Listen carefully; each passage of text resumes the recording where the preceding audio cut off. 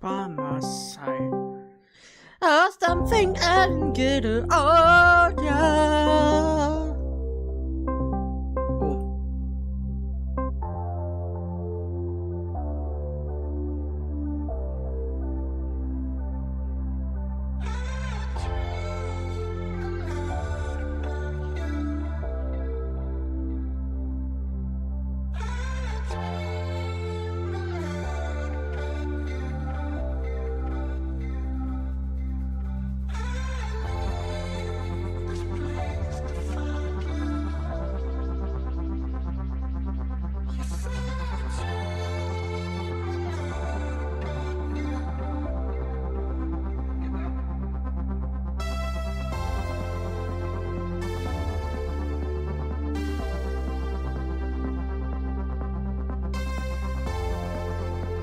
Die haben wir jetzt alle hier leer gemacht.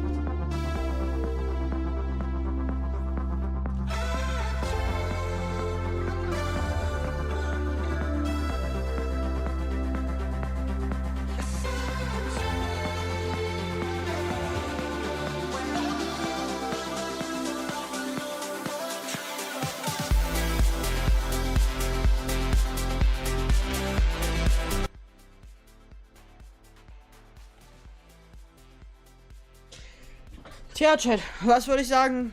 Ich würde sagen, wir fangen gar nicht lange an zu schnacken, sondern was geht und willkommen back zu einem erneuten Stream auf meinem Kanal.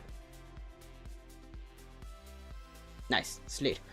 Und ja, Chat, da seht ihr mich, hier bin ich. Ja, was geht. Und ich würde sagen, wir fangen gar nicht lange an dran zu schnacken, und zwar FNCS Week 1. Also FNCS Mario 3 Week 1. Heute sind die Finals für die erste Woche. Mega geil, ne? Heute geht es um den Einzug für nächste Woche FNCS. Und ja, wie es gerade oder nochmal auf alle wünsche ich erstmal alle ich sage jetzt nochmal an alle herzlich willkommen auf Kick und auf YouTube, denn ich streame ja parallel auf Kick und auf YouTube. Und ich würde sagen, wir fangen gar nicht lange an. Ich schaue im Hintergrund schon den Stream von Fortnite. Und ich würde sagen, ich bin auf jeden Fall hype. Habe hier noch ein bisschen was zu essen, denn ich wusste bis vor 30 Minuten gar nicht, dass ich es überhaupt schaffe, weil ich war noch spontan meine Brille holen. Und ja, dann waren wir noch mal bei Cionar und Co. Also wir waren im Einkaufszentrum und ja, deswegen war das auch noch gar nicht, glaube ich, pünktlich schaffe und wollte eigentlich schon tweeten, ja, ich komme ein bisschen später. Ich habe es dann doch tatsächlich noch geschafft und ja, morgen geht es dann wieder ganz normal einfach weiter auf Kick. Schaut ja gerne vorbei, heißt dort auch Yorexi. Und ja, ich würde sagen, ich bin auf jeden Fall gespannt, was denn überhaupt alles passiert, ne? Ihr seht, ich habe meinen Mic tatsächlich in der Position gelassen und ja, ich habe es auf jeden Fall in der Position gelassen, weil wenn ich mich jetzt mal richtig hinsetze, sieht das auf jeden Fall so aus. Es sieht auf jeden Fall geil aus. Ich hoffe, es klingt auch ein bisschen geiler. Und ich würde sagen, let's go. Wir fangen an, rein in FNCS. Es geht noch nicht los. Das erste Game ist in 13 Minuten. Dann hätte ich auch theoretisch 15 kommen können, aber egal. Genau. Ich habe hier noch mir ein kaltes Astra-Chat. Nein, also, weil wir haben noch gegrillt und hätte ich das gewusst, hätte ich auch noch 10 Minuten warten können. Aber egal, Chat. Es ist ziemlich spontan gewesen, wartet. Ja, gut, nein. Aber ich würde sagen, ich wusste bis eben noch nicht mal, ob ich es pünktlich schaffe und... Warte mal.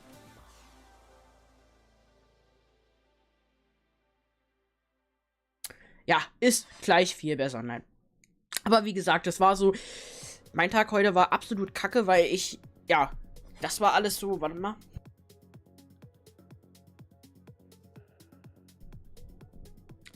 Und ich wusste ja auch, wie gesagt, bis eben nicht mal, dass ich es pünktlich schaffe. Also bin ich sehr froh, das noch geschafft zu haben. Ich hole mir mal schnell was zu trinken. Aus meinem Getränkelager. Ich habe das mittlerweile hier, damit ich das einfach nutzen kann, ne, Chat. Das ist mega geil. Und genau, im Hintergrund hoffe ich, dass... Ist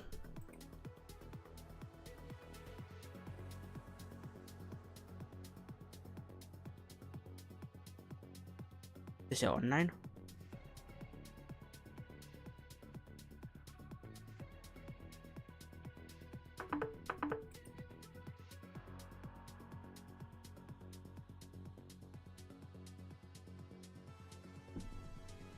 Naja, wie gesagt, auf jeden Fall, Chat. Ja, hoffe ich. Ich call ihn nochmal an.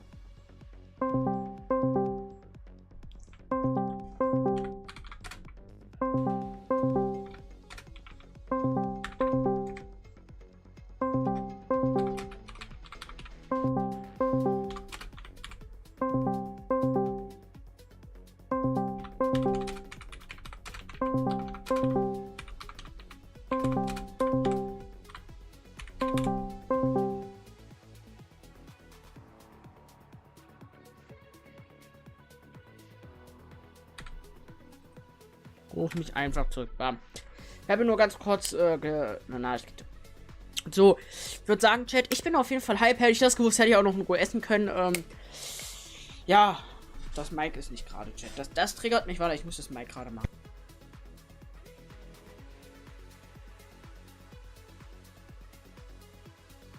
Ich finde das so geil, dass es Touch ist, aber manchmal auch nervig, ne? Bam, Chat. Im Hintergrund hoffe ich mal, dass Arius sich zu meldet.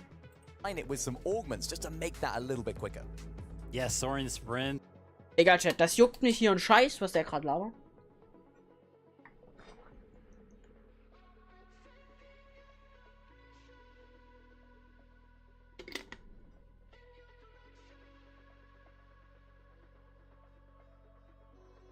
Ja.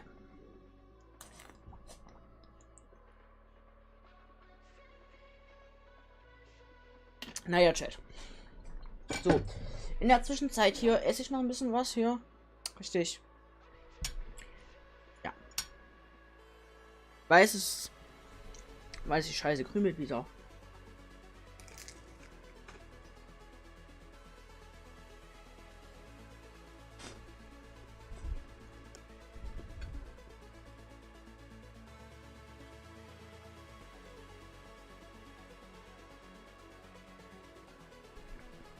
Seasons, however, now the duo that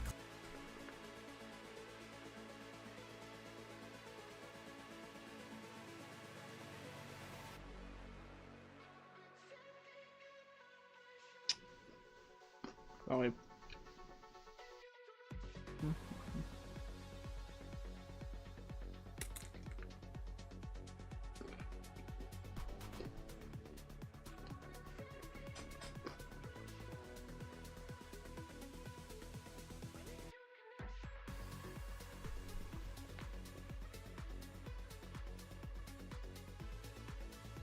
Ich bin auf jeden Fall mal gespannt.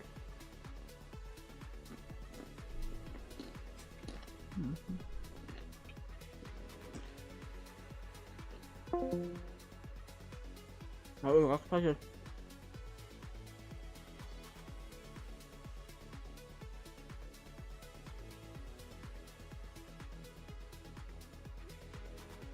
Aber Chat, ich würde sagen, wir sind auf jeden Fall hyped, noch 8 Minuten. Hätte ich das gewusst, wäre ich ein paar Minuten später online gekommen. Ich wollte mit euch nur überpünktlich sein.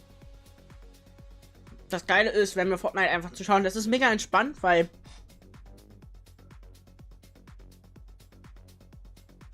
nein, Chat, wir trinken kein Alkohol, nein. Keine. Nein, auf jeden Fall, finde ich, ist auf jeden Fall mal eine geile Sache, FNCS zu schauen. Bockt.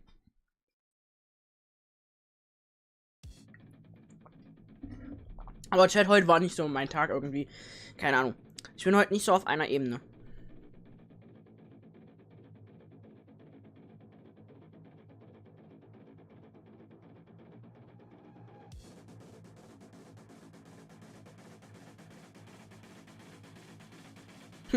Vor allem, wie die das alle mit diesem Greenscreen machen, finde ich immer absolut bodenlos, das, aber.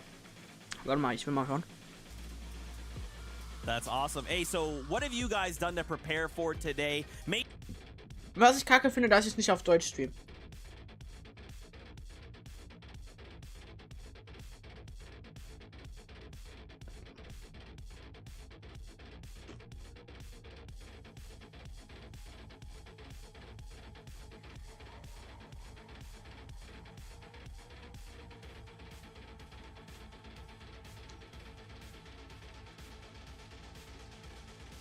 Off my mind. I hope you na na na na na na na na left behind. Oh my love, by my side.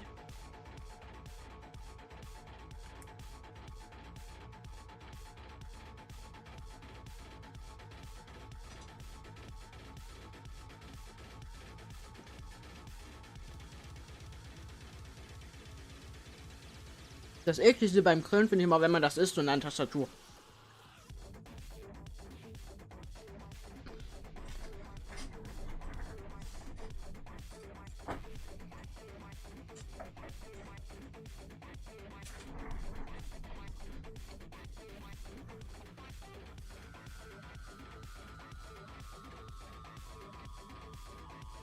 Eine Hose könnte ich mir auch anziehen. Ich habe dann Boxershorts ein. Fragt bitte nicht.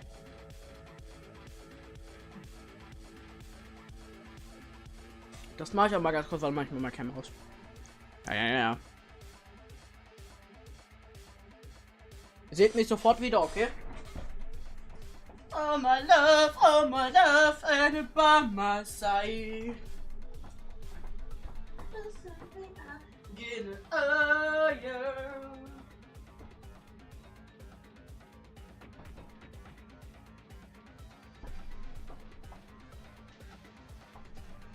Was ist denn los? Hier seid ihr alle am Schlafen oder was?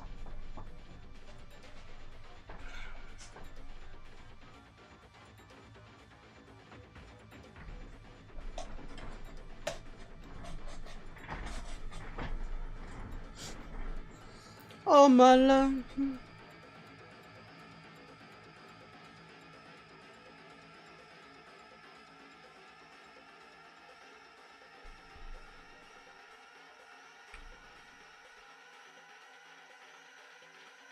The biggest struggle, but the fact that Archie is already feeling confident in that. Bob. This is Archie's first FNCS final, and courtesy of Kinch Analytics, Archie in the previous round actually did more damage than Nipsey, so he's actually got something to back up his claims of having that good surge aim. I think it was 6,721 damage to Nipsey's 5,229, so Archie's primed up, he's ready. Okay, all right, I like it. Okay, so let's keep this conversation look at. Why not go next to Vico and Pink? Pink, a long-time veteran in the competitive scene, but these guys are formed as a brand new duo here in Chapter 3. Yeah, a lot of Oh my eyes love, on them this oh season, my right? love. Like Zeke mentioned, a brand new duo that has formed, and Vico has been around in the scene for a very long time, and he has the mechanics that a lot of people aspire to have, and he did just recently win an in-person solo event, so he's got that championship mentality, but he's looking to find his stride in an FNCS, and will Pink be the one to like elevate those aspirations? I hope so, and I think so, because I think Pink is a perfect fit for Vico as a duo partner. Pink is very vocal. He's almost quite strict as an IGL in terms of his teammate, his fragger, in how he wants him to play. And Vico does have these tendencies to make these harsh and rash plays and rash decisions, so hopefully Pink can keep him from doing that today. Okay, all right, so now that we've seen the first 25, let's flip on over and take a look at the next 25 duos we'll be seeing compete. Now, we just came from Vico and Pink. Now, remember, this being a new duo means Nebs, Pink's old partner, has had to find another duo mate, and he's actually paired up with Hellfire. Den haben wir Now, gestern I'm zugeschaut. sure you've heard of Hellfire and Refsguard. Well, guess what? This is also a brand new duo. What can you guys... Also hier Fire haben wir gestern zugeschaut übrigens. Yeah, of course, like Zeke mentioned, Hellfire was Die teamed aber noch nie gesehen. up or with Hellfire and Rescar were a duo last major, and even though they made finals, their 40th place finish wasn't enough to justify competing together again this season, so some switch-ups were made. Oh my Yeah, of love, course, these guys oh are no my strangers love. to each other. They have played before. I think it was Chapter 3, Season 4, when they actually played an entire season together. So they're not new to each other. They're not new to each other's playstyles. And when I've been watching a lot of their games this season, they're playing that mid to low ground layer so well. They're not taking too many fights in endgame when they don't need it. They're getting refreshes at the perfect moment. And I like the way they're playing. If they can continue that today, they should be able to find some success. All right, I love to hear it. Now, of course, one final duo to toss your way. It is Marine and Hero. Now, keep in mind, Marine is someone who's Ja, auch noch basically been helfen können. swapping duos almost every single season. So what can you tell us about these guys? Yeah, I mean, it's kind of crazy going from major to major to major and having a new teammate every single time. Of course, he has landed with Kira now, and I have high hopes for this duo because they have been so consistent, specifically in the... Keine Ahnung, ich habe das Hähnchen, whatever was das ist, ich weiß es auch nicht, aber Chat, Keine Ahnung, ich fühle das jetzt nicht unbedingt. Aber auch an alle, die drin sind, ich hoffe, ihr hattet alle einen chilligen Tag, ne? Und jetzt, wer nicht, bringe ich euch jetzt doch durch einen chilligen Tag, ne? Warte mal, Chat, ich will mal ganz kurz hier ins Kräder, der Sport. Ob ich auch einen Titel und so alles habe. Ins Kräder, der Sport.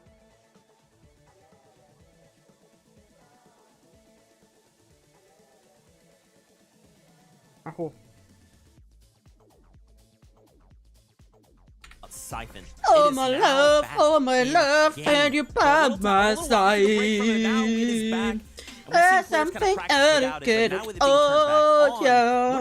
What are your expectations coming into the competition? Will we just see them kind of revert to always, hey, let's be aggressive? Or do you think maybe some of them might lean back into that shifted, updated, side-graded playstyle? What do you guys think? Well, I would expect that a lot of the teams that practice without the Siphon were a lot more cautious on their rotations, right? And we're a little bit more meticulous. So I'm hoping to see that, and then they just kind of have Siphon in the back pocket if they need to make a dire play. Yeah, these guys have played with Siphon before. It's only a small break that we took from it, so I expect no changes to their playstyle from what we've seen from the past, but maybe a little bit more aggressiveness, maybe a little bit more reason to go for those mid-match objectives like we talked about earlier. Man, well, you guys have me hyped up. I am ready to go. And you know who else is ready to go? It is our caster. So let's get this jump in and popping. Ja, it komm. is 11-2K and Jacob. Labert nicht so viel. No. Ready to go. Born ready for this Action 11. This is FNCS Major 3. You heard them talk about new duos, new POIs, new items, and even the return of Sightment. You believe that I'm excited. How are you feeling? It's that time of the season when FNCS kicks in and everyone is excited to see the conclusion. Das ist aber noch kein offiziell. We've had two major. Dass sie noch keinen offiziellen Kick-Account haben, das wundert mich ja generell, ne? Oh my love, he's by my side. Echt so ein Ohrwurm davon, ne? Egal. Game 1 of FNCS starts now. Ha! Game 1. The moment you have all been waiting for since FNCS Major 2. The time is now, and you see the bus path from east to west on the southern portion of the map. So if you look at that pregame interview, Archie and Nipsey, they're going to have a long journey from Breakwater Bay if they do not pull the zone. But Merstash and Tayson not changing up their drop spot this season just yet. So it's going to be a little bit uncontested, but a split drop. Of course, this is one of the biggest changes across the map we're seeing. The reigning champions of EU. Der erste Fight. The best team in the world, some people would argue. Vino and Queasy switching up their spot. And they are being punished for it here in game 1. Vino getting taken down by Skydune. Queasy nowhere to be found. And we're seeing a massive switch up that the Alice didn't quite hit on because again, it was so last minute just before the competition started. Vino and Queasy announced that he's landing over at that Spire Tower, moving away from Kenjutsu Crossing. And here in game 1, it's not started off well. Yeah, I don't think anybody would have expected something like that to start off our FNCS. And you said it yourself, the blades aren't theirs, they go somewhere else. But from one fight to the next, Chari and Garrett just keep things rolling. And that's the thing for a lot of these teams. This is game number 1. You kind of want to feel each other out, but you want to start with momentum. You want to start with so much pressure that you're able to put on some of these other teams. And that's why you're seeing a lot of these early game skirmishes going out. User, Cheapo, they're trying to keep the ball rolling. A quick wall to deny entry from Deox, and this is where he's going to get that piece control underneath the zone. 2 different angles, and there goes 2 different shots to take down Deox. That is beautiful from User right there. You saw just keeping his composure in box, making sure to take control. Deox was focused on Cheapo as well, and so came in from the perfect angle to capitalize there, and a nice beginning to the game for this duo. Definitely beginning of the game. And you see his teammate, he's just go ahead, abandoning that play. There's no use, both of them risking their lives. But there it is. I didn't expect this much action right out of the gates. This FNCS just outside of Steaming Springs. We got Monier and Mikkel just fighting it out here in a 2v2. But they have to be careful. You see Cammy, you see Seti over towards Frenzy Fields. They might not be the team that's going to try to third-party all in, but they're definitely going to pop some shots into their favor. The longer this one goes, the harder it gets. And there goes another team down and out in the early stages of game 1. Yeah, and I was about to say, before the fight concluded, that's not the team they got to worry about. They got to worry about Chexy and Nidsay right in front of them because these guys in those kind of fights are so dangerous. And you saw how quickly they were able to clean things up. Yeah, a lot of what we Falls kind of euch fragt, was ich predicted überhaupt to go ihr werdet down gleich is sehen. just getting tossed and turned on its side. You got Gobra getting taken down. Uwe's probably running somewhere because Hedge's just there and dominating another early game skirmish. This might be too early, Lemon. This might be way too early in the FNCS to call it, but a lot of our superstars are already struggling.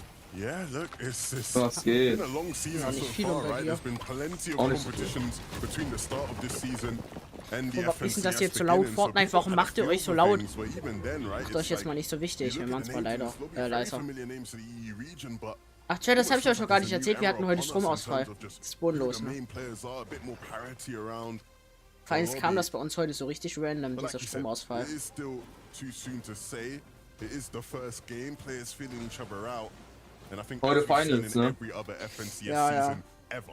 Things develop over the course Boah, of the Chat, season. was sagt Teams alle? who Das sieht may geil not aus. look Das like kommt, the best das teams kommt dahin right und das now bewegt can sich. start to Sieht das nicht heat geil up aus, Chat? as Sieht the das nicht geil season aus? continues. Warte mal, ich So muss aber erstmal meine Cam wieder ein Stück we'll zur keep Seite track ziehen. of things. A team Und that wer has hat denn been die so good mittig sort of gezogen, throughout the whole Digga? Jetzt season muss ich so das far, wieder kleiner Sally and ziehen. Cammy, both players been in top Das warst form. du, Cammy hast es so especially has been mitgezogen. on top of his game, of course, just coming from winning the game as 8 line Warte mal, wir machen das mal auf okay. Es muss noch ein Stück raus, oder sagt er passt? Muss noch ein Stück raus, ne? Das ist dann mittig jetzt. Aber diese Finals, die sind erstmal normal, ne? Das ist Ja, erstmal ja. nur Final. Nur für diese Woche sind das die Finals.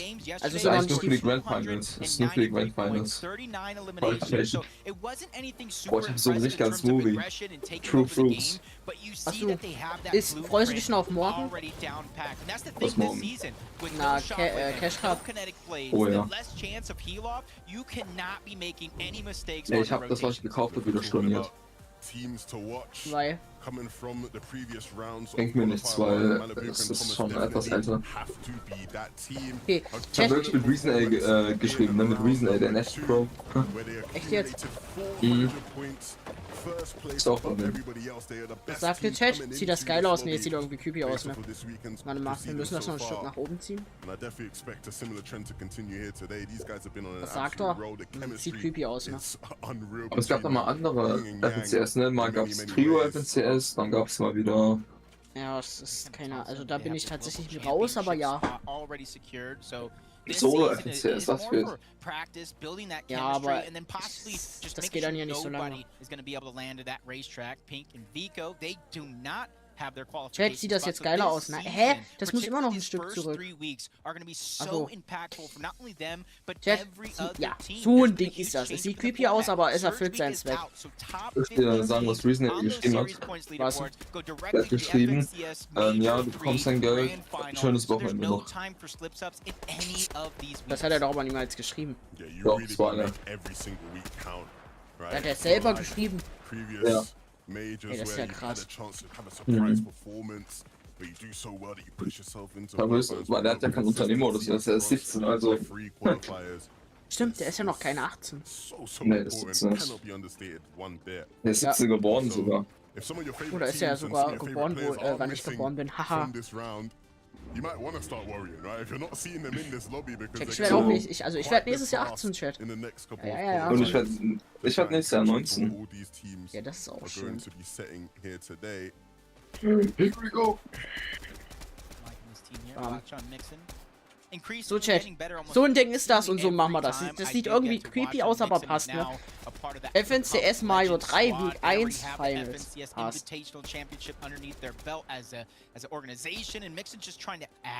To that. He's just trying to build on top This of all is those accolades and to get to this point, again. they did it in a few games. The fewest games in the top 10 actually. They did it in only 6. They did it in 28 eliminations and every single game they played yesterday out of the 6 were all Wie viele top 10 leben hier noch? Oh, 78. Ich habe ja nichts gegen den Typ hier. Warte mal. Nein, scheiße.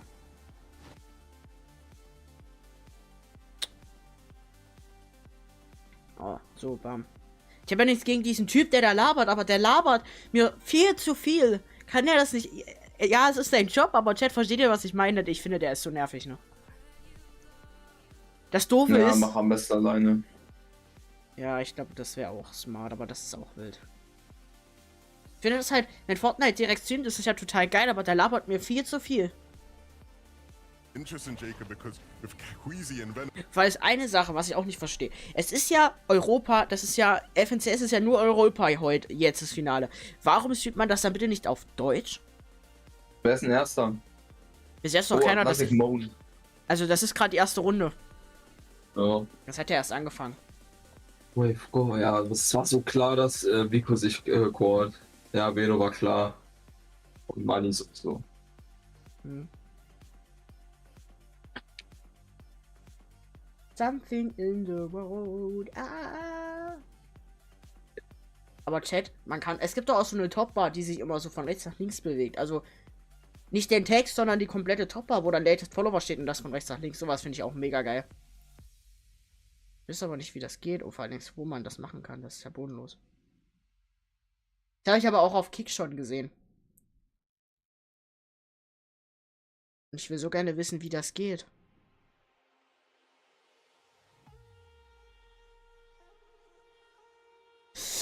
Aber Chat, ich glaube, wir machen die Geschwindigkeit noch hoch.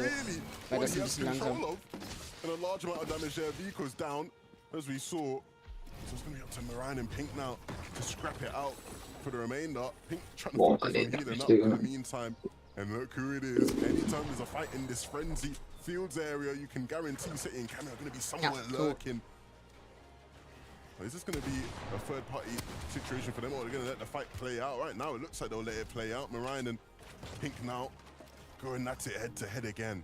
Warm, oder? I like that from City and Cameo. They got their early surge, they got one of those refreshes, and they go ahead and just trying to get a power position on the map. You might see them build a skyscraper for Storm Surge. Boah, Chat, wisst ihr, warte mal, ich habe gerade die Big Barber geile Idee, warte mal. Und zwar machen wir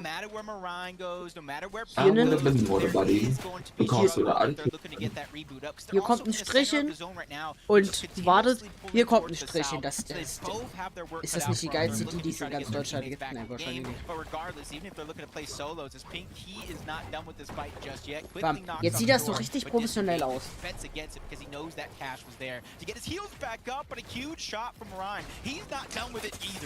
Obwohl, wir brauchen nur am Ende einen. Warum, Chat? Erklär ich euch jetzt.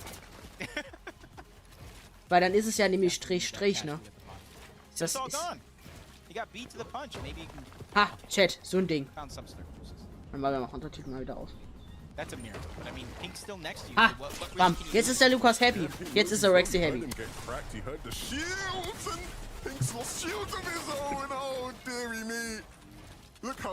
Wer ist jetzt gestorben? Pink? Pinku, wer auch immer das gestorben ist gerade gestorben.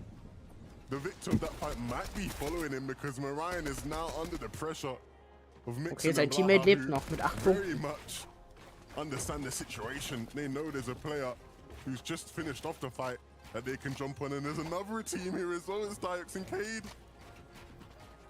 This is insane, because Diox already went down. So this is a fresh, rebooted teammate thanks to Cade, getting him back to the game, and they're trying to make up for that lost time. You don't want to fall behind on that Storm Surge, even though it hasn't been a thing. Orion striking back, hits the first knock on the one, but unfortunately, the numbers game is just too much, and Cade and Diox, from going down in the early games, they have definitely turned this ship around. Look, Orion doesn't go down without a fight. He is a fighter at his core. Sometimes. An all die sich gerade fragen, was ich vorhabe, ihr werdet es gleich sehen. Who you're up against, and that was one of those times. Nebs and Hellfire here on our screens. I'm very excited to see how these guys do playing together again.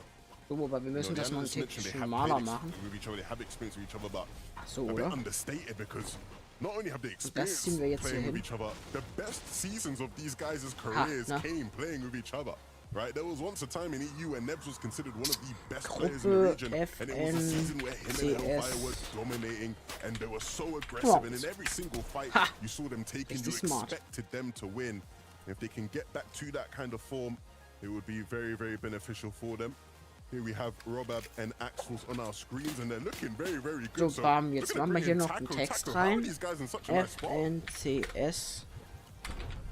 Well, the big part of it, Levin, was just Robab Kebab getting full utilization out of this new jungle biome over by Shady Stilts. he was just taking over with the mud, making sure to get as many fast rotations, fast slides as possible, and even got an opportunity to open up one of the new temple vaults. And it was a bit of a risky decision because, as you know, if you don't get the right side, you're going to wind up rifting. But since he was able to open up this temple vault, he's able to find a key inside. And that key, I think, is a big part of the reason why Robot Kebab and Axe Force look so nice right now, because he was able to get that upgrade over at the Hollow Chest, and they're looking set for game 1.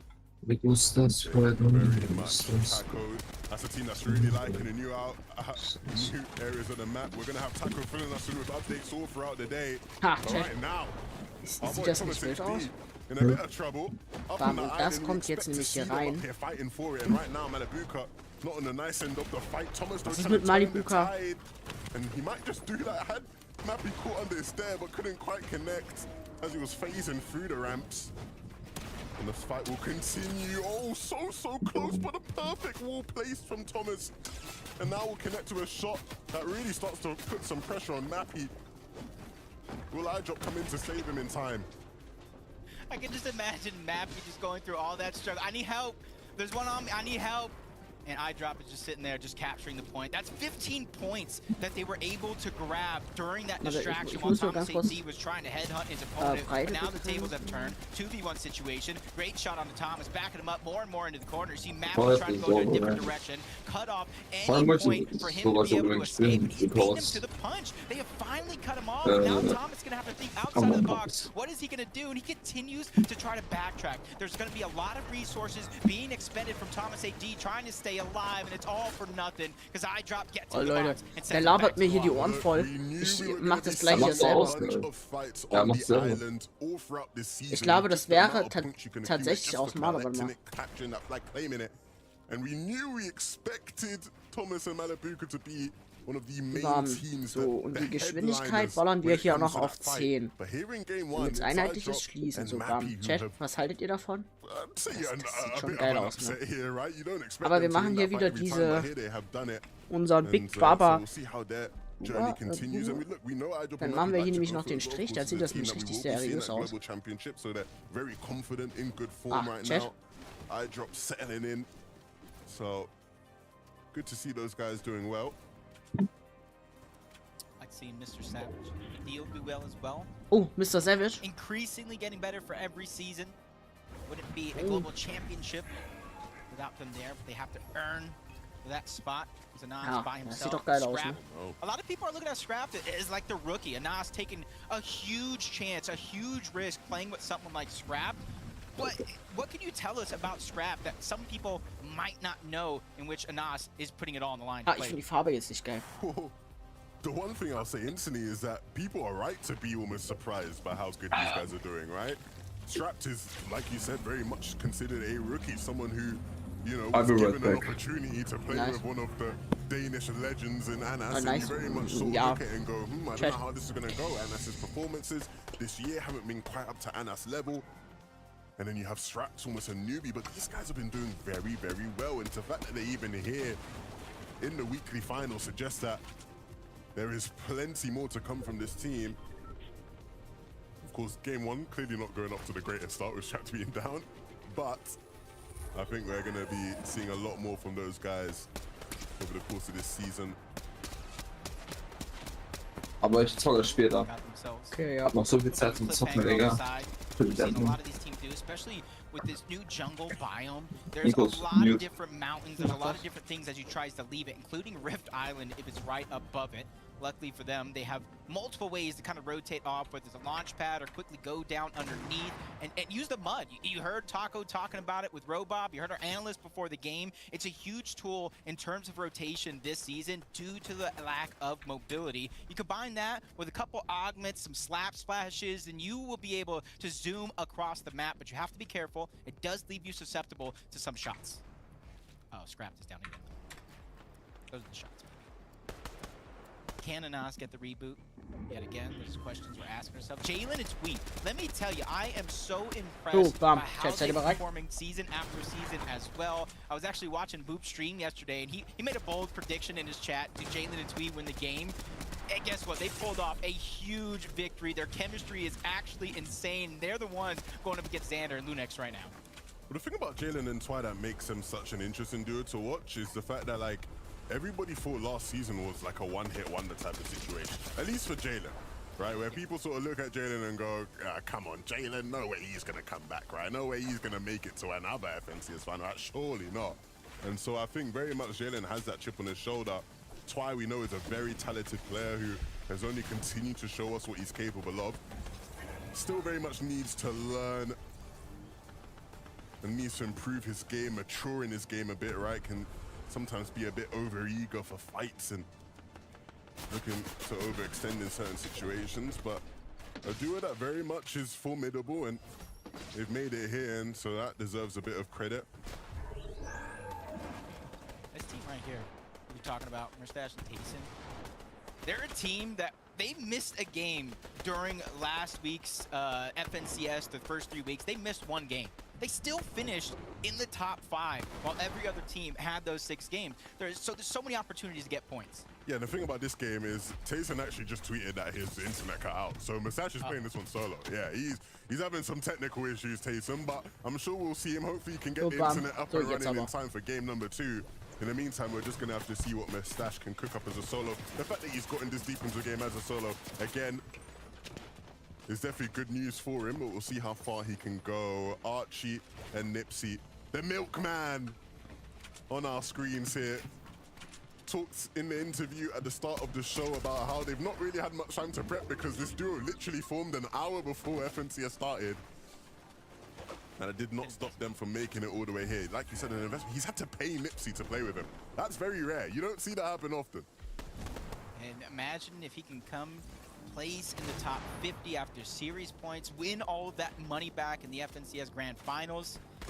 That would be a good investment, and Archie can look back at that one, smile for all of his ages, but this is only week number 1. This is only game number 1, so we have a huge amount of action throughout the next couple of weeks that we're going to follow as Vexy and Pool just trying to hunker down, try to put some pressure on a couple of these teams. They are 350 above the Storm Surge threshold, so for them, they just don't need to take too many risky peeks, just gather the information through the cones, figure out where these players are positioned at, and get ready for the next rotation. Dropping Mappy, we obviously saw them claiming the Rift Island earlier in this game. They've got that drum gun as well to use. Not something that we see a lot of players opting for the drum shotgun. But I guess if you have the mythic one, why not? Mustache, he talks about how he's obviously running this one down as a solo and unfortunately not able to really materialize into anything significant, so he will go down. Ja, muss man ein Stück runter. I'm loving this game.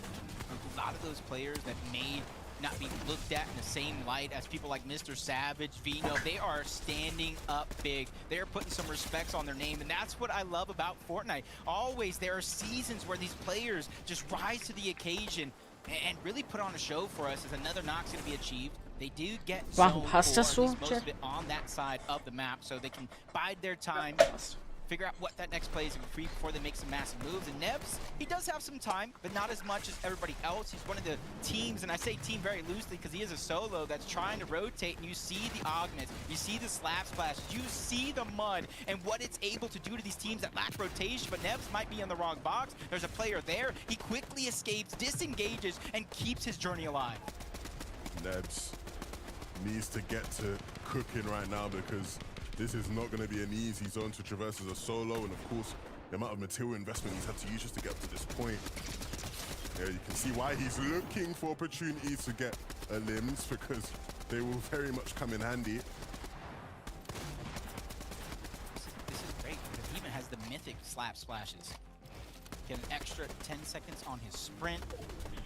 As long as he utilizes right and not too many drastic elevation changes in this next zone pool, he could definitely pick up a huge amount of points as a solo, especially with only 23 teams left alive. Placement points are going to begin to set in. You see Archie, you see Nipsey with a huge elimination, taking out a full team, sending them back to the lobby. This is the resurgence we like to see. Yeah, but what do we have here in the battle for height? We know people are going to obviously want to play for it. Queasy and Vino went down very, very early on, so it's almost a who's going to be the ones to go up for it and take it since these guys are out of the picture. So in Cameron, we know they're capable of it, but that's not going to be their primary layer to play on. But look who it is, Mappy and iDrop. You know anything about iDrop, you'll know how much he likes Wer to ist play for high Malibuka? ground. Keine Ahnung. Ich schaue hier zu, also der müsste mitspielen eigentlich. This is where he's going to have the most success in this lobby. Still a long way to go until that final zone. Getting flashbacks of a fight in Rift Island. That could have easily been Malibuka and Thomas. So a huge victory for iDrop and Mappy, getting that 15 points and getting the position here as Robot just trying to go underneath everybody else. Try to go unnoticed. He gets spotted out on the tail end, quickly boxes up. Mr. Savage, Vidil, they have a much easier run. They're ahead of all the madness already. And you see the big bush bomb and the wild wasp jars. They're getting ready for some sort of a sneak attack or to dictate where somebody's allowed to rotate with the wild wasp. Yeah, and I think Mr. Savage has very much been showcasing just how much he's improved as a player of late. Always looking to be proactive in claiming ahead, getting those low ground layers free in front of everybody else and doing that here in this game so far. Archie, keine Ahnung, wo Malibuka ist. Also, der ist da wahrscheinlich, ja, der ist irgendwo dabei. Aber mir schaut Mr. Savage zu.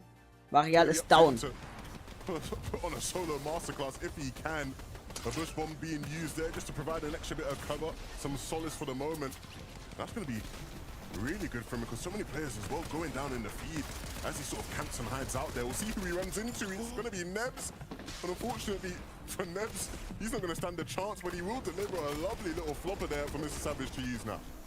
Giving him some time to work with as he's in the outside of the zone. This is exactly what you don't want to do to a player like Mr. Savage. Give him time, give him information, give him so much flexibility to work with as he's trying to get into the zone. 5-8 feet, a dream finally goes down altogether, but the high ground is still under control from iDrop and Mappy. It's so late in the game right now, Levin. I don't know who's daring enough to take it away. I don't know who it's going to be. It might not be anyone at all, but I did see on low ground Kami and Seti very much claiming a lot of space down there, and you can see running out of materials, so now it's going to be up to them to make a play. They've made it so deep into the game, but they need something to keep them going just that bit longer. With layer change, they have the slap splashes, trying to keep themselves full HP deep inside of the zone. Top 8 teams, they're outlasting everybody else. These are huge points that they are picking up. On the low ground though, Hootie and Tropex, they're doing a good job of staying away from all the madness. Archie is a solo. He has only one build left. He gets past them, but there's so many other players. He actually falls down. This is the bad situation for Archie. He's trying to make something of it, but he goes down. But he picked up so many points as a solo there. Really good from Archie, but the story goes on. Shakos with a big Oi. Another one to add to the tally on an absolute tear in this game so far. Shakos, 6 limbs, 8 for the team in total, and opportunities for more. Tropex scurrying his way into zone, but not much space. Gonna have to start tanking. Shakos picks up iDrop. We saw iDrop and Mappy looking free up on height, but Shakos has ruined their party a bit. Eventually will fall. What? Storm Sickness, unfortunately, not in his favor. And so now it's going to be up to Mappy to just hold on. Mappy holt die erste Round. No journey into the safe zone. And a game that looks rocky just a bit towards the end still finishes with a victory for iDrop and Mappy. The team that claimed Rift Island ends up winning this game in game number 1. And what a big wake-up call for the entirety of the lobby. FNCS is here, and iDrop and Mappy. I feel like it all started when they made that daring play to go for Rift Island. Not only that, they took out Malibuka and Thomas. From there, I felt like it was smooth sailing. They had ammo, they had builds, they have everything that they needed, and a huge drop right here from iDrop to get a flank on a Cammy and Seti. That was a huge difference maker to take out only one of the duos that was left alive. Look, you say you feel like it all started on Rift Island. I feel like this all started last major when we saw these guys qualify for global championships, surprisingly to a lot of people. And ever since then, we've seen a different level of commitment from these two. iDrop in particular, someone I've looked at, and you know, we've seen the highs and lows of his career of late. But ever since last major, it seems like he is on top of the world and starting off major 3. Aber ich finde das geil gemacht mit dem Hintergrund. Ja, es ist sehr langweilig, muss ich sagen, wenn die dann halt reden. Das ist, muss man einfach mal sagen, es ist wirklich sehr, sehr langweilig. Aber ist egal.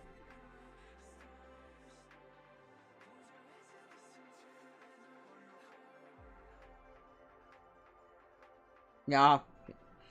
Müsste dann auch gleich der Timer kommen für den nächsten Game. Oh my love, by my side. seine insgesamt 8 Rounds werden 6 Rounds werden geblayt. Chat, aber warte mal. Wir machen jetzt hier.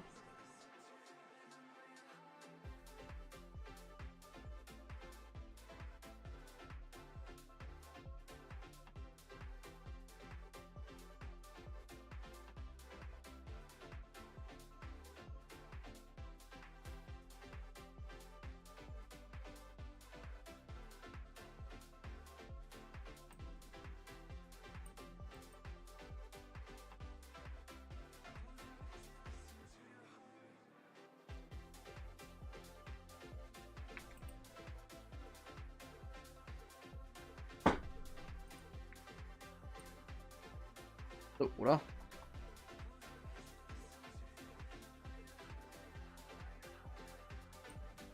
So lassen wir das.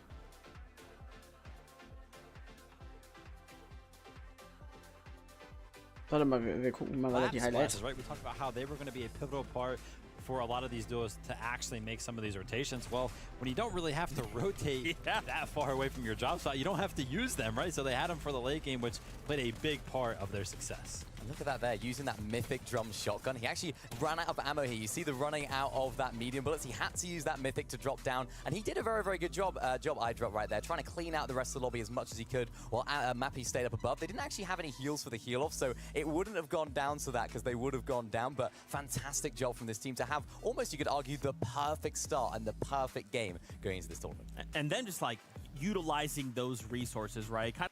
Aber ich muss sagen, was ich halt schade finde, dass wir es halt einfach nicht auf Deutsch anschauen können. Next Game in 4 Minuten, das ist nämlich Game 2. Das heißt, wir können hier nämlich schon mal ein bisschen dran arbeiten und...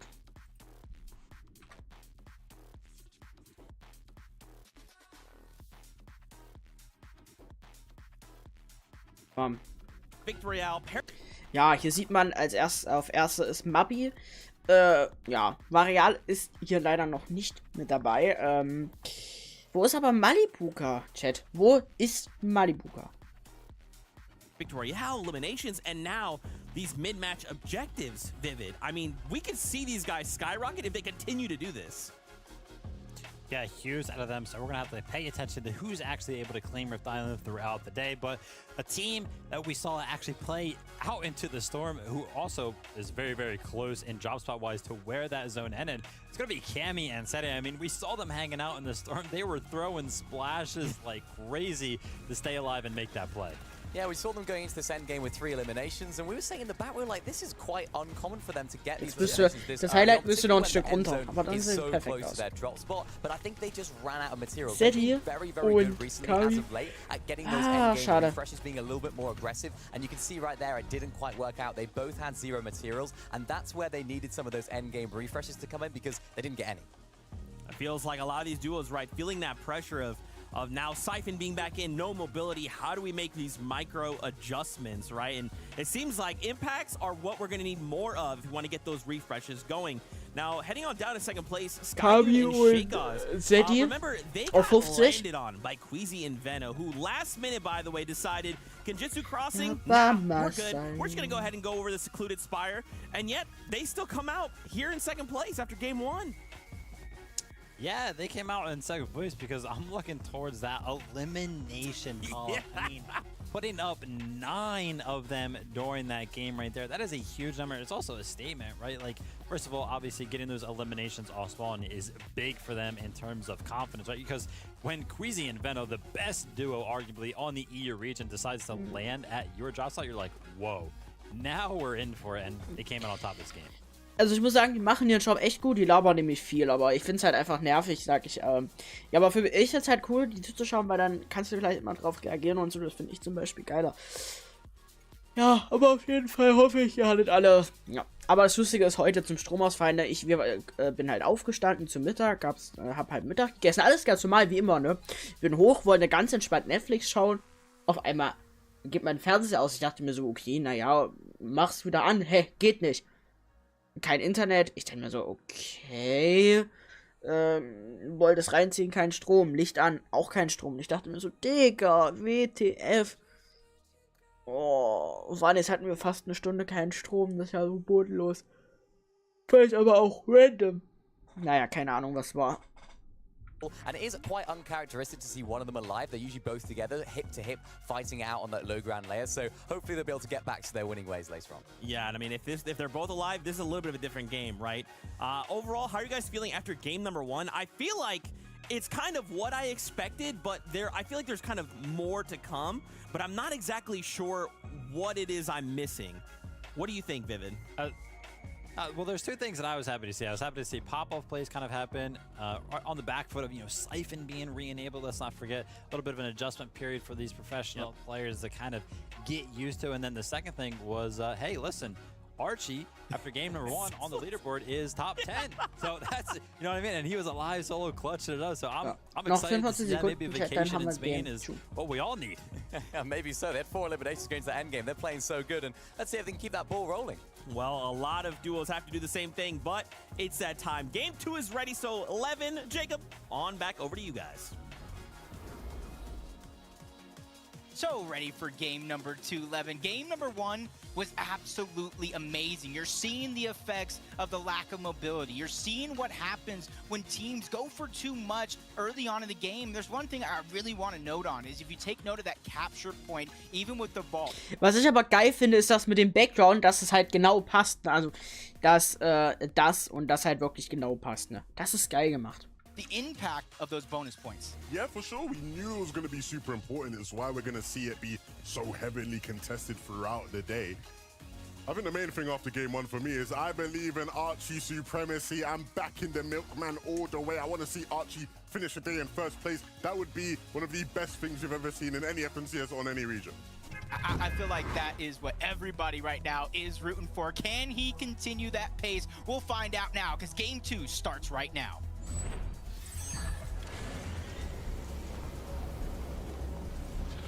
Another opportunity for players to make their mark here in Major 3. Seid ihr bereit für Game 2? And I'm obviously Are you ready to Game 2?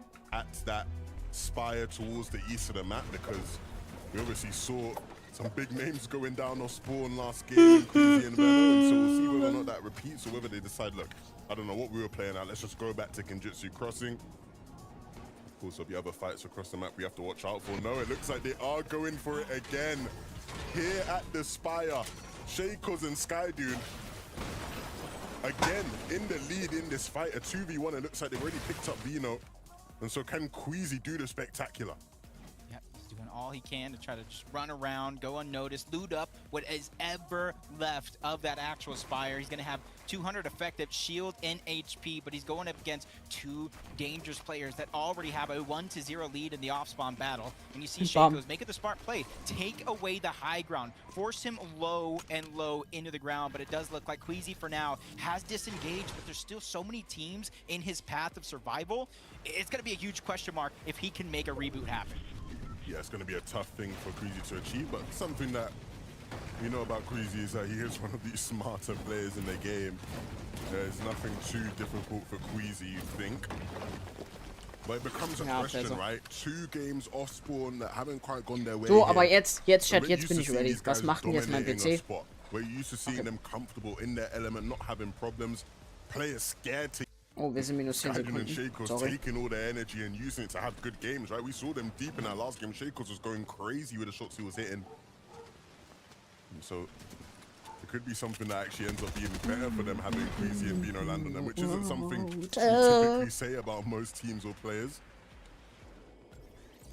They get their early surge. They take out one of the top teams in the lobby. Queasy's just trying to continue his run. He does have some good loadout in terms of he has heals, he has some shields a little bit in the slap splashes, plus the stamina and mobility. He even has that sharp tooth and still finding a way to scrounge around the map for some more loot. The only, like I said, the only question mark I have is, does he even have Vino's reboot card? Is there going to be a spot to get him back in the game? That's the storyline here for game number 2 as Nevs and Hellfire, 42 points. They got themselves a good position on the leaderboard, and it starts with an uncontested Shady still. Wenn auf jeden Fall FNCS vorbei ist, mache ich in meiner Cam drunter den Kick-Chat. Und genau, ich streame übrigens nur FNCS auf YouTube und auf Kick. Ansonsten streame ich nur auf Kick. Das heißt, ich stream dann, machen dann, wenn das vorbei ist, einmal meine Cam nochmal ein Stück nach oben in meiner Szene und pack dann drunter den Chat, aber nur damit ihr schon mal so grob Bescheid wisst. Circle. I'm using my geometry here. I got my protractor route. It's going to be like a southeastern, maybe a south central style zone here. So a lot of the teams are going to have to prepare. But step number one before you can even rotate is one, get your loot, you get your mats, and then you look for where these other teams are because you also need to worry about your surge path. Haben die 0 Punkte oder? Okay, what are you doing? You going shopping? Flapjack right here. Queasy and Vino have won at least one game in every FNCS Weekly Grand Finals this chapter. Oh, and they have 5 Malibuka. games to continue that streak. Hier, hat ja eben gefragt, hier ist Malibuka. You think they continue it? Landing at a new spot? Für den läuft's uncharted nicht territory? gut. They've never landed it before today. You think they do it? It's just brave. To me, Ah, okay. you can't Ey, das ist just geil, dass look man die at somebody Plätze not sieht, ne? having that Das ist familiarity, mega geil. Because players learn at different speeds. You know, you have Queasy and Vino that can learn the meta rather quickly, while other teams are Das playing finde ich geil. But as soon as you do figure out Ich stopp nebenbei mal, wenn ich was sage, weil sonst ist halt immer schwierig, parallel zu reden. that's kind of what we're seeing here, especially with the lack of mobility. A lot of the teams that would either use the Shockwave Hammer or the Kinetic Blades as a get out of jail free card no longer have that, so they're suffering for their mistakes. So throughout the next 5 games, you're really going to be looking at some of these teams and how they perform under pressure, as Queasy actually did go back for Vino's card. Good teammate. That's what you gotta do. Right? You can't leave your boy behind. Weiß nicht, ob You gotta ride out to the very end. Da. Ja, nice. Guiding the Ist da. Shakers now, benefiting from one of the key parts of this spot. Queasy and Vino, obviously, they're switch. Queasy und Veno mit aktuell 0 Punkten in der zweiten Runde. Mal schauen, ob Nein, sie die es haben schaffen. Punkte. Nur die Punkte werden resettet. Also Ach so. du musst wissen, Rexy, Ja. du musst wissen, dass die Punkte nächste Runde immer resettet sind. Das heißt, man sieht immer wieder, die Punkte hat man, weißt du, aber für nächste Runde sieht man die komplette Punktzahl nicht. Es geht dann wieder von neuem, weißt du. Okay, gut, danke für die Infos. Sonst wäre ich nämlich der Meinung, dass sie keine Punkte haben. Okay. Ja, Also Chat, sie haben Punkte, nur diese Runde noch keine. Okay. Aber ich finde das geil, das Fortnite das Stream. Warum streamt ihr nicht alles FNCS und auf Deutsch? Das wäre noch geiler, aber okay. Aber dafür habt ihr mich. Ich mach's auf Deutsch und die machen's auf Englisch, ich auf Deutsch. Das ist gutes Teilung, ne? On the spot, I land that. And so maybe they've just seen it be so effective. Oh, die haben 2 for Ryze Punkte. and Ah, Lenzo okay. in the past and said, hey, Die sind 29. sorry guys, I know we're mates, but we're gonna have to take that from you. Yeah, and it may take Queasy and Vino some time, because I feel like Yamzo and Ryze have landed there ever since that Spire emerged from the ground as Murstache and Tayson. Same thing can be There's said from something Slappy Shores. As soon as this became a POI, they have claimed it as their own. And Bereitest du dich eigentlich heute auf Cash Cup vor? Ja, mach ich. Okay. Heute Cash Cup Training. Also Ranked und auch ja. Okay. Ich bin auf jeden Fall morgen da. Wann geht denn der los? 19 Uhr. Ob ich da bis da bin, also ich bin auf jeden Fall da, aber ich kann es nur nicht sagen, dass es definitiv pünktlich 19 Uhr wird. Ich probier's. Ich bin auf jeden Fall am Start. One, right? That there have been a bunch of events Archie! in the beginning of the season 2 now, FNCS. One of those events we saw, right, was Red Bull Contested, where Archie attended, and in a solo land filled with There's something 100 of the biggest and best names in all of Fortnite. The person with the most crowd cheers, the person that had the fans going the craziest was Archie. And if anything, that just goes to show you how beloved this guy is in the community. And it's the reason why, Jacob, you're saying, like, he's genuinely the fan favorite. Ich hab die Lackierung auch. People just want to see Archie do well. I think the only person that can maybe rival him in that sense would probably be. Also Kami ist auf Platz 5 mit Seti. Das ist auf jeden Fall schon mal geil, ne? Also auf Platz 1 war ja Mappi von eben. Ist das Mappi gewesen? Ach, keine. Aber ich muss sagen, mal gucken. Es ist ja, wir reden jetzt von der zweiten Runde, ne? Also es sind ja insgesamt 6 Runden, die gespielt werden müssen heute. Und jetzt geht es um die ob sie sich qualifizieren für nächste Woche. Und dann ist ja nächste Woche nochmal soweit, ne? Also nächste Woche ist dann wieder alles und dann, ja. Aber nächste Woche bin ich leider nicht da, Chat. Deswegen kann ich erst danach die Woche wieder FNCS machen. GL, and I'm speaking of Scrapped here. No matter how anybody looks at him from his history, from his accolades, he is here for a reason. He is playing with one of the best for a reason, and he just needs a chance to prove himself. Okay, you're talking about Strapped here, not Archie, right? Both. I think it could be said for both. Whoa, so, okay, let's go. I love Archie, but let's stop talking about Archie like it's the second coming of Tayson here, mate. Like, it's still the milkman here, right? We're still staying on brand. We ain't forgetting the roots right now, okay? Outside of the zone here, you see again, once again, it's pulling south. It is pulling towards the east side of the map. Wer auch immer das ist, kenne ich nicht, Yes, Chat. box to box with somebody else. 1v1 situation. That's Rolls on the other side. Has to be careful. Doesn't want to end up in enemy territory. Clownski's there.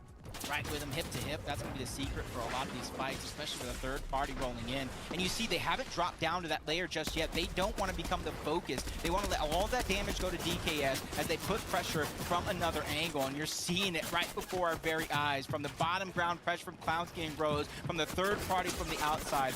It's going to be huge. Von der Seite, von oben. Mies, ne? Miese Situation, ne? Guckt's euch nochmal an hier. Das finde ich halt immer geil gemacht, dass die Drohne dann nach außen ist. Wie gesagt, es ist geil. Ja, und mit den drinne und sein Teammate ist down. Das ist schade. And he's not really going to be able to deal with it. It's so tough when you have two hungry players coming at you like a battering ram. And the potential for third parties to take shots and pressure you as well. Und holt ihn sich. Schade. And eventually he will fall at the wayside. Grow. Gut, aber er hatte halt keine Chance. Es wurde halt angeschossen. Naja, okay. Schade, Chat. Schade. Ich hätte ihn gegönnt, hätte er jetzt die beiden geholt, aber ja, alleine ist schon schwierig gegen zwei. Ah, guck mal, Mappi und iDrop 7 haben letzte Runde einen Win geholt. Die erste Runde. Number 1. You kind of saw them take over that Rift Island, going up against Malibuca and Thomas. But what about the rest of their game plan? So I'm going to go ahead and throw it over to Taco so she can let us know how they're faring up until this point. Well, Jacob, I'm glad that you mentioned Rift Island for iDrop and Mappy, because Mappy, so far, I think ensuring that this duo is going to be in an ideal position for if they do try to look for another Rift Island rotate. By solidifying these early Storm Surge tags, you can see the pinpoint accuracy that he's really able to acquire as well with this MK Assault Rifle. Just adamant at making sure that they've got their damage numbers high, because, again, if they do look for that Rift Island rotate, they'll be able to positionally focus on it entirely. Thank you so much, Taco, for the breakdown, seeing how they're getting their surge Hellfire. and what they're potentially planning for into the future. And exactly what she said, they're getting that Storm Surge underneath of their belt because they know if they're going to not only go up for Rift Island and potentially fight for it, that's going to be a lot of time. A team like them will not be able to just get straight damage because of the amount of box fighting that does go on up there. So they want to prepare themselves for a potential chance at that Rift Island. Can you imagine if they once again get that 15 points? It's going to boost them up the leaderboard even more. Yeah, it's going to be mental for their momentum as well. Oh dear, Mustachka down in feed there. Don't want to see that. At the hands of the deal nonetheless. That's an interesting one. Titan and Tropex spaced up themselves. Looking to capitalize on players rotating in and around this mega area, and you can see the Rift Island very much announcing itself to the lobby there. Always makes such a big entrance, doesn't it? And look who it is trying to claim it. It's Pink and Vico right now. And very much uncontested. Nobody really here to do anything about it. Yeah, so many teams on the outside. They can use the zip lines to try to get up. Oh, They can Pink. use the rifts to try to get up. But they've already built themselves a base at the top Sind of Rift Island. 32 I do übrigens, think Chat. it is going to go over to them, and that's going to give them some much-needed points for their game, and it's going to give them confidence as well. And you don't want to see a team Mann with aus Pink dem and Sessel. Vico with confidence and flexibility to take over a game. There goes some crucial tags for Storm Surge. I talked about the amount of time you spend on Rift Island. If nobody kind of points themselves out, it's going to be hard to go ahead and get any amount of damage. Yeah, 100%. And I want to see a confident Pink. Oh, Pink. Hat's A nice little eingeloggt. knock there. Right, the Pink is a player who we're used to seeing getting top 10s in FNCS finals. Last season didn't even make it to the grand finals. We want to see better from him this season. I'm sure with Vico that will come. Nicely done there from Hellfire.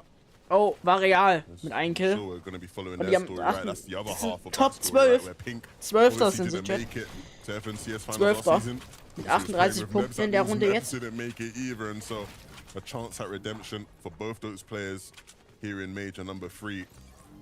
And a last opportunity, or second to last opportunity, as my friend Mini Miner would say, to try and qualify for the Global Championships. You don't want to leave it until LCQ, last chance qualifiers, of course. Especially since there's so many spots Of up for course, grabs in of this course. major.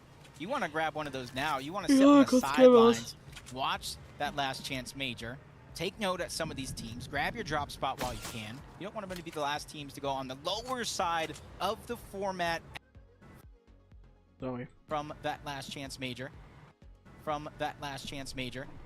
Steno Lushi, one of the skyscrapers on top of Mega City, has been claimed by them, and since the zone continues to pull towards the south, can pull towards the east, a lot of those teams that are positioned up there are going to be able to escape a lot of that roaming chaos that goes around the map from some of the teams either looking for a refresh, the Siphon that is now back into the game, especially a team like N-Star and Scram, who are barely 5 below the threshold.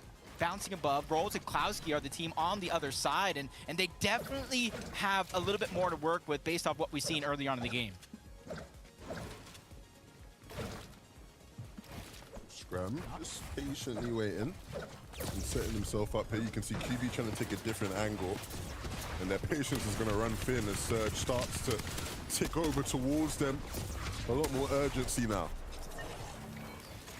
Good tag. Get him above the threshold. But almost immediately it goes off altogether. Zenstar does go down. Wild Boss Jars going out to try to at least spot out where Scram is at, or at least move him all together.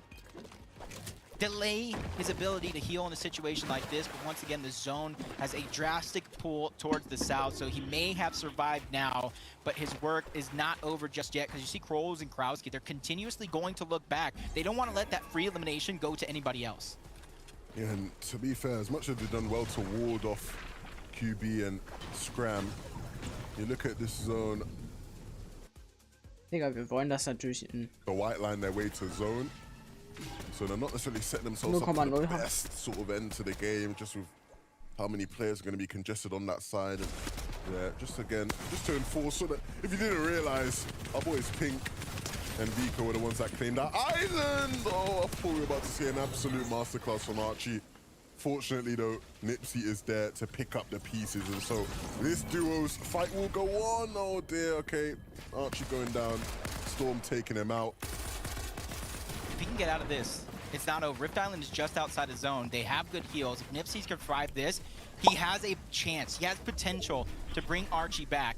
But it all comes down to these moments here. Kaizen and Astral, do they let him escape? Zone closing, so it now is going to move up to about a 2-tick. Still enough time for that reboot to be a possibility, as Kaizen and Astral are not going to waste any time in zone. They want to quickly go forward. They have that mythic MK Alpha, so they do have an opportunity, if they have some high ground, to terrorize anybody trying to get into the zone.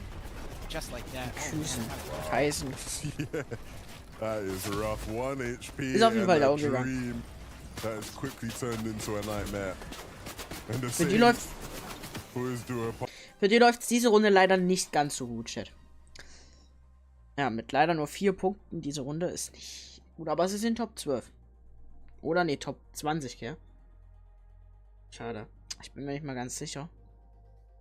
north side of the map. It's just outside of Frenzy Fields for now. So you got to think all those teams that were slow to rotate towards the north are going to be in the best position. For the teams that are on that mountain outside of Mega City, timing is going to be crucial when you give up that high ground and try to rotate the zone. This might be this might be actually a good rotation for both Anchor and Gold here. Not too many teams in their path along the way. Same could be said for Merstash and Tayson, but that's just to make it to the safe part of the zone. They still have to go even. Ja, das Geile ist, es sind ja immer mehrere Lobbys, die gehostet werden. Hier, ja, ist es halt einfacher, weil so können wir halt immer leider nur eine Lobby zuschauen von den paar, die gehostet werden. Ne? Das finde ich halt schade. Looking good at all. This was Tayson's first. Also Chatter, es ist halt so einfacher, wenn wir das halt so machen. Ne? Aber die streamen leider immer nur Grand Finals. Also die streamen ja dann nur Grand Finals und so streamt er jeden Tag oder halt die Finals von den Wochen, die Finals. Do things here as a solo, and like you mentioned, he's gonna have a world of trouble to try trudge his way through all these different teams as he gets towards the zone. A medkit being popped will definitely help and give him some more time, but the options are looking rather bleak. It's a 5-tick zone right now. It's a 5-tick zone. He needs to find some instant heals if he's going to be able to make it there. Slap splashes, slap juice, but he's doing a good job. So it's all or nothing here. He doesn't have time to pop the med kit. Storm surge down. in. Down goes Wegen der Merstash. Zone. Almost right before those placement points get in as well. Two not so good games, but they're a duo that you can look at to pick up a massive amount of points where they're back against the wall in the next 4. Yeah, that's tough. I'd be interested to watch back that game from their POV and see sort of how things went the way they did. Obviously, we know that they land towards Slappy, and so maybe a read on Tayson's side, which made them call to go all the way south. Let's see what the decision making was. Either way, it didn't quite pay off for them. Hellfire, Nebs, doing what they do, fighting in boxes with each other and fighting well, fighting hard. And they've already got 5 elims this game. I said I wanted to see them reach the peak levels they did all those seasons ago when they once played with each other and had all that success. And so far in this game, it looks sort of like what we used to see from them, where not afraid to take fights on the same page and very much a threat to everybody in the lobby. No, to the order he used the heals as well. Instead of using one of the most valuable heals in the slurp juice, his teammate had 2 big pots. You keep the 12 slap splashes as well for mobility and the Ich muss sagen, ich finde das immer geil, FNCS zuzuschauen, aber es ist halt auch manchmal nervig, wenn man dann halt einfach mal halt nichts machen kann. Weil ja, das sind halt, hätten auch andere geilen Content machen können, aber FNCS finde ich auch immer geil. Übrigens, wieder die Gratis-Belohnung kommt, FNCS, ich weiß es nicht. Also es gibt ja keine Twitch-Drops mehr. Das finde ich schade. Also warum auch immer man FNCS wieder nicht per Twitch-Drops macht, das finde ich doch geiler. Weil indem man halt einfach seinen Creator zuschaut, dann hätte ich theoretisch auch noch, dann hätte ich, wenn es nochmal Drops geben sollte für Twitch und FNCS, dann werde ich auch weiter auf Twitch, also werde ich das dann auf Twitch und Kick übertragen. Das weiß ich noch nicht. Aber solche wichtigen Events übertrage ich immer auf YouTube und auf Kick. Weil in YouTube, finde ich, ist halt einfach die Streamqualität immer noch ein bisschen geiler. Man kann immer zurückspulen. Das finde ich auch geil, gerade bei solchen Sachen, weil beispielsweise es kommt einer rein, kann er dann zurückgehen. Ich mache mal wieder einen Ton an, weil sonst hört ihr das nicht. Ja, das finde ich zum Beispiel. Mr. Savage ist da, Kami ist da, es sind wirklich alle da. Wir neigen uns tatsächlich langsam in Endgame. Das merkt man, die Zone wird kleiner. Und dann sind immer die Fights, die sind immer so, boah, krass, ne? Weil, ja, es leben noch 43, ne? Nalibuga mit 10 Punkten ist Top 17. Also, das sind nur die Punkte dieser Runde nochmal an alle, die vielleicht reingekommen sind. Ich dachte auch, es wären die gesamten. Nein, das sind die immer von den jeweiligen Runden. Genau, Chat. Und dann bin ich nächste Woche nämlich zum FNCS nicht da. Ich werde das jetzt noch mehrmals sagen. Und ja, also leider nicht, aber danach die Woche geht es ganz normal weiter mit FNCS. Ja, dann die Woche leider ohne mich, weil ich bin halt leider im Urlaub, das ist das Problem. Ich komme danach erst auch Dienstag wieder. Und dann müsste ja danach die Woche wieder FNCS sein, wenn ich jetzt nicht falsch liege. Oder dazwischen ist, glaube ich, auch noch Pause. Ich bin mir nicht sicher, auf jeden Fall Anfang August müsste das alles sein. Das geht alles klar, das kriegen wir auf jeden Fall hin und ja. Ich würde sagen, ich lasse es einfach weiter laufen. Das ist mega geil und ist. Ja, wenn es irgendwas Wichtiges ist, melde ich mich immer zwischendurch. Ich stumme das immer. Dann, wenn ich was sage, einfach, damit ich nicht immer in der Lautstärke spielen muss und. Work, they got caught unawares, so see whether or not we can pay off for them here in game number 2. Oh wow, nice shots. holding on to that high ground as much as possible, making sure that if anybody is daring enough to try to launch pad or rift or use any border mobility to try to get from point A to point B, they're going to have to go through them first. Jalen taking a little bit of a swim. Tweez right behind him. They're trying to go ahead and get ahead. This is what I'm saying. Once you get stuck on that ultimate low ground, there's so many opportunities for you to get taken out, and this is going to be a tough spot for Jalen. Some of those walls aren't even his, and he has no builds left. Meanwhile, smooth sailing from Mixon and Blacha. They're high up in the sky, just terrorizing, putting pressure from above with the flapjack. Yeah, and I love how we just switched to the opposite of smooth sailing right now, because Seti doesn't have Cammy with him. Eye drop and Mappy. They're getting in some trouble. They want to go back on high and that might just cost them. Mappi von eben, die gewonnen haben, sind gerade down gegangen. Zeddy auf Platz 7. Varial ist auf Platz 7. Okay, nice. Insgesamt mit 3 Kills und 70 Punkten. Er lebt alleine. Sein Teammate ist leider gestorben. Leider. Ich überlege mir aber, das Paket zu kaufen, was Varial gerade hat hier.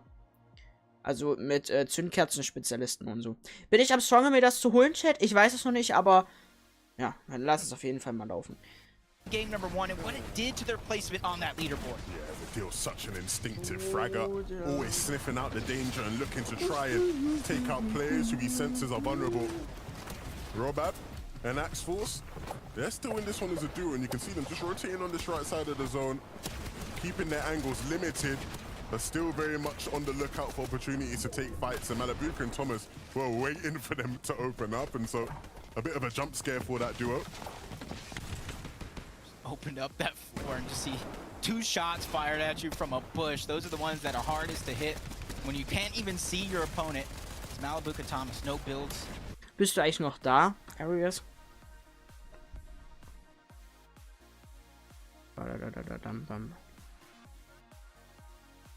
Okay, Chat.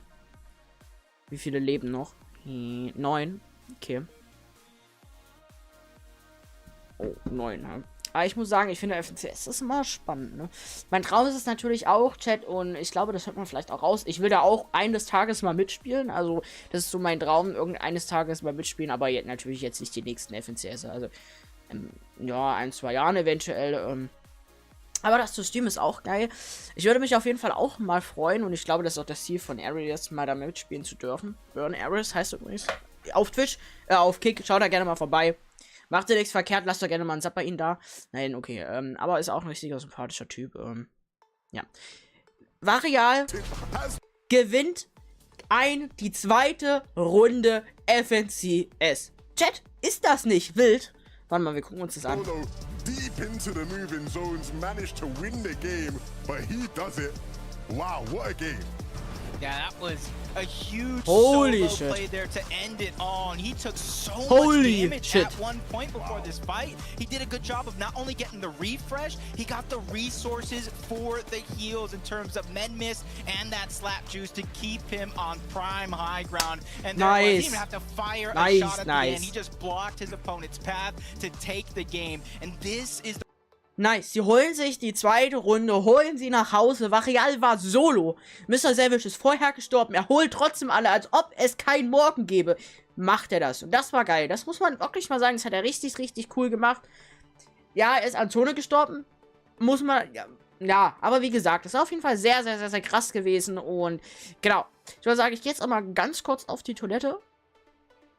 Aber Chat, deswegen, ich ändere jetzt das ganz schnell zu Game 3, dann gehe ich auf die Toilette schnell und dann würde ich sagen, ja, warten wir auf die dritte Runde. Das ist mega geil. Leider werden heute nur 6 gespielt, aber von der Zeit, es ist jetzt natürlich noch krasser, ne, weil jetzt geht es ja auf einmal um was, ne, und ich lasse es einfach nebenbei mal laufen. Does not include himself in the legends. Jacob, you're a legend in my heart, okay? Don't ever forget that. My, oh my, from game 1 to game 2, it's almost like a completely different game in a couple different ways, right? Coming down to a single... Many of these duos are thinking back to last... Number 2 is all about aggression. That's where we want to be. And ja, nice. Ich würde sagen, Game 3 von 6 kommt jetzt. Ich gehe ganz kurz auf die Toilette. Also, Eris, ich bin auch gleich wieder da. Ich gehe nur kurz auf Toilette.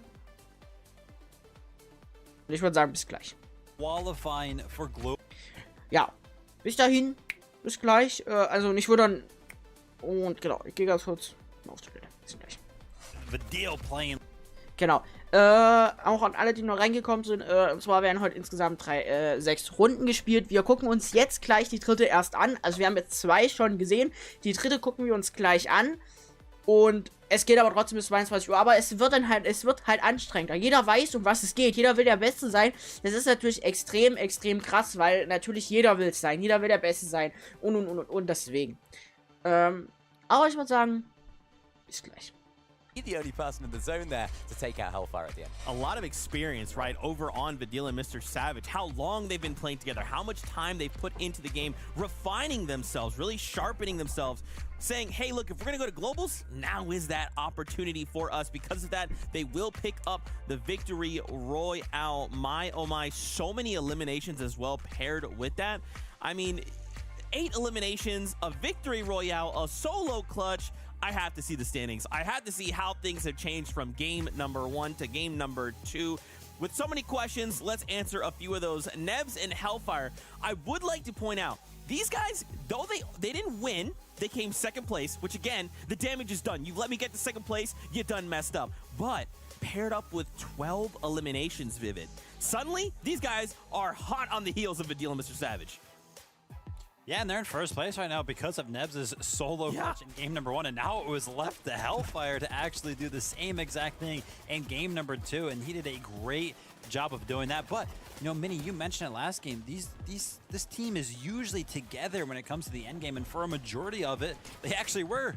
Yeah, they were, and they were using those slap splashes we were talking about in the back. They had 12 slap splashes just on Hellfire alone, able to rotate using those as well. I think that is the meta at the moment. It's what we're seeing. A lot of players actually using those slap splashes to make those mid-game rotations and even the late-game rotations just that little bit easier with that unlimited sprint. And this is where we see them doing great. We saw them a little bit below Storm Surge, but they were able to get enough tags to keep them afloat. And look at this from Hellfire. Just the ability to make that play at the backside of zone where it all matters, picking up crucial refreshes at the crucial times. I love this one, Steve. Yeah, and the playstyle that we're seeing out of a lot of these pro players right now is that when they're making a lot of those mid-game rotations, and especially those late ones, especially when we get to like those moving zones, you can see them kind of just running around and they're not really building, right? And it's because if we're in a zero movement, you know, meta, then you kind of have to do that, take that risk, which is why those extra heals are just backing those plays up so well. Because if they do take damage while taking those risky rotations, they just heal up. Yeah, they're just waiting for everyone else to open their own box. They're like, hey, look at us. We clearly have no materials. We're not much, right? You open your box, you goof. Now we're in second place, and we now have 12 eliminations. Wild stuff. Now, I do want to highlight here in third place, iDrop and Mappy. So remember, game 1, they got themselves that victory royale. They claimed Rift Island. Things looked great. Here, though, in game number 2, they tried to go for that high ground. But Vivid, it didn't quite work out the same way in game number 2. Yeah, I mean, higher ground takes are going to be really tough without a mobility, movement item to actually get you up there. You kind of just have to build straight up and take that fight head on. So it's going to be a lot tougher. And we're going to see it right now, actually. Blacha and Mixon were the ones that had higher ground for very early on this game. And they do a great job of defending it here, but not without taking some damage. I was actually wondering, like, whoa, what happened to the team? Yeah. I knew they were so structured up there. That's going to be the play right there. It was going to be the play. They had 2 builds. Like, guys, you're trying to go for height, and they had 2 builds. You can't hold it. Like, what's going on? So it was a bold play. It was a risky play. Blatcher and Mixon had it down. They had it covered. Unfortunately, that actually set Blatcher and Mixon back, so they actually got sprayed from the front side, which is what caused them to go down as it happened. But, yeah, a little bit of an interesting play there from iDrop and Mappy, but it shows that they're really aggressive and they're willing to take risks. I mean, there's a little bit of a loot transfer that could have happened, right? If they eliminate Blacha, suddenly all that stuff is theirs, and then maybe they could get something going. But again, with not much mobility, when someone is going to like challenge high ground, it's a very clear there is this duo coming up. Let's go ahead and shut all of this down. We turn attention back over to the standings, and as we kind of touched on them, Blacha and Mixon currently up in that 6th place. Could have been a little bit higher, but again, that high ground contestation said, nah, everybody in the lobby, go ahead and focus on us. Thomas HD, though, and Malabuka moving up 30 places, Vivid. Yes!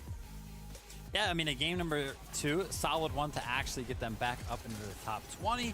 But nonetheless, I don't think a lot of people were even expecting them to be anywhere close to 20, maybe like 2nd or 1st place. So, in my opinion, a couple of rough games out of them, but good to see that they still are, mentally able to bring it back. And I actually love this play right here out of them. They were found the bush, took the fight, got a big trade right there, and it led to some good ground on the low ground that they kind of maintain and look for some more eliminations.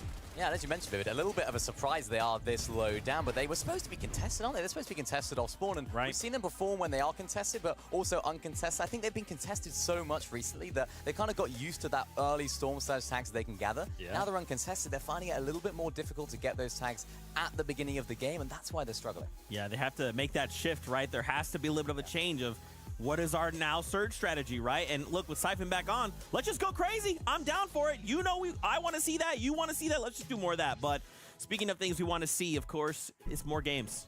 So 11-2K, Jacob PR, back over to you guys. So, Chat, seid bereit? Oh, man, do we love more games. Those first two were definitely exciting and showing how hungry these players are for that FNCS Grand Final spot. But this is game number 3. This is officially the last game before the halfway point. What are some of the key things you're going to be looking for?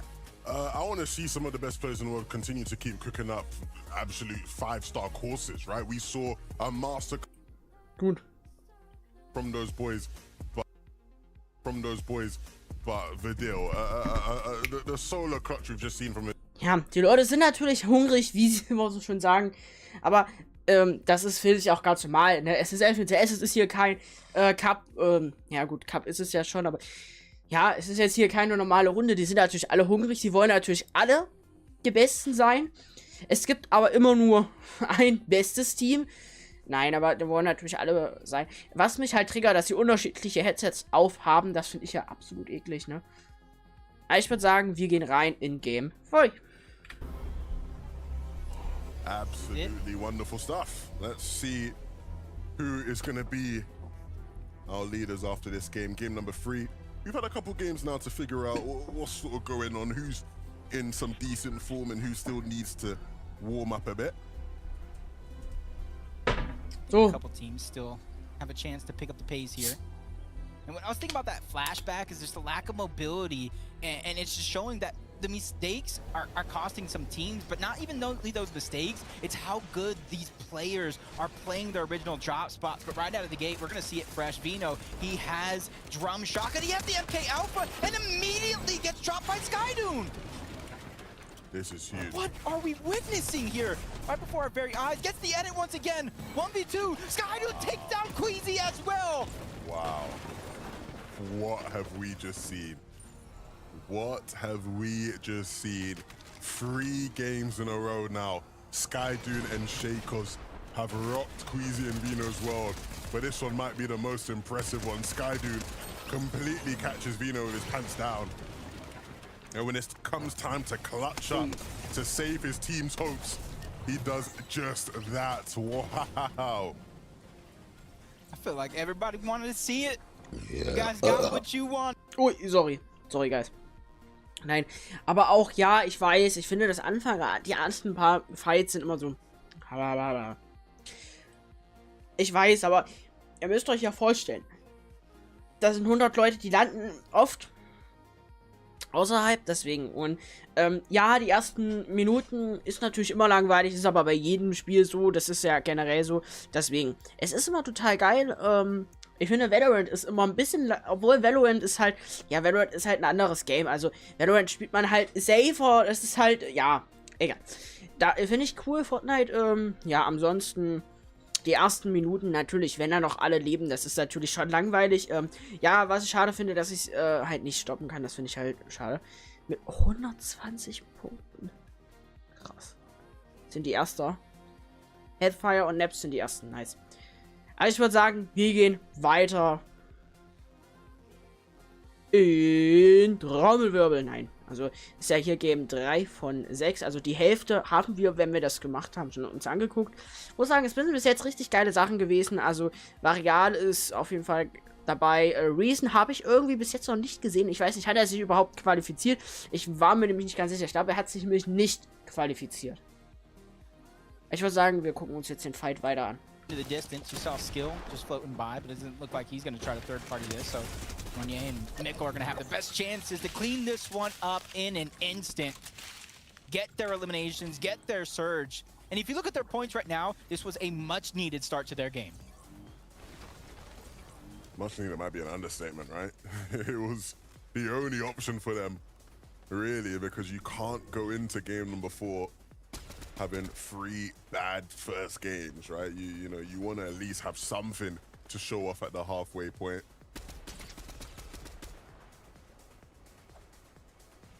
Good job here.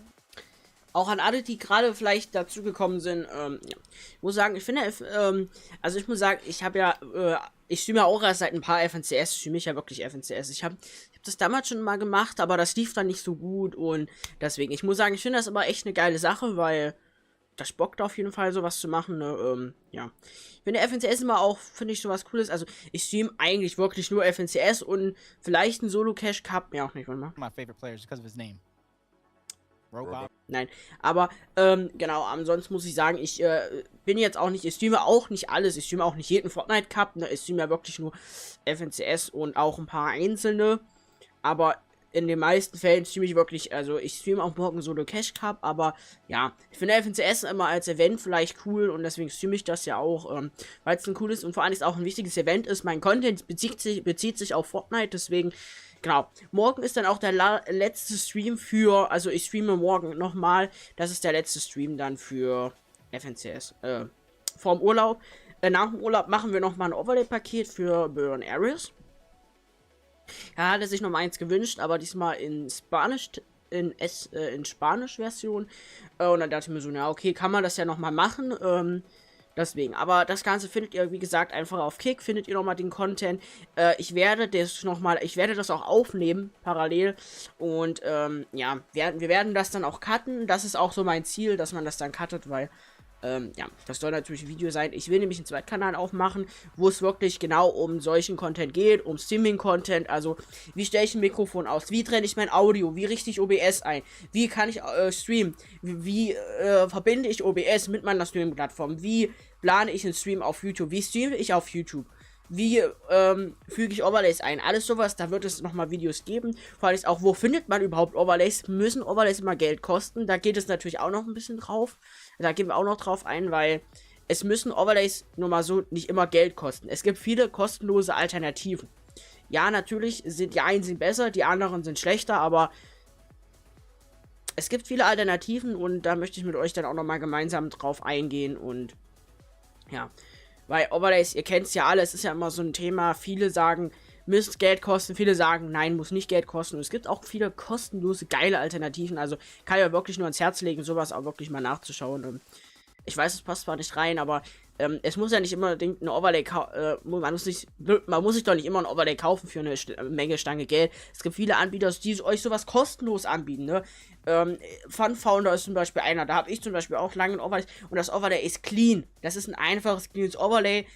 Da habt ihr aber keine Möglichkeit, das Custom zu meistern, also natürlich, aber ja, egal. Ich würde sagen, wir gucken uns einfach weiter an. Joel Kaiser. That was nasty from Kaizen. Oh my love, oh my Clean, love. calm, collected, straight cold. Hami. Der Skin ist geil, ich überlege mir den zu holen, Chef.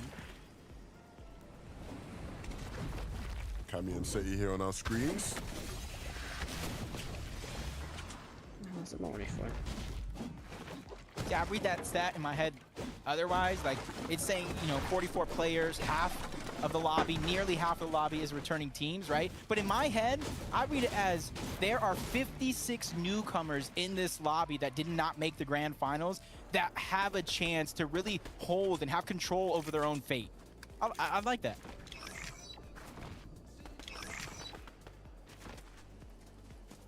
Watch out, Mixon from Vault. Have an easy rotation, like I said, slow side. Very, very few teams even land on this side of the map, let alone get a rotation this early. So for Blacha and Mixon, as long as they don't take too much damage, use too much of their resources, they might be one of the first teams to have power. Genau, ich werde aber heute mit euch noch gemeinsam ein Video aufnehmen, wie man Overlay-Pakete einbindet, weil ich würde das dann im Urlaub cutten und dann auch eventuell schon hochladen, deswegen machen wir das schon, aber ja, aber ich sag mal so, das machen wir dann, wenn FNCS vorbei ist, also ein Overlay-Paket einbinden. Das ist ja relativ simpel, also es gibt ja auch viele Alternativen, wie man sowas überhaupt bekommt, also es muss ja nicht immer unbedingt gleich ein ganz teures sein, also auch Overlays zum Beispiel. Es gibt viele Seiten, die euch wirklich sowas auch gerade zur Verfügung stellen, wo ihr solchen Stuff bekommt, ne? Ich finde es halt immer geil, wenn man halt natürlich einen mit Stinger hätte. Also ich persönlich fühle das immer eine Stinger. Ja, Eine Webcam kann man machen. Ich habe jetzt keine, weil ich finde die überhaupt nicht geil, aber ja, da gibt es natürlich auch. Was macht er da? Gibt es natürlich auch viele, viele Möglichkeiten. Ah. Okay. Da gibt es auf jeden Fall sehr, sehr viele Möglichkeiten. Und ja, das machen wir auf jeden Fall danach. Also es gibt auch coole, kranke noch Overlays, also vielleicht auch noch geilere. Ja, wie gesagt, das ist der Content, den wir danach machen. Dann nehme ich nämlich noch ein Video auf. Den würde ich dann nämlich auf ein Tablet schneiden, wenn ich im Urlaub bin. Ja, ich glaube schon wieder viel zu viel. Sneak around Sky Dune and Shaco Sky Base at that POI. He was able to get Vino's card. So I see exactly what you're talking about as Kyrie Pings. Just trying to get their cash. They were able to beat everybody else to it. So they are going to get some gold loot for Pings that might do just a little bit more than Kyrie here. As you see, he already has that legendary Havoc. Now they're just going to bolster their loadout even more, get any metal that might be lacked, and then you add on top of that the slurp juices. That's going to keep them healthy and above everybody else. As this fight breaks down to boom, Vexy over peaks, takes over 150 damage, and is forced into a defensive spot.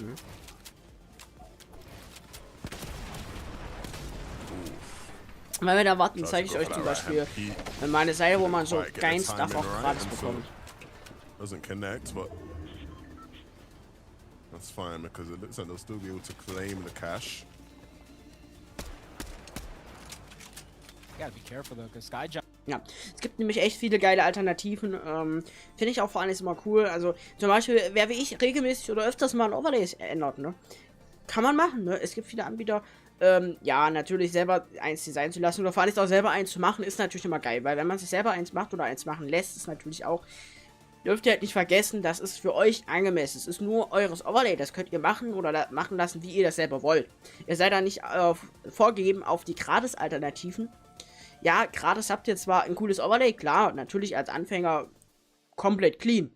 Klar, damit kann man arbeiten, aber es ist nicht immer das Gelbe vom Ei und, wenn er natürlich noch ein bisschen mehr aus seinen Streams rausholen will, macht das natürlich. Das ist klar. Ich würde sagen, wir gucken FNCS. Und ja, guck mal nebenbei nach einer Seite. Third party even coming in, making it that much harder, but that's not something that's going to scare Tayson away. Not at all. Is everybody still fighting for the piece control? Missed shots by Tayson, but he's doing a good job of the continuous pressure, even adding on that third party. He's using it to his advantage to stay alive. Yeah, Tayson. There's a lot to do here. Of course, Mustache isn't here. And he's up against Howley and Otenzi. Who, even though Howley and Otenzi were the 50th team to qualify to play today, they are by no means slouches. Very much players capable of playing in this kind of lobby. Always very nerve-wracking though when you're the last team to qualify through, right? You're always sort of refreshing the leaderboard every couple of minutes, hoping nobody's updated to overtaking you. Waiting to see when that last lobby finishes. Melodi's back. Keffi did a good job of staying alive in the very, very early portions of the game. Not only that, but being able to get the reboot. You gotta imagine how much damage or lack of damage they have in Storm Surge, which is why they're trying to put pressure, but they're in the zone right now. So the longer they stay here, the harder it's going to be to try to survive. It's Anas and Scrap that is right nearby. Rift Island's going to spawn. Already Malibuka and Thomas take the Rift to try to beat everybody else there. We got iDrop and Mappy. This could be a rematch from game number 1. I wouldn't mind a rematch. Here we go. Are they going to be daring enough to go ahead and contest a second time? You heard the rifts go off. Malibuka and Thomas, they're trying to play defensive. Immediately boxed up on all the loot. But the thing that questions me right now is they didn't take that second layer. So if the loot does spawn, it goes to that second layer. But right now it does look like it's under control from both Malibuka and Thomas. But the contested spot is going to go over to iDrop and Mapping. You even see some other teams in the distance thinking about that idea. Do we become that third team there? Do we become that fourth team on top of the house? It's going to be really interesting to see how this one continues to play out because it almost looks like a disengage is going on all at the same time. I love to see a cluster of teams get involved in the action. Never going to say no to that.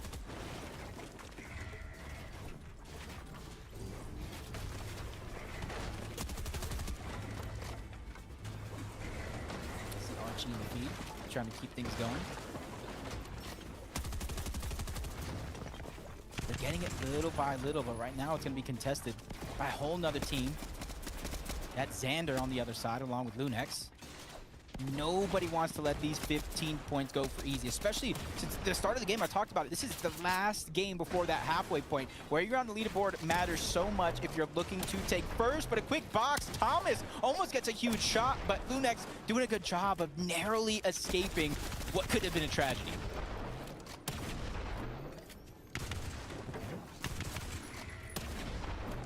Still not backing down just yet. When it comes to the advantage, you still got to think it's on the side of Malabuka and Thomas. Judging by the heals alone on the players that we've seen on the respective teams.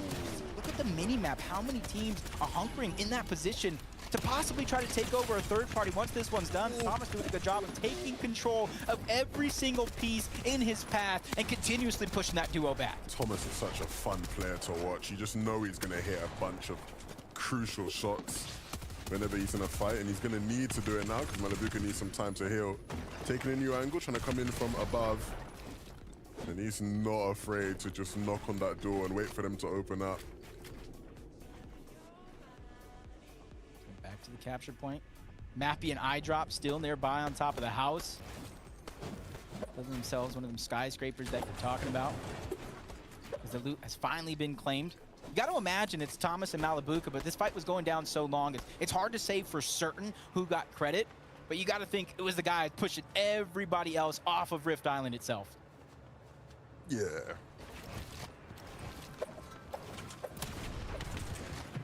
I think the big thing now becomes, where does this game lead for that duo after finding some success on the Rift Island? Oh, wow. Just running through those builds like they're not even placed in the first place. Nothing's slowing him down. Nothing's stopping him. Robop looking like an avalanche right now, taking down anybody in his path. And that player towards the bottom is going to be no different. Robop and Axe Force looking like they're trying to take over the lobby. They have 4 eliminations so far, and they have the mythic slap splashes. That's going to be the biggest thing in the inventory for them going into the late game. I'm liking the way this team is playing. A different type of zeal, a pep in their step as they move through these fights. Nixon and Blaha, who obviously we know are going to be somewhat influential later in the game. We've seen them trying to take height positions, but sort of falling off in the crucial moments, right? Getting contested, getting snuck up on. They're struggling to hold on to it. Fight has been going on so long. We're literally off the edge of Rift Island in some of it. Koz's teammate does go down. He gets a knock though, so that's going to be a trade. Using a few seconds to heal up before he goes right back on in.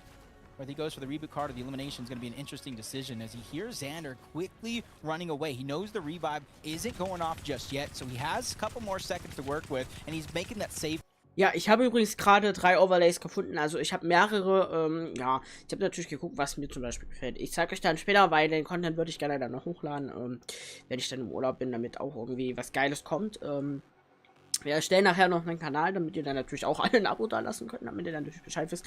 Nein, aber auf dem Kanal wird es dann halt wirklich rein nur um Streaming-Tipps gehen, weil mir macht sowas Spaß und ich finde es vielleicht einfach cooler, wenn man immer so Tipps bekommt, weil ich weiß, dass man bekommt einen PC, möchte anfangen zu streamen oder auch auf Konsole gibt es, was ich natürlich, ich gehe vielleicht, oder ich kann auch gerne mal ein Video machen, wie man auf Konsole streamen kann, denn ich will mir ja eine Xbox holen, dann passt das natürlich mit Xbox. Da ich keine Playstation habe, kann ich das nicht für Playstation machen, aber es gibt natürlich auch Alternativen, wie man Overlays bekommt in natürlich damit streamen kann, aber wie gesagt, ich weiß, ja, es passt nicht. Wir schauen jetzt FNCS zu bis 22 Uhr, dann gucken wir uns meine Overlay-Pakete an, die ich mir runtergeladen habe. Ich habe mir 3 Stück runtergeladen, bei 2 bin ich. Ich kann mich aber zwischen den beiden noch nicht ganz entscheiden. Ja. Also von den Farben, es ist ein rotes, ein blaues, also geht in eine bläuliche Richtung und so. Wie gesagt, da schauen wir dann aber auch noch rein, dann machen wir dann, weil da kann ich nämlich den Content abdrehen, da wird er natürlich noch gecuttet, damit er cool ist. Dann nehme ich noch das Intro auf und dann würde ich sagen, soll es dann auch für heute gewesen sein. Also zumindest damit und dann wollte ich eigentlich auch noch ein paar Runden Fortnite spielen. Also morgen wird dann auf jeden Fall gespielt. Und nach dem Urlaub, ich wollte eigentlich noch das Logo machen für Burn Everest, aber ich weiß noch nicht genau wie, deswegen würde ich sagen, morgen zocken wir dann einfach auf ganz entspannt Fortnite und nachdem ich aus dem Urlaub bin, würde ich sagen, kümmern wir uns um das Logo von Burn Ares. Bist du eigentlich noch da?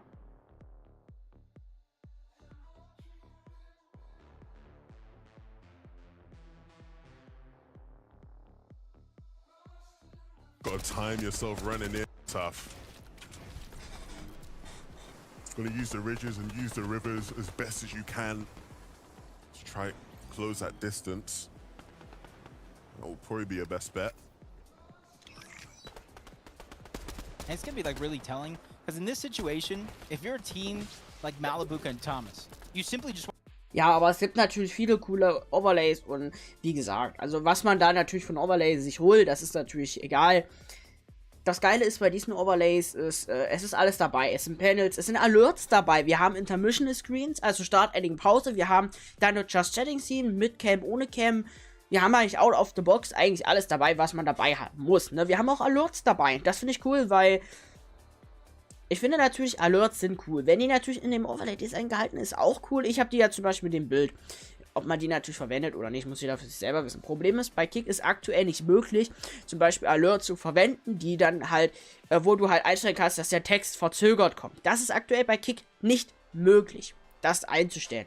Das heißt, wer solche Alerts hat, ist halt schwierig, weil ihr habt sogar Alert-Sounds, bin ich der Meinung, dabei. Wenn ich habt, könnt ihr euch ja selber welche runterladen, das ist ja nicht das Problem. Bindet die ein, ready, ne?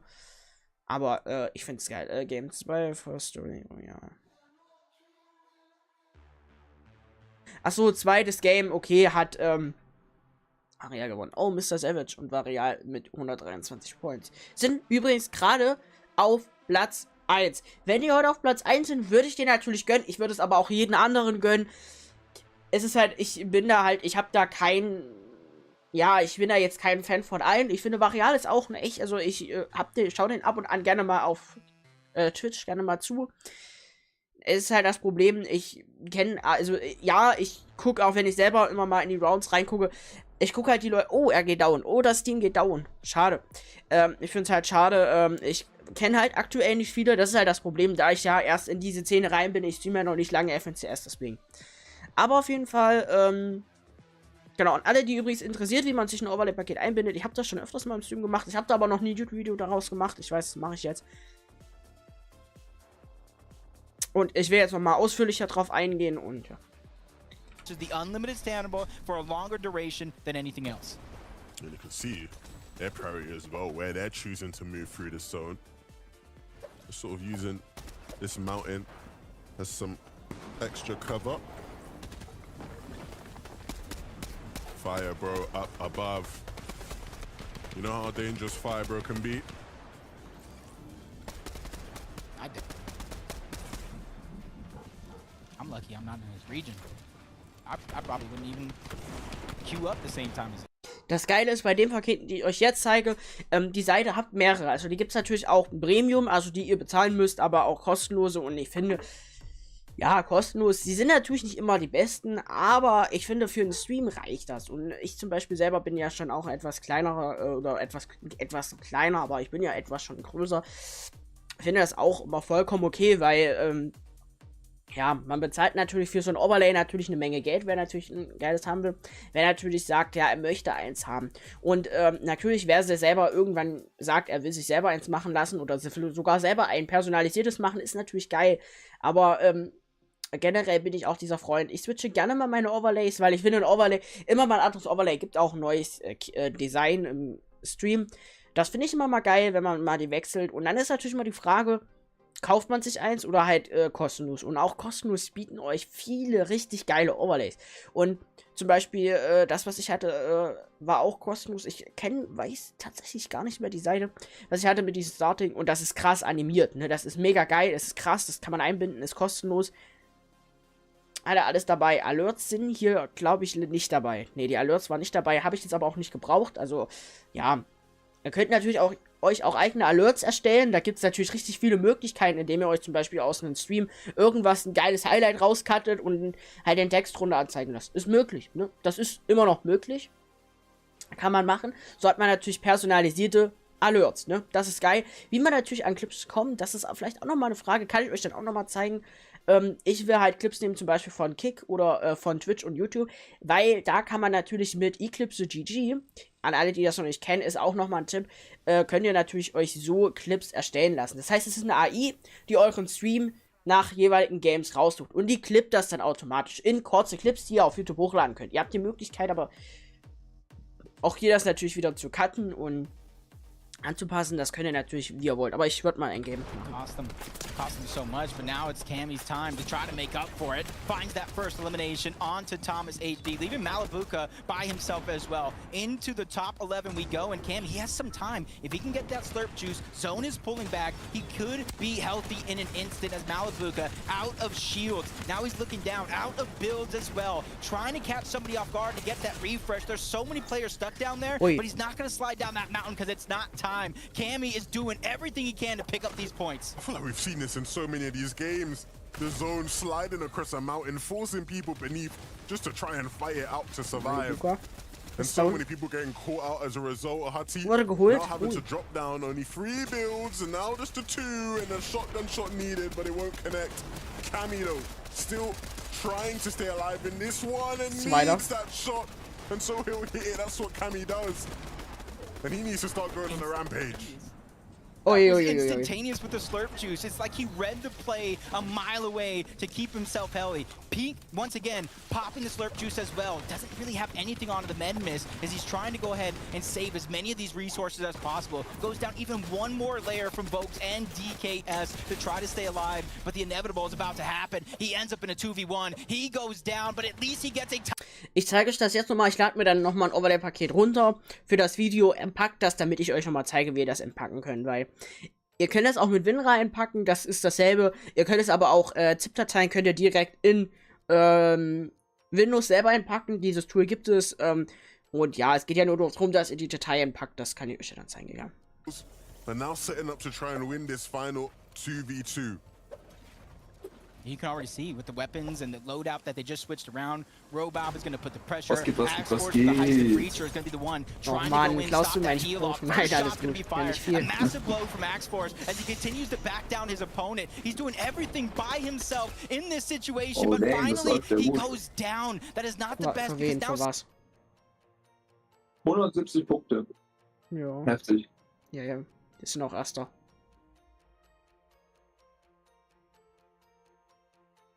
Oder? Nein, keine Ahnung.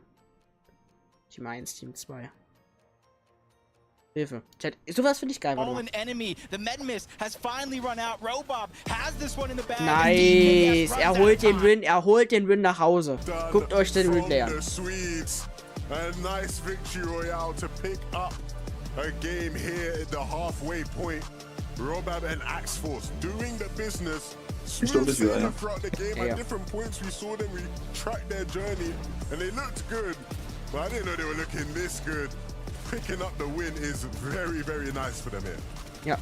Yeah, and it wasn't just the win that is exciting, it's the amount of eliminations they were able to pick up in the process, which actually gave them all this loot. And there was a moment of pause toward the end game. You saw them dropping weapons, the heisted... Wie er sich aber auch freut, aber gut, da muss ich dazu sagen, jeder hätte sich ja auch in dem Moment gefreut. Das finde ich mal geil, wie sich die Leute dann halt freuen. Und man erwartet immer, rasten die jetzt aus, rasten die vor Freude aus und dann einfach nur so, ja, okay.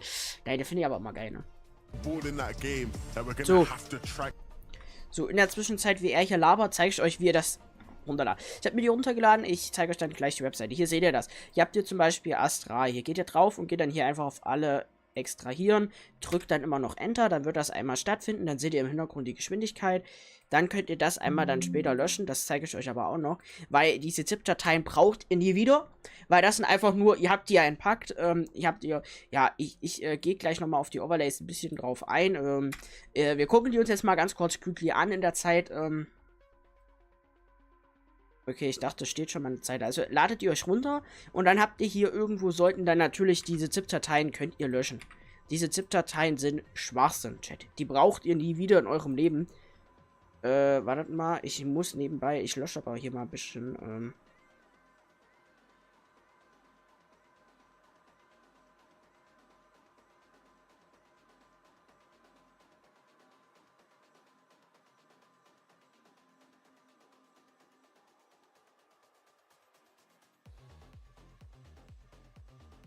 Keine Ahnung, das ist bei mir irgendwie normal.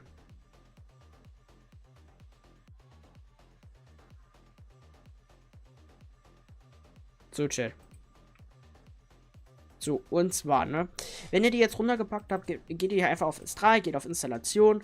Ihr habt ihr natürlich die Alertbox, die ihr direkt interpretieren könnt. Dann habt ihr hier Scenes, Panels, Transition. Dann geht ihr hier einfach drauf und wenn ihr das hier habt, würde die Transition so aussehen. Ja, es ist jetzt nicht unbedingt das geilste Transition. Es gibt natürlich geilere, das ist aber kostenlos. Auf Alerts, so wird natürlich Alerts aussehen. Ja, der Hintergrund wäre transparent. Ich stehe da Face for Sheer, also für Sheer quasi. Ja, wie es der Name sagt. Wenn ihr hier auf Overlays geht, habt ihr dann hier Facecam Info-Labels. Das wäre natürlich, ihr habt die immer einzeln nochmal als Datei drin. Ihr habt die aber beispielsweise, was ich geil finde, und zwar auf Bar-Labels, habt ihr die natürlich direkt drin und dann habt ihr die natürlich in der passenden Größe. So würde das aussehen und hier würde euer Name drin sein. Das finde ich zum Beispiel auch not bad. Ja, ihr habt jetzt zum Beispiel die Facecam, die wäre jetzt so. Da wäre das zum Beispiel selber drunter. Ihr habt hier leider nicht die Möglichkeit, die ohne zu nehmen. Das finde ich sehr, sehr schade. Panels habt ihr hier natürlich alles dabei. Ihr habt hier Donate, YouTube, Twitter, Tools, Instagram, Hardware, Donate. Also baut mir eigentlich alles, was man irgendwie braucht. Habt ihr hier dabei, so würde das aussehen. Das sieht sehr clean aus. Das finde ich, ist auch ein geiles Overlay. Und auf Scenes habt ihr das hier natürlich. Hier habt ihr einmal Social Media drin. So würde das aussehen. Ja. Kann man jetzt aneinander rein, das anpassen oder man nimmt quasi das, was ich habe. Das ist quasi das Ähnliche. Ich glaube, das habe ich auch von so einem Paket. Ja, hier habt ihr natürlich die Intermissional Scene. Hier habt ihr natürlich Be Right Back, Ending. Hier habt ihr den Offline-Screen drin. Ihr habt auch die Banner drin. So würde das aussehen. Würde dann immer Social Media, würde ich mal noch empfehlen reinzupacken. Ich schaue mal in den Hintergrund. Dann wegen den Runden. Und so würde halt das Starting-Scene aussehen. Ich finde, das sieht sehr clean aus. Ja, so wäre es zum Beispiel animiert. Das sieht cool aus. Ja, ist eine geile Sache. Dann geht das quasi so raus. Die Dateien, wenn wir hier auf Eigenschaften gehen, sehen wir, die Größe sind 10 MB. Ihr könnt bis 30 MB hochladen. Das passt. Wenn ihr hier nochmal zurückgeht, habt ihr hier Transition, Overlays, Alerts. In Desktop Wallpaper habt ihr nicht drin. Ihr habt auch kein Banner drin. Das finde ich schade.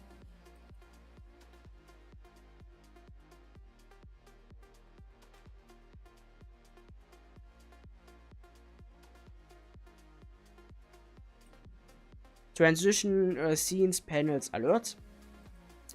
Eigentlich alles, was man braucht, ne? Cool. Diese Bolt-Installation ist quasi dasselbe. Ich glaube, das hatte ich zum Beispiel immer drin. Ja, das hatte ich zum Beispiel drin. Das hatte ich am Anfang immer drin, dieses Be Right Back. Ja, quasi, das finde ich auch immer sehr, sehr clean. Das hat mir auch eigentlich sehr gut gefallen. Ja. Könnt ihr hier jederzeit Color for eSports, ja, hier habt ihr mal ein anderes. Wir gehen hier einfach mal auf Scenes. Es ist hier immer gleich aufgebaut und das wäre zum Beispiel so eins, das finde ich zum Beispiel geil. Ja, ihr seht, das ist zum Beispiel eher so Richtung Blau gehalten, was ich immer geil finde. Das passt, finde ich, auch immer mega viel. Ja, die Animation ist immer ziemlich das Identische, einfach nur die Hintergründe. Dafür bezahlt ihr aber nichts, ne? Also das ist gratis, ne? Und hier hättet ihr zum Beispiel eine Intermissional Scene. Der Hintergrund wäre transparent, das wäre die Animation. Finde ich sehr clean. Ihr habt immer einen Live-Chat dabei, das finde ich zum Beispiel. Ich muss nur nebenbei immer mal gucken. Ja. In 1 Minute 10. Genau, ihr habt hier zum Beispiel das Offline-Screen. Ihr habt hier leider nicht die Möglichkeit, direkt ein Panel rauszunehmen. Ihr könntet euch aber theoretisch selber eins bauen. Das wäre möglich. Ja, das ist hier immer sehr schade. Dann habt ihr hier natürlich Starting. Würde so aussehen. Das wäre die Animation. Die hättet ihr hier natürlich für Be Right Back und Co. Hier ist zum Beispiel eine etwas, also wenn ihr hier auf Scenes geht, habt ihr hier immer ein anderes Social Media dementsprechend. Es ist immer dasselbe Design, nur in den anderen Farben. Hier würde natürlich Follow stehen, Subscribe. Ja, ihr habt sie leider nicht als Bearbeitungsdatei direkt drin. Das finde ich immer sehr schade, dass man das halt nicht die Möglichkeit bekommt, weil das würde ich tatsächlich fühlen. Panels habt ihr überall dasselbe, nur in einem anderen Design. Das wäre zum Beispiel das hier. Ja, habt ihr natürlich immer nur in den dementsprechenden Design des PCs, des Overlays, auf Alerts. Das wären die Alerts, die würde ich zum Beispiel, das wäre halt das Richtige, gerade für Kick oder so. Das würde halt aufploppen. Ja, das ploppt auf, dann habt ihr das. Das sieht natürlich clean aus. Der Hintergrund wäre transparent, falls die Frage kommt. So, in 15 Sekunden auf Overlays habt ihr natürlich hier diese Overlay. Es ist ziemlich identisch aufgebaut, nur dass das halt mittig ist, ne? Mega geil, Chat. So, und das Ganze habt ihr, wir gucken uns dann, und hier habt ihr zum Beispiel Facecam. Ihr habt immer die Facecam leider nicht ohne Labels, die Alternative gibt es hier nicht. Das heißt, ihr habt bei der Facecam immer das natürlich drunter, das heißt Follower und Sub. Aber es sieht geil aus und ja. Finde ich zum Beispiel geil. Ja, die Scenes, dann habt ihr natürlich hier, das ist zum Beispiel eine etwas andere Transition, die ihr hier da drin habt. Ja, die geht zum Beispiel zu und dann auf. Ja, finde ich geil. Ist auf jeden Fall was anderes und ich würde sagen, jetzt ändern wir das. Teams, even though they didn't get like an extended break between games 3 and think about every single play and learn what changes you are going to make. Even if some might say first place is out of reach, you still want as many. Ja, aber ihr seht, kostenlose Overlays gibt es viele. Eben die Transition, ja, natürlich. Zum Beispiel, ihr habt hier nicht die Möglichkeit, ihr habt auch keine Möglichkeit, eine Facecam ohne diese Social Media, also ohne diese Topbar selber drunter zu haben, gibt es leider hier nicht. Ihr habt auch hier nicht die Möglichkeit, ob ihr es animiert oder static haben wollt, habt ihr nicht. Es ist animiert. Aber das Geile ist dadurch, dass es immer passend ist. Also ihr könnt das in Stream Elements hochladen, finde ich zum Beispiel geil, weil ich habe das hochgeladen und das Geile ist, ich kann hier jederzeit die Overlays ändern. Ich lade neue rein, blende andere aus. Kann das von überall aus machen. Das finde ich geil. Und warum ich das so geil finde, ist ganz einfach ich muss in OBS nicht mal reingehen, das Video ändern, sondern ich kann das mit dieser Browser-Source jederzeit ändern. Auf der Topper-Source lade ich Topper rein. Versteht ihr, was ich meine? Das ist mega geil. Aber ihr dürft halt natürlich nicht vergessen, es ist kostenlos, ne? Ihr habt hier natürlich keine Banner-Möglichkeit. Leider nicht. Das finde ich sehr, sehr, sehr, sehr schade, dass hier keine Möglichkeit gibt, einen Banner. Aber Chat, sind wir mal ganz ehrlich, so ein Banner kann man schnell zu Hause oder kann jeder zu Hause einfach selber machen. Das ist ja jetzt keine wirklich krasse Kunst. Da ist jetzt, also, es gibt viele Alternativen, wie man so einen Banner bekommt. Und ja, glaubt mir, Leute, ich beliefe, dass ihr das ausschafft. Und so kostenlose Overlays sind immer cool. Es gibt natürlich viele, die das euch natürlich anbieten. Natürlich nicht jeder so krass. Und ja, bei manchen habt ihr zum Beispiel auch die Möglichkeit zwischen animiert und nicht animiert. Es gibt einige. Ja, bei den Alerts ist es halt immer schwierig, gerade wenn ihr zum Beispiel aufploppen oder so braucht, müsst ihr halt gucken, dass es natürlich geht, ne? Aber ja, gerade sowas finde ich geil. Da kommt natürlich die Werbung join auf unseren Discord-Server und so. Ganz ehrlich, braucht ihr nicht, ihr müsst einfach ganz kurz warten. Aber das ist sehr cool und ja. Wir zeigen euch das, wie ihr das dann einbindet später in Stream Elements. In OBS zeige ich euch das jetzt nicht nochmal, weil ich denke, mittlerweile sollten alle wissen, wie das funktioniert. Es ist ja im Endeffekt immer das Simpelste. Browser Source kopiert das bei Stream Elements. Das finde ich geil, dass das so einfach ist. So kann ich zum Beispiel blitzschnell das ändern. Das Einzige, was in OBS immer angepasst werden muss, ist die Stinger, weil da natürlich geguckt wird, wie lange die geht. Die gehen meistens 1 Sekunde. Das sind natürlich 1000 Millisekunden, aber ja, alles gut. Ich würde sagen, wir gucken uns jetzt das 4. Game von 6 an. Also noch 2 müssen gespielt werden. Und wir haben noch 1 Stunde Zeit. Und ihr seht, man denkt immer, 6 Games in 3 Stunden. Es ist nichts. Glaubt mir, das ist schon geil. Ja, Chat. Übrigens, heute läuft streamtechnisch alles bis jetzt gut. Das ist geil. Aber das Geile ist, bei diesen animierten Sachen, die sind nicht so krass animiert. Also, klar, sie sind animiert, aber ich bin auch kein Freund davon, wenn ihr eine Starting-Scene habt, wo alles auf einmal animiert ist. Das finde ich halt zum Beispiel hier clean, deswegen habe ich mich auch dafür entschieden, weil jetzt sind wir mal ganz ehrlich, wenn wir jetzt beispielsweise mal darauf eingehen, zum Beispiel Starting Scenes, wenn da alles animiert ist, der Run, der Text, das sieht nicht geil aus, weil das sieht immer so überladen aus, das ist nicht geil. Ihr habt hier natürlich auch mehrere Farben. Ihr habt hier zum Beispiel, ihr könnt Richtung Neonfarben gehen, ihr könnt natürlich alles andere machen. The competition starts. Übrigens ist Varial auf Platz 5. Hier auf 4. Auf erstens, ja. Das ist, finde ich, geil. Kami und Seti auf Platz 3.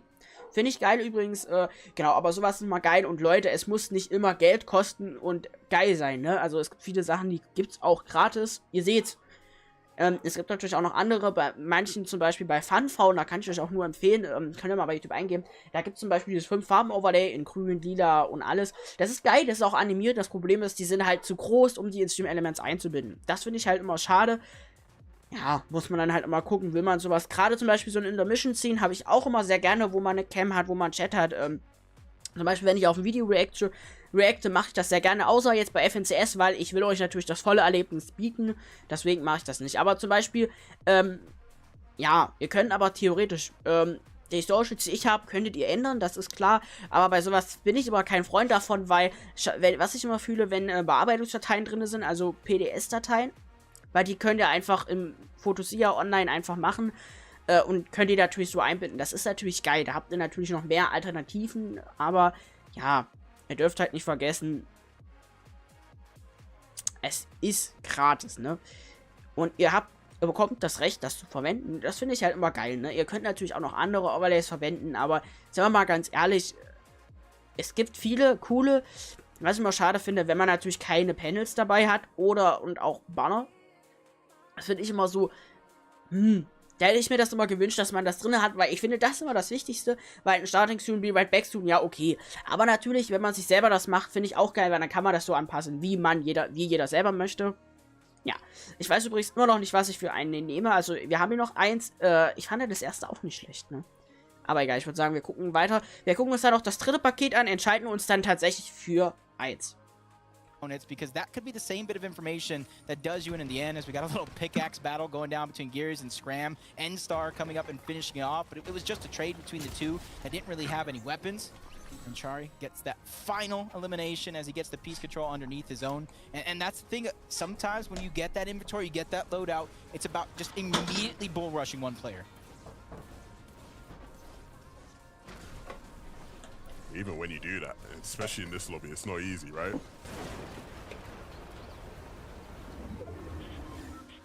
I don't think anything was easy in a lobby like this. Maybe landing? That's the bitch. Even that's not easy, mate, you know? Some of these teams, it actually does look like it's a struggle. There's Axe Force taking advantage of the new jungle biome. Übrigens an alle, die sich fragen, wie ich zum Beispiel dieses Game 4 von 6 und zum Beispiel dieses FNCS Mario 3 Week 1 Finals gemacht habe, das ist ganz einfach, das habe ich in OBS gemacht, das ist relativ simpel, das habe ich schnell gemacht, also es geht relativ schnell. Und die Breite begrenzt, macht ihr ganz einfach mit dem Bewegungsfilter. Da könnt ihr Bewegung einstellen. Ich habe die aktuell auf 10, weil ich finde, es soll nicht zu schnell sein, aber da müsst ihr natürlich gucken. Und das Geile ist hier, das könnt ihr direkt in OBS machen. Das heißt, da braucht ihr keine andere Software. Das ist alles in OBS möglich. Und dann bin ich einfach auf Farbquelle gegangen, habe mir das natürlich passend zugeschnitten, wie ich das natürlich haben wollte von der Dicke. Ich kann das noch dicker machen, ich kann das noch breiter machen. Das kann ich natürlich machen, müsst ihr selber wissen. Aber das ist möglich, das könnt ihr relativ simpel machen. Das ist halt cool. Und habt so natürlich die Möglichkeit, den Text einfach gemacht, habt den animiert, also auf 10 mit Bewegung. Und dann scrollt der Text und kann den jederzeit ändern. Das heißt, das ist sehr cool. Zum Beispiel dieses Game 4 von 6 kann ich jederzeit ändern. Zum Beispiel 4 von 10 oder halt anders. Das ist geil. Dann habe ich mir noch einen Strich gemacht, damit das nicht so aneinander geklatscht aussieht. Auch einfach, also Leerzeichen, Strich, Leerzeichen und dann wird das so angezeigt, wie ich das habe. Das ist kein Key, das macht ihr ganz einfach und das finde ich cool, dass sowas auch in OBS möglich ist. Und wenn ihr dann einfach die Quelle angibt, habt ihr dann zum Beispiel also unten unter eurer Bild oder eurer Vorschau habt ihr unten die Möglichkeit, dann könnt ihr jederzeit immer den Text ändern. Das finde ich halt geil. Und sowas könnt ihr relativ einfach zaubern. Das ist keine Kunst und das ist auch nicht krass animiert. Es ist einfach nur der Text, der scrollt. Und auch Encoder ist es für den Encoder nicht unbedingt. Ja, wenn ihr das natürlich macht, ist es einfacher. Aber es sieht immer cleaner aus, wenn sich der bewegt. Und ihr könnt den Text jederzeit ändern. Ihr könnt ihn natürlich ändern. Da könnt ihr auch euren Namen reinschreiben. Macht nur keinen Sinn. Könntet man aber theoretisch machen. Ja, ich weiß, wir reden schon wieder über alles andere, aber so habt ihr zum Beispiel die Möglichkeit, ihr könnt auch Hintergrundfarbe ändern, also ihr könnt die auf Pink, Neon, whatever, wie ihr macht. Ihr könnt auch ein benutzerdefiniertes Bild hochladen und die so ziehen. Ich finde halt einfach eine Farbquelle, weil das einheitlich ist. Ihr könntet da aber auch im Farbverlauf alles nutzen. Also, ihr könnt da von euren Overlay beispielsweise ein Bild reinladen, das nehmen als Hintergrund. Wäre möglich, ne, Chat? Also, das sind nur alles Möglichkeiten, sag ich mal, die man verwendet. Das ist klar. Lade das Bild hoch, nehme das als Hintergrund, zieh das passend, fertig. Und ja, ich habe das einfach als Farbquelle passt und ja. Und das finde ich halt geil und auch an Overlays und Alerts. Das ist immer wichtig und was ich immer wichtig finde, Chat, auch an alle da draußen, sind immer Alerts. Alerts sind das Wichtigste und die könnt ihr euch kostenlos bauen. Botrix ist ja für Kick die einzige Möglichkeit aktuell, weil es an der Schnittstelle hapert. Das ist der Grund, warum noch kein Stream Elements geht. Es liegt nicht an Stream Elements, sondern an Kick tatsächlich. Ich glaube, das kommt aber auch mit der Zeit und wenn da natürlich der Support da ist, wäre das natürlich noch geiler, weil dann könnt ihr das alles direkt hier anpassen in Stream Elements. Das finde ich halt sehr geil, dass ihr das da alles eventuell bald reinzieht. Warte mal. Additional 3 points can definitely stack up over time if you're able to consistently collect the same vaults. And here at Mega City, when there's several different teams potentially contesting the NPCs that spawn, because you've got to deal with High Card first, but you don't necessarily know exactly where he's going to land at. So for Kearney and Skyvy, fortunately they were able to take out High Card, secure that key vault, get those additional 3 points and all the mythic loot that's contained inside of that vault as well. Interesting to see how it'll play out for him. Ja, aber wie gesagt, Chat, ich finde die Möglichkeiten, die euch auch geboten wird, gerade da draußen als neue Streamer, geil. Wartet mal.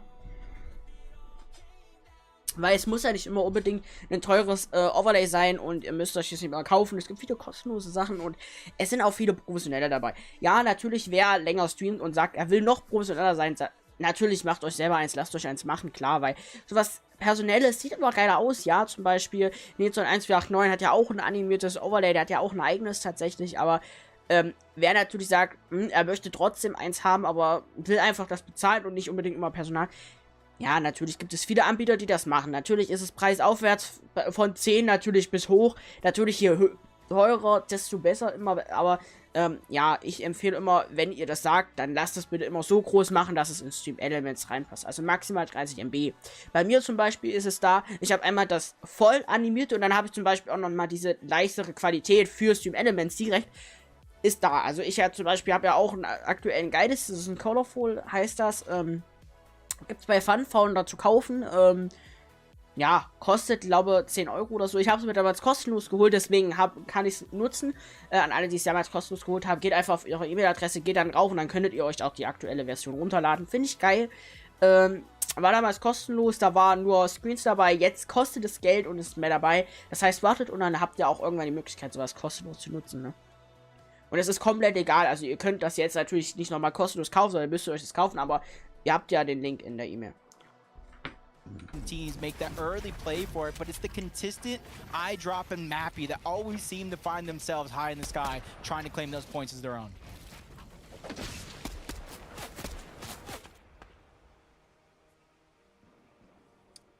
It's good to see eye drop and Mappy back up here, right? Of course, we know what happened last time they were able to claim this, right? They went on to win the game, and it's part of why so far has been such a good day for them. It's why they're sitting in that top 10.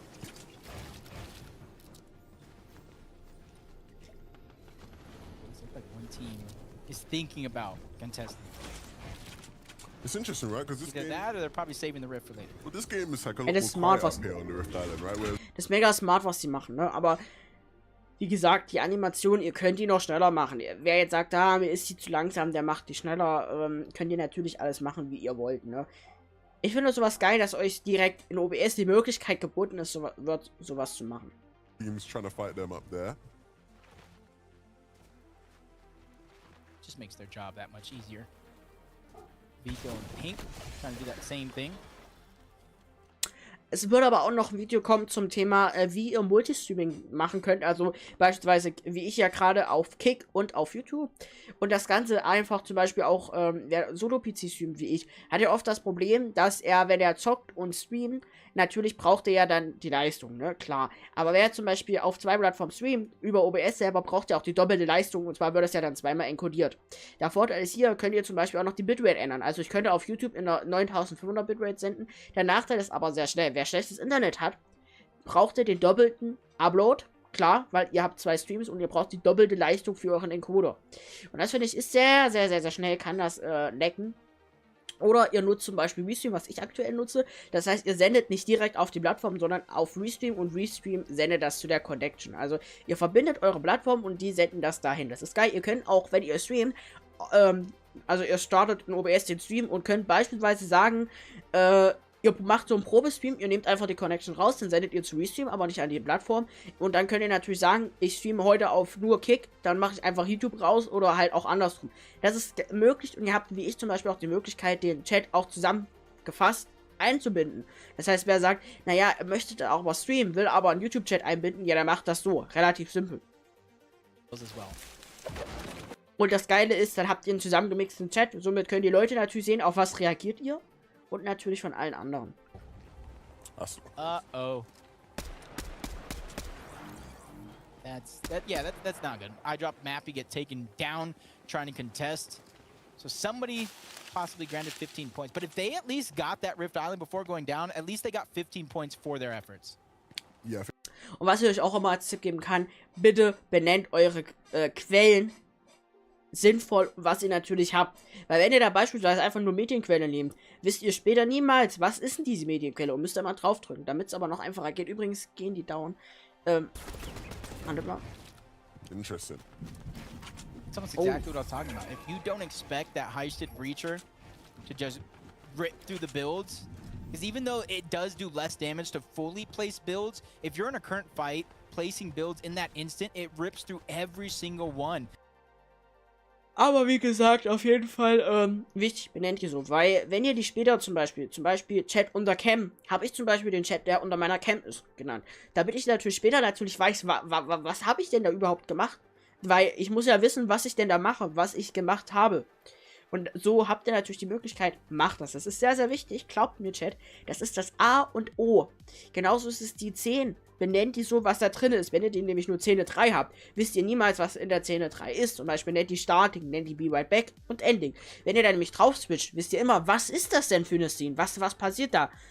Und wirklich nennt die auch idiotensicher. Damit keiner irgendwie was verwechseln kann. Ich meine, ihr müsst selber damit klarkommen. Aber glaubt mir, es ist verwirrend, wenn ihr Szene 1 ist Starting, Szene 2 ist Game oder. Oder manche haben ja zum Beispiel Starting, Be Right Back, Pause und haben den Rest dann drunter. Ich habe das nicht so, aber das müsst ihr selber wissen. Das ist, wie ihr das für euch selber habt, ist ja egal.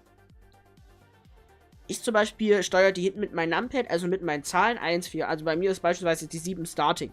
Die 8 war damals, Fortnite, die 9 halt Valorant, da ich aber nur noch eine Game-Aufnahme habe, weil ich das über Bildschirmaufnahme mache, weil es für mich einfacher geht, ist es bei mir die 8 halt quasi nichts. Die 9 ist da meine Ingame-Szene, also meine Game. Bei mir ist die 4 dann Be Right Back, also Pause. Die 5 ist dann halt Just Chatting mit meinem animierten Overlay. Die 6 ist bei mir dann halt in der Szene, wo wir gerade sind, also meine League-Szene, wo ich halt reacte, also könnt ihr auch Reaction nennen. Das habe ich auf der 1 meine Ending, auf der 2 würde meine Reaction laufen und auf der 3 könnte ich theoretisch noch Sachen binden. Wenn ich mal hier drücke, passiert nichts. Nein, dann gehe ich nur nach unten, aber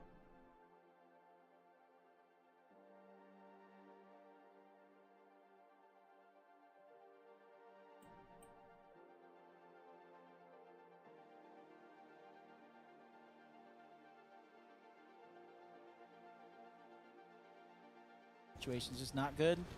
ja, deswegen, aber die Möglichkeiten gibt es und ich finde das mega geil, weil, ja, das habe ich und wie gesagt, das finde ich cool. Gerade auch mit dem Chat finde ich geil, weil ich persönlich bleibe auch weiterhin bei Restream, weil da habe ich jederzeit die Möglichkeit, Duo zu streamen. Ihr könnt aber halt auch direkt, weil so könnt ihr zum Beispiel auch Leistung starten. Und wenn ihr auf Restream geht, auf Dashboard seht ihr natürlich auch nochmal alle Sachen. Den Keyframe-Intervall, die Bitrate und alles. Guys are well ahead on their surge, which is nice. It needs to get into zone.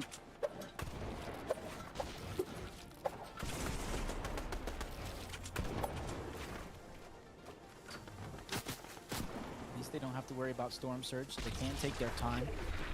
Add in the fact that they do have the slap splashes, so getting HP won't take too much between the two as they slide. Und auch Bitrate müsst ihr gucken. Ihr könnt auf Kick bis 8000 sogar, also ab 8000 könnt ihr sogar anfangen. Das finde ich zum Beispiel geil, dass ihr das auf Kick die Möglichkeit habt. Weil Twitch hat ja die inoffizielle Bitrate von 8000. Die könnt ihr natürlich hier auf 8000 legen. Ich streame auf eine 7500er Bitrate, habe aber meistens eine konstante 8000er, weil ich ja noch mehr farmen kann. Also ihr dürft halt nicht vergessen, ich habe eine 100 Mbit Leitung, das heißt, ich könnte 40 Upload machen und hätte dann immer noch 60 zum Spielen. Da ich aber nicht alleine bin, bin ich einfach auf die 7 Mbit gegangen und habe immer noch genügend Leistung zum Spielen und bei mir leckt kein Spiel. Ich habe in keinem Spiel einen Crack Ping. Natürlich habe ich einen 0er Ping, wenn ich nicht streame in Fortnite, klar. Aber ich habe so auch manchmal sogar einen 0er Ping und sogar einen 1er Ping, das ist, oder auch mal ein 10er Ping, aber er ist immer noch okay und auch perfekt zum Spielen. on that mountain just outside of Mega City. So it's all about just staying in your position, 10 toes down. Great shot by Blurfire. Ends another duo's run, but it came at a cost. His teammate did go down, so even though he picked up the points, he got a huge refresh. He is now a solo doing this one by himself. This is not an easy spot to be in, but Blurfire is making the best out of a bad spot. Plenty of mats to work with as he tries to clutch up some placement points at the least. Pink and Vico have found themselves a mother load of loot right now. A bunch of stuff to work with here. Some weaponry upgrades as well. I like the decision here, especially I think this season is one of the more flexible seasons in terms of being able to pick either a Havoc, the Sharp Tooth, you're seeing the Heist Breacher, you're seeing the Accelerant Maven, because each of them has its own sort of utility that goes along with it. The distance with the Sharp Tooth, the Pack-a-Punch with the Havoc, the speed boost with the Maven, and even being able to tear through builds with the Breacher. So it's all about your playstyle in this season, which is giving players. Ja, es geht mit langsamen Schritten auf das Endgame hinzu. Wir gespielt werden noch 2 Runden. Insgesamt, also das ist jetzt die 4. Runde. Wenn die vorbei ist, gehen wir in die 5., dann in die 6., also es werden noch 2 Runden geblayed. Finde ich geil tatsächlich und bin auf jeden Fall auch hyped drauf, weil mich interessiert schon, wer natürlich gewinnt. Das Geile ist bei Fortnite, was ich cool finde, dass sie das streamen. Die reagieren auf verschiedene Lobbys. Das finde ich zum Beispiel auch immer geil und ja, das Geile ist, ja, man sieht hier natürlich gleich direkt die Standings und ich finde das cool. Leider streamen die am Anfang immer nur die Finals. Das finde ich sehr schade. Die streamen auch andere Finals. Also, wer zum Beispiel FNCS, ja, auch in anderen Serverregionen, also in anderen Regionen FNCS schauen will, kann das hier machen. Die streamen das ja auch, ja, weil wir ja in Deutschland sitzen und mir es ja nur um das deutsche FNCS, also um das europäische FNCS, also in Europa geht, gucken wir das an, aber ihr könnt auch andere angucken. Also da geht ja einfach Fortnite. Die streamen übrigens meistens auch immer auf Twitch. But Mr. Savage at the last moment gets tagged up just a little bit. Vidil just trying to build himself a little bit of defensive layers here between him and the possible enemies above him. In fact, it's actually looking like he's playing a little bit aggressive to try to push them off what loot he can take for his own.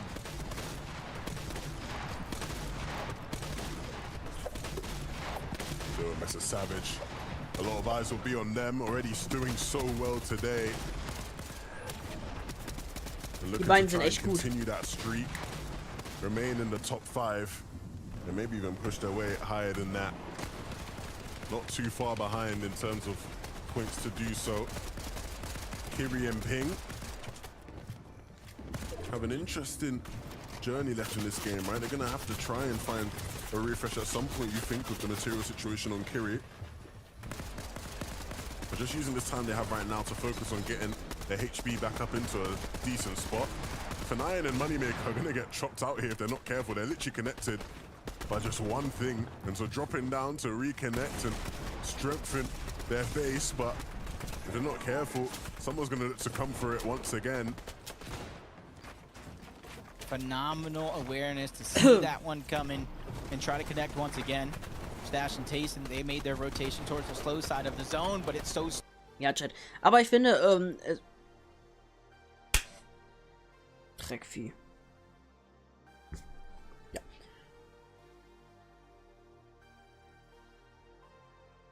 Das war irgendein Vieh, keine Ahnung. Auf jeden Fall, wie gesagt, finde ich das immer geil, FNCS zu schauen. Auch wenn es für mich halt meistens 3 Stunden sind, die für mich Schwachsinn sind, sage ich manchmal so, wie es ist.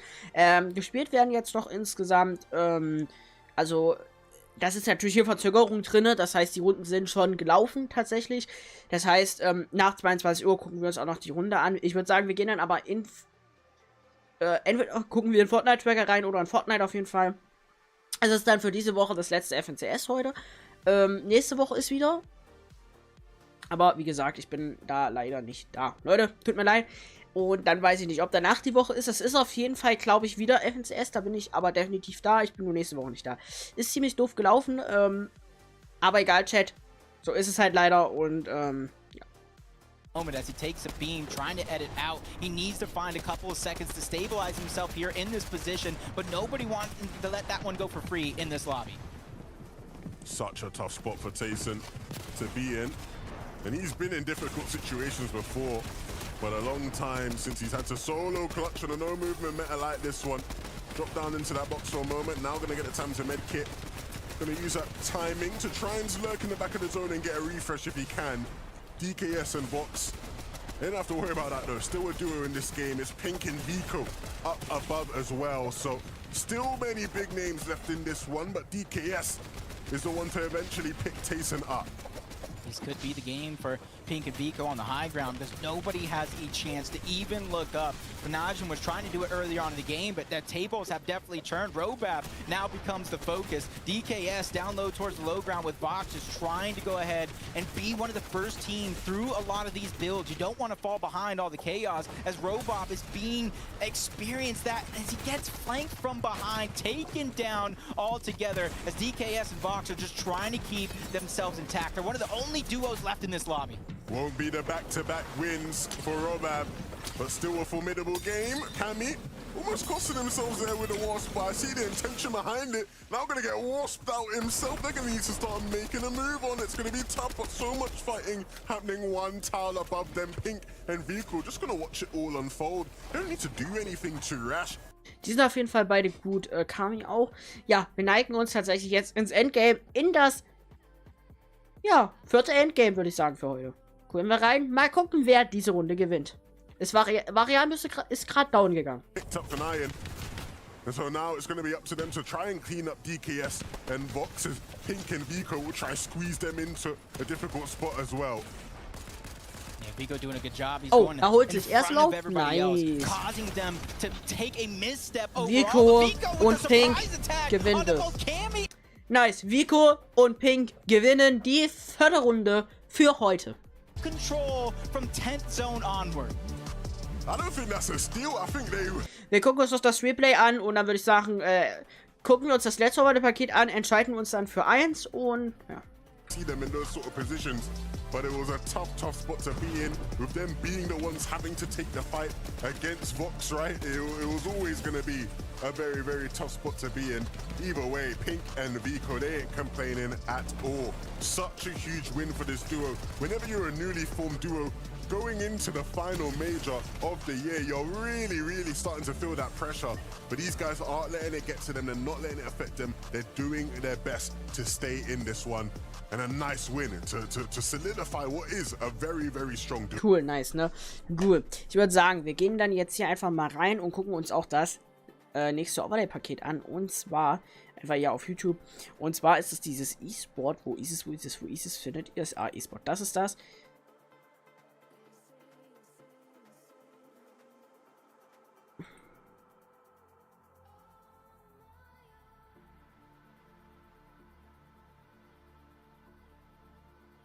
Ah, hier ist das drinne.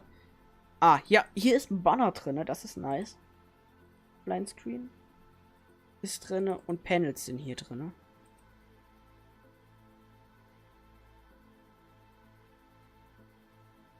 E-Sports. Ah, das finde ich geil, ne? Ihr habt ja PNG, dann habt ihr hier natürlich die Transition drinne. Das, wir gucken uns erstmal die Transition an, die ist nämlich geil.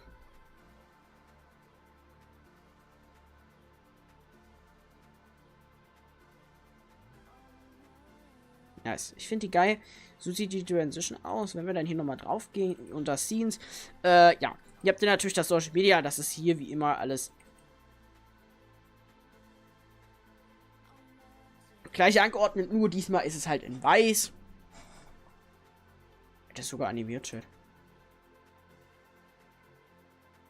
Das ist sogar weiß. Das finde ich geil. Und ja, das ist halt Intermission. Es ist quasi, ja, in so einem... Ja... Finde ich geil, ich finde dieses Design geil. Es erinnert mich mega an Valorant. Ist aber kein Valorant Overlay, tatsächlich nicht, ne? Das wäre zum Beispiel Ending und hier ist halt Ending, deswegen finde ich das so normal nice.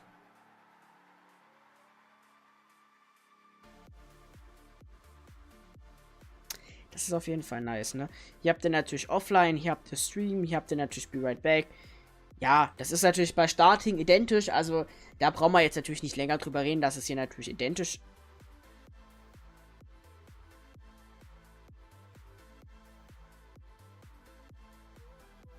Nice, ne? finde ich sehr cool. Wenn wir hier nochmal drauf gehen, habt ihr hier die Transition, dann habt ihr hier natürlich die Panels. Hier habt ihr zum Beispiel Overlays, das wäre zum Beispiel das hier.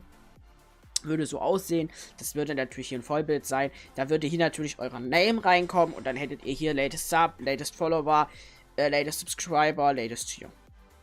Also Donation, Follower, Sub und Cheer. Und halt euren Namen, ne? Was ich aber hier mal kacke finde, ist, wenn ihr auf Facecam geht, habt ihr hier immer Overlay.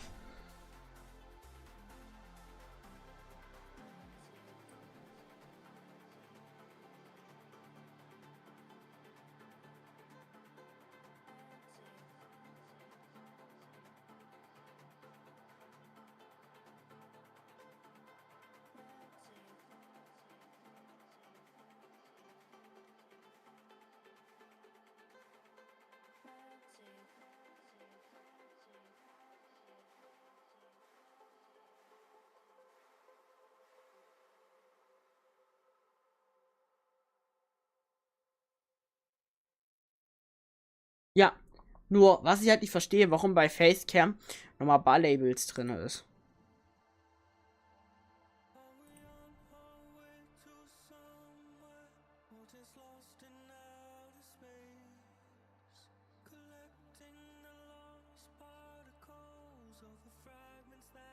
Das wären halt die Alerts, die würden so aussehen. Die finde ich sehr clean, Chat. Sehr, sehr clean. Ja, das sieht nicht schlecht aus.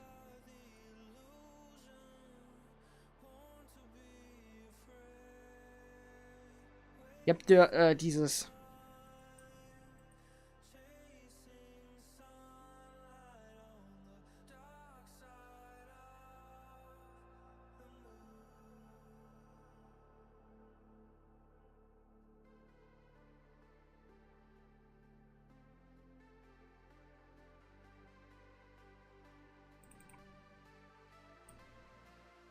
Ja, das fand ich jetzt aber auch nicht schlecht, Chat.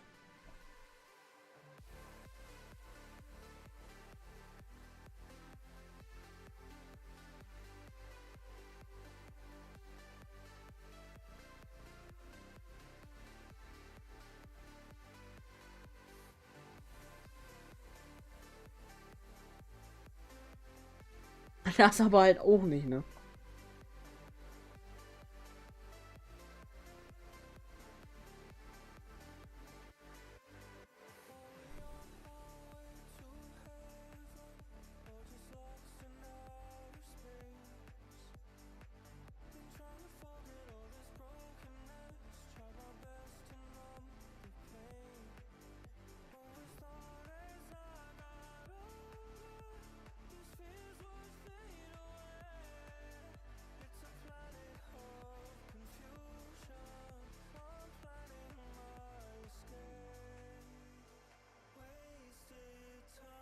Das war halt die Transition, das ist halt, ja, so eine hatten wir schon mal so eine ähnliche.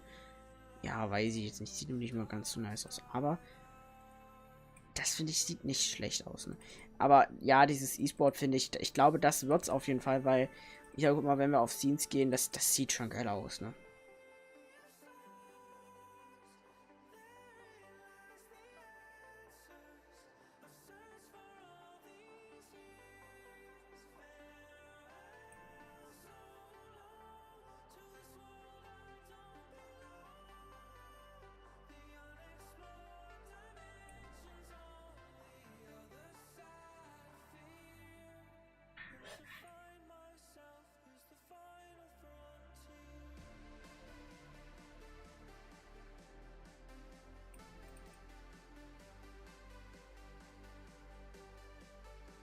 Und das löschen wir auch dann dementsprechend.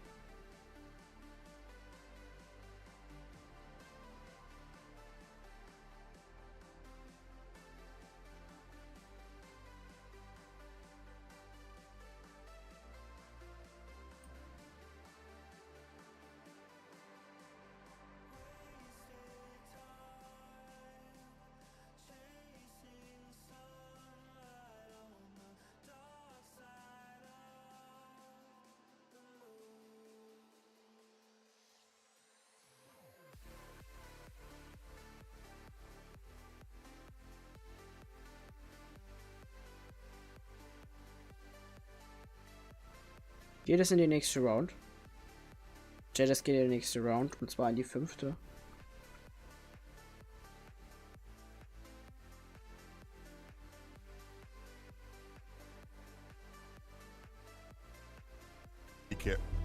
And over here we have another name change. Change his name to Castle King. Change his name to Castle King along with Vino. So we'll see a win. Finally a win. Hooray. The kings of the castle finally reign supreme. Queasy picks up, or I should say Castle King picks up the shotgun and delivers the goods. Oh my goodness. I thought I wasn't going to see the day. For some reason, I thought immediately with Nebs taking him down, I thought somebody tried to third party in. Aber was ich mich jetzt heute immer noch frage, man arbeitet ja bei Fortnite. Wie spielt man dann selber Fortnite so? Ja. Weil, ne, man arbeitet, man ist ja dann angestellt bei sowas bei Fortnite, ne? Und verdient man damit eigentlich viel Geld? Weil, na, okay, du kommentierst. Ah, okay. Ich glaube, die verdienen trotzdem eine Stange Geld, ne? Also, Chat, das Geld verdienen wir leider nicht. Nein, alles gut. Aber ich gehe mal schnell auf Toilette und lass es laufen. Hey. Why did they have to change it? I don't want to have to call them that also. Why did they have to change their names? Oh well. At least they're the kings of the castle, eh? Fire. For now. Fire, bro. Trying his best here off spawn. But Zestful and Super Eye gonna do their best to shut that one down. And shut it down they will. Every single time when these fights finish, I immediately look into that mini map, and there goes Mariah just trying to put the shots in, but needs to be careful. Needs to be careful what he takes him out. Nice and easy. Yeah. Super Eye was trying to revive. Yeah, he was trying to revive Zestful, but Mariah just said, nah, bro. It's over for you. Instantly getting that loot. What do we got? Ooh. Nice legendary combat SMG, but show them 11, and they're laughing, are slowly sneaking up. Hopefully their laughs aren't too loud so they can be heard, but that's neither here nor there, because immediately he takes the rift and tries to reunite with Hero.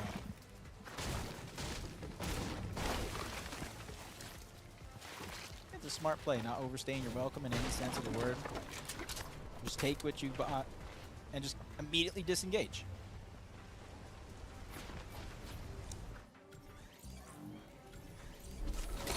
Some off-spawn battles. It's not an FNCS without Giras fighting off-spawn in the north side of the map, is it? And making quick work of the fighters or scram quickly out of the lobby. And QB followed up as well. Giras feeling it right now. That's a couple of battles back-to-back already won. As Thomas is just trying to save as many of those heals. Go for the trades in which you're used to here at Rift Island and kind of go from there. If you kind of see the materials already, they're stacked up. Racetrack, even though it may not have the best loot overall, I think it is one of the best drop spots that isn't a named POI here on the map.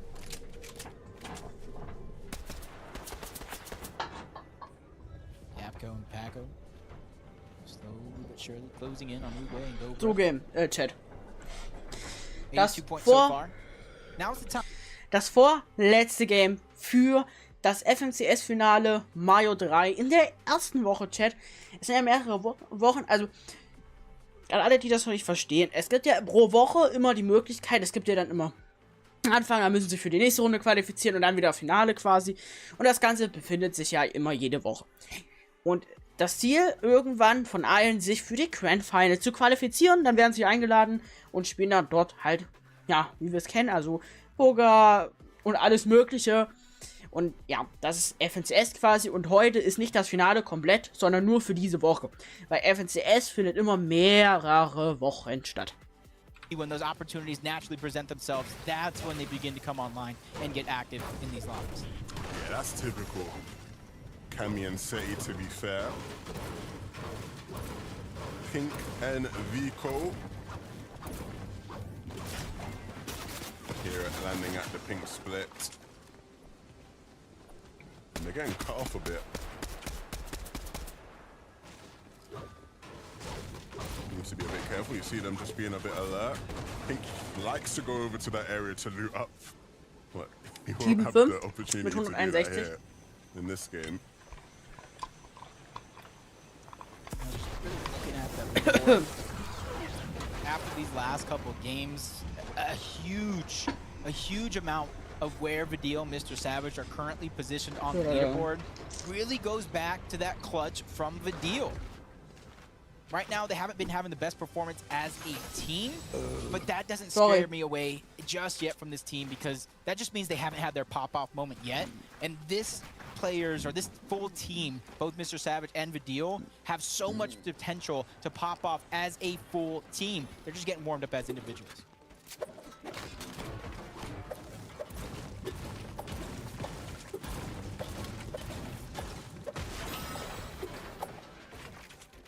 I was getting worried. We hadn't seen the Brutal Bastion vault all day. I was thinking, has it disappeared or something? What's happened to it? But finally get to see it. Still luck of draw in these situations. Looks like this third-party team is going to be one of the first ones to try to rotate away. Cade and Deox. I don't even know if they know Cheapo and User are here, because if they don't know they're there, this could be one of those moments before disaster strikes type situations where User and Cheapo might be able to get a beam on Diox and Cade.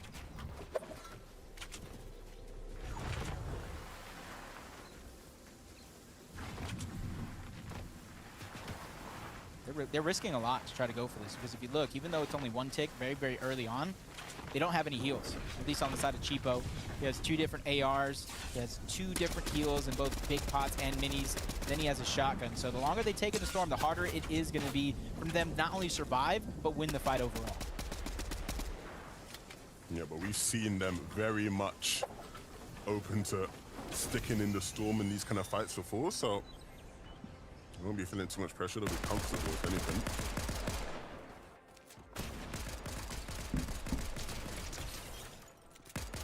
Good shots there. Caitlyn's just trying to fire back at any sense of the word. Flunix deals a good amount of damage, but you even see some other teams. Skrill, Blue Fire coming in. Twee and him are going to end up in the same box, but now they're just surrounded and hounded. I wonder if anybody even knows that third team is there. Wild Wasp coming out as well. Just trying to funnel them into one direction or another. Even the explosive repeater rifle being used, it said, doesn't matter who we sneak up on, both of these teams can get hit. Yeah, and look, if you're Jalen and Twy, you got to start to step it up. Right now, Jalen and Twy, they're currently, well, I say Jalen and Twy, mainly Jalen. Because for the people that don't know, there's a bit of a sweepstake right now in the community between Jalen and our boy Archie. And right now, Jalen's he's below, right? They're about 31st. Also was ich mich frage, wie sie diese Cam machen, weil, ja okay, durch den Stream auf, er streamt ja auf Twitch, dass sie ihn dann halt haben, aber wie viele 10 haben die dann für die ganzen E-Sportler? Okay. Boy right there, I want to see him improving, rising up in the standings. Of course, we know they want them series points if they want to get back to the grand finals like we saw them last season. You know how I know you're popular? Everybody's your boy at this stage of the game. You know what? Not everyone's my boy. I got a lot of boys in the lobby, but not everyone's my boy. Just don't know me how to show them. They're laughing. Trying to cause some commotion here. They're trying to be the last ones laughing if they're in a 2v1 situation here. Trying to break into the box, and they take down Kyrie. Those are crucial points from the second half of the game.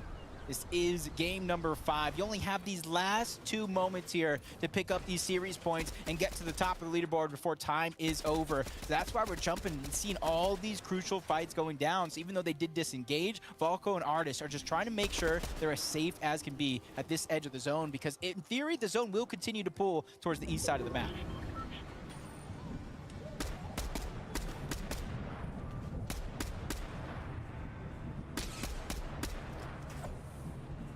Back over towards Mega we go, and typical Mega gameplay here, where players chill in their bases, look for tags, some spare shields, gonna be somewhere down there, either in the base or in the building. Ooh, what do we have here? The Castle boys up against Tayson and Mustache with some other players in the fray as well. It looks like Hellfire and Nebs are here. Oh my, what is this fight? These are almost every team we didn't expect to be the position they are at on the leaderboard. And King of Castle is going to be able to instantly break through a lot of these builds with that heisted Breacher, but he gets back down just a little bit, but no worries here nor there as Castle King is right by his side on the Castle duo. They're trying to claim it as their own. Successful here in this last game, but Mustache running out of time to try to get that revive onto Tayson. Third parties are coming in. He's trying to use that as a distraction, but only a few seconds, and he's a few seconds too late to try to get that res onto Tayson. So that distraction is now the same thing that makes him the focus of this fight. That's tough. The Castle boys finally getting a chance to play a game out, and they're making a big impact. Tayson's not going to be too happy. It's another game where Mustache is going to have to fend for himself, but I really want to figure out what's going wrong with that duo. Not the kind of performance you expect to see from them at all. Good, though, to see Castle King and King of the Castle not backing down. I can't lie to you, Jacob. I was seeing a lot of people jumping on their backs after the first couple games went awry. I didn't realize how many haters these guys had. Aber wie gesagt, Chat, also das ist jetzt die vorletzte Runde, die für heute gespielt wird. Also in ja, über 15 Minuten ist dann auch Schluss mit FNCS. Ja, ich bin auf jeden Fall hyped drauf, wie natürlich die Standings sind.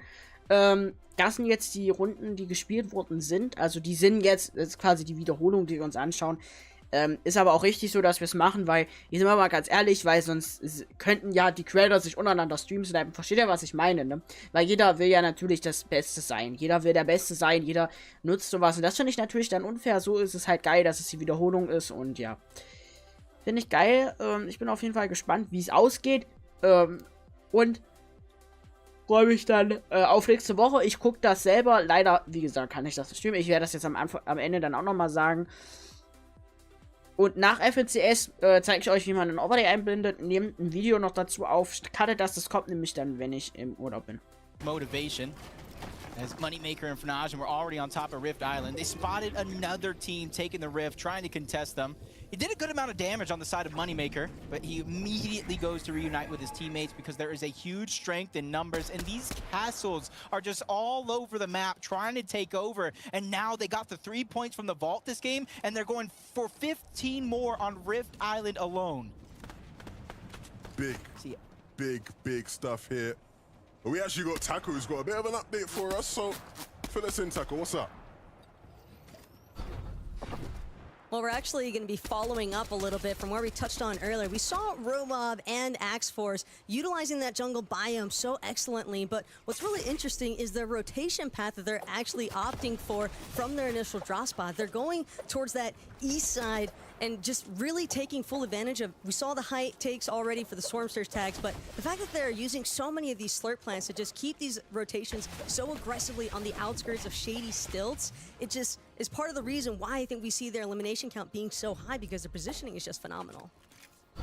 Not only that, Taco, great breakdown, but it just shows how methodical they are in their game plans. The castle comes crumbling down. They both get sent back to the lobby, but at least they had something for their efforts here in this game to try to pick up the pace in the last and final one just around the corner. Because now he gets to kind of pick and choose whatever loot he wants, and it looks like he's going for, once again, that heisted Breacher shotgun. Being able to surprise any team towards this end game is huge, not only for survival, but picking up some points.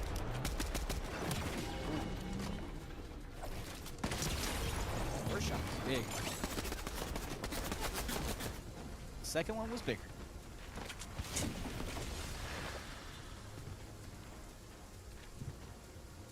as you can see, Rumble Ruins and the long white line that Seti and Cammy have to travel to get in the zone leads me to believe the zone is continuously moving towards the east portion of the map. And if you kind of look at the tilt, it has a little bit of north tilt on that white line. It has a north pole as well.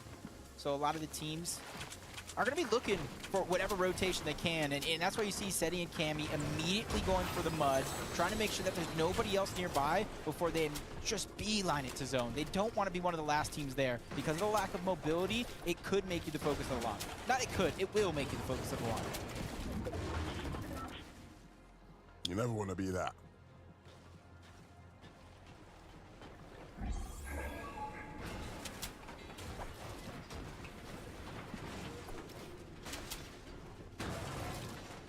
Every piece of loot, Jordan Fanage and Moneymaker. Even the vault on top of Rift Island, which has already been captured. 188 below the threshold though. Definitely looking for anybody that is on this rotation, but since they are in zone and it's going to pull away. Die haben so eine saugeile Posi, ne? Wenn sie jetzt nichts draus machen, wäre ärgerlich. Have to be getting proactive. They have to be trying to get aggressive here and find. They just can't settle for nothing, because otherwise they're just digging themselves into a hole. Yeah, and this is the time to do it, right? Obviously, this game, and then the next one, and then that's it, right? Then you're sort of heading back to the drawing board, waiting for next week. Nebs and Hellfire had a very hot start to the day. Of course, double-digit elimination, second place was a game where they really strutted their stuff, but we want to see more from them throughout.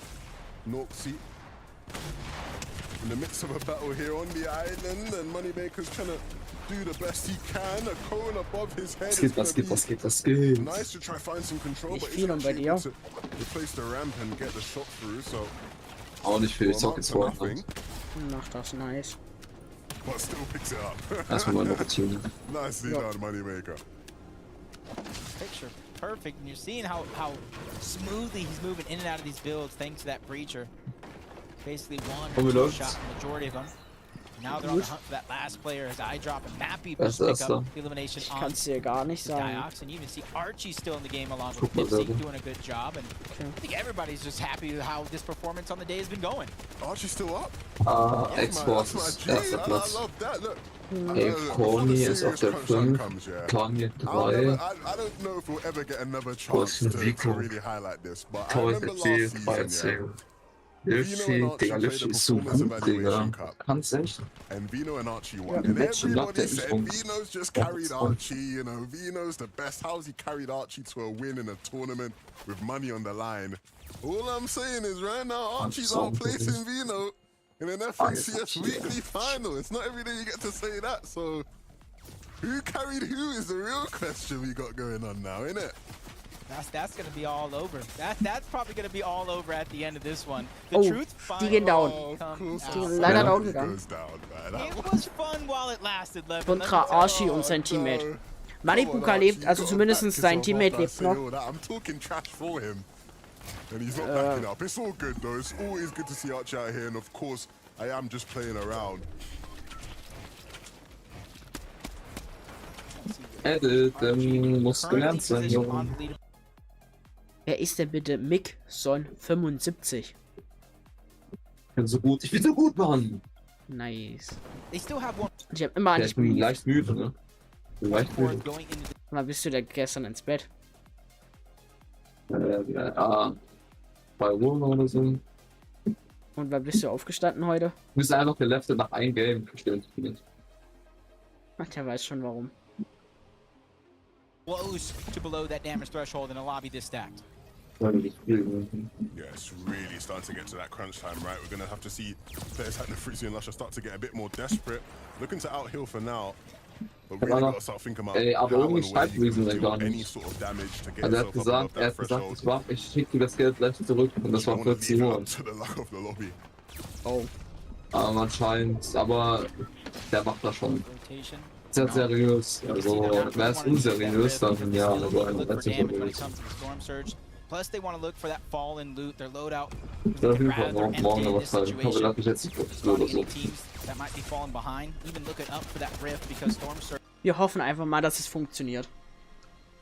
Ja, aber ich habe ja geschrieben, ob eine Spinierung möglich ist, hat er gesagt, ja, schickt mir das Geld. Ja gut, ich werde es aber entweder heute oder morgen bekommen, also Genau, so musst du das sehen und niemals drüber nachdenken, ob es fake ist. ja.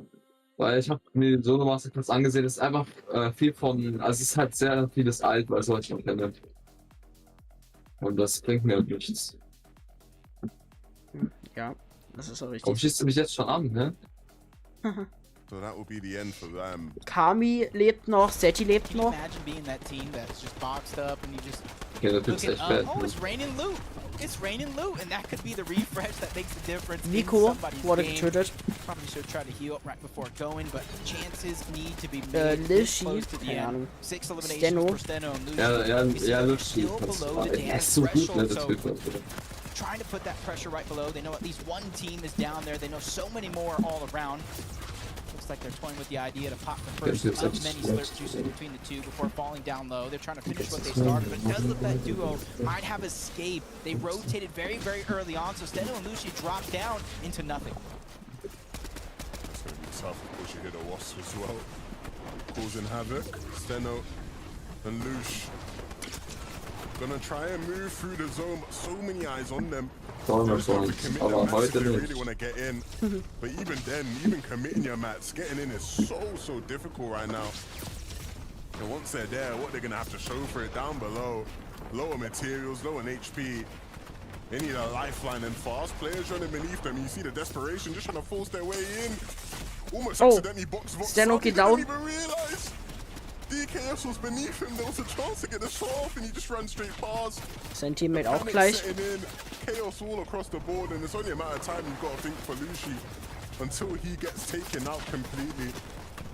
Shots flying in from all over the gaff. 7 HP in a dream. Say, how is he still alive, running? Finally making the zone. Ah, He's immediately langsam trying to davor. get to the action, pick up any of that It's fallen so loot. Doesn't langsam, find langsam, anything that he can work with. Fires a shot as he turns the corner. Stabilizes here for just a moment. Breaking through the build, just trying to build himself a box that is all his own. He still doesn't have time to pop the minis because he doesn't want to waste that Ah, opportunity where boah, he du could try brauchst to jetzt go for a shot. gezogen wurde.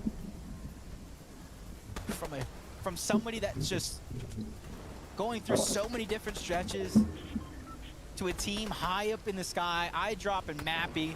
If you look at their heals as well, if this one does go down to a heal off, those mythic slap splashes heal 30 instead of 15. That is so much heals available for that team on the high ground. So somebody has to look to contest them early. Even if you just fire some shots, whittle down their shield, force them to expend their heals as fast as possible. Ooh, Lucy's making this happen. He's keeping the dream alive for his duo. Needs to be careful of the player right there. Elevates appropriately and well timed. Needs to stay careful when you see him using the materials to make sure he doesn't get caught out. Very aware of where that danger is. Malabuka in a world of danger, and anybody around him is going to be in a world of danger because he's Tomax HD ist fiery and very gestorben. angry right now. Left as a solo, has to go huge to clutch up in this game. Blaha and Mixon. So, wollen wir mal gucken, wer gewinnt. Blaha trying to make the way, trying to make space for his duo partners. Boah, wie winzig die Zone einfach ist und wie viele noch leben, das ist ja bodenlos. The chance of anybody trying to sneak up on him with Brian and Kiro. They're getting aggressive. They pick up an elimination onto a Nas. Oh. A huge siphon and a Da refresh hat to sich keep jemand their einfach game going. From durchgeglitscht. one team to the next. Ja, gut, meine Tropez Augen even sind finding irgendwie as much loot as possible after picking down both Giri so and da Charis. ist. That's a huge Streamst du heute Abend eigentlich wieder? Boah, muss gucken. Okay. Needs to hit him more. Can't get too ahead of himself. But you know, when given an opportunity, he's gonna do it twice. And there's more opportunities here as well. The view doesn't even have a clue it's about to happen. But Malabuka can't quite get the timing. Oh dear. Oh, I thought it was gonna also happen. Malibuka ist Nevertheless, down. Seti moving through this What? zone. Malibuka ist gestorben gerade. Ah, mein Gott. For him as finally gets himself in a nice spot here with Cammy where they can farm up that tree and Oh look to nein, move das in a ist bit so more. gut. Looking up for height as well. Need to be careful. Gut, easy. perfect way Oh, for nice. Creature. He's just breaking down the builds for the high ground. They notice it. They put pressure down low. Vidal and Mr. Savage into the top 11. He's making sure to get every single heal that he can, just in case this one does go down to a heal off. He's even leading the way for Vidal, who's on the back, making sure, again, nobody can turn around and hit a flank shot, but he's out of builds, fresh out of match, looking for a refresh, but it's DKS who finds it onto Cammy, throws the body in their box. Top 10 we go, Levin. Look at DKS and Vox. We saw them in some trouble before we got to first moving, but they've clearly picked things up and turned their game around.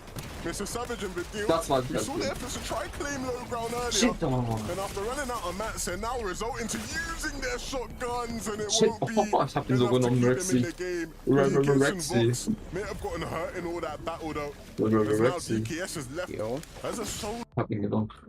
Nice, du bist ein Profi. Okay. 5 situation. The team that has already captured the Rift 7 Island Leute. 2 times for 30 extra points.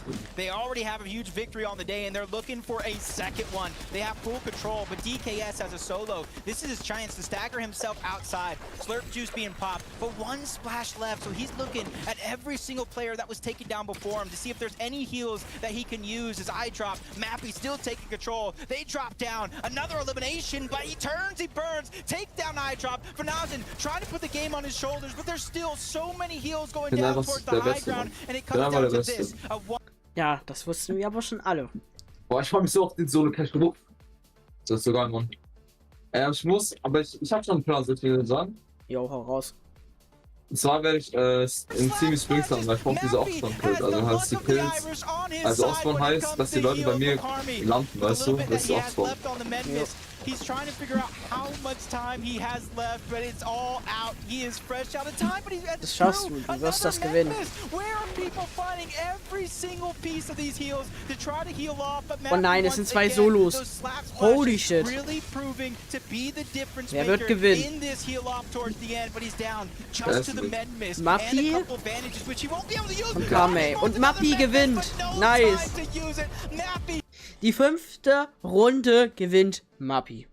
Hat er nicht vorhin schon eine gewonnen? Hat er nicht die erste gleich gewonnen? Aber wir sind es einfach nicht gekocht, ne? Ja, ich hab's mitbekommen. Aber nächste Events beim nächsten Mal gekocht. Wow, Das war gar okay, nicht so look, richtig, another ja. game then. Also ich sag dir ehrlich, goes to our wir werden sich safe beim nächsten Mal Yeah, freuen. Mappy, and for a Ja. moment I was worried. I thought iDrop maybe got a bit too Aber many die fruits Glitchy, when he Digga, got was ist down für ein there. Typ, Digga? But Mappy able to Sehr hold heftig, on, Mann. had the heal of potential, and these guys will pick up another win here today. A dominant display. Vor allem Chat, man sieht mega bei denen im Gesicht, wie sie belichtet werden. Ich finde das immer so eklig. Ja, aber die können die doch nur sehen, weil ich stream, oder? Was ist mit Stream? Oder sind sie eingeladen? Die sind in dem Studio. Echt? Die werden Ach, eingeladen? Nein, achso, nein. Nein, die nehmen das von den Streams raus. Der Okay, das Ehre. ist echt bad.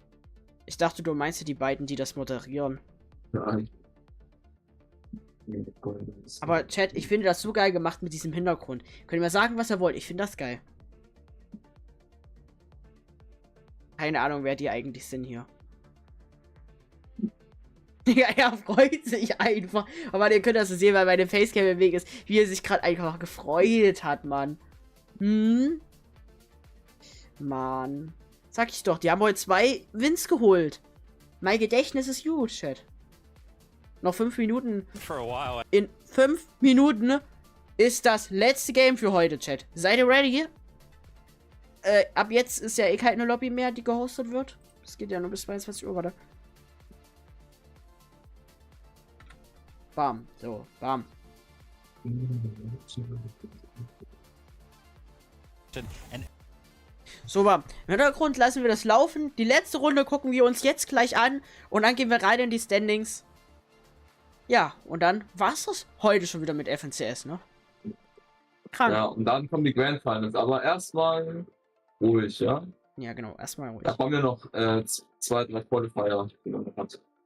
Ja, ich weiß. Es ist ja nächste Woche nochmal. Da bin ich ja nicht da. Danach die Woche. Und danach die Woche müssten ja Grand Finals sein. Also in 3 Wochen. Oder 4. Keine Ahnung, Chat. Auf jeden Fall ganz ruhig.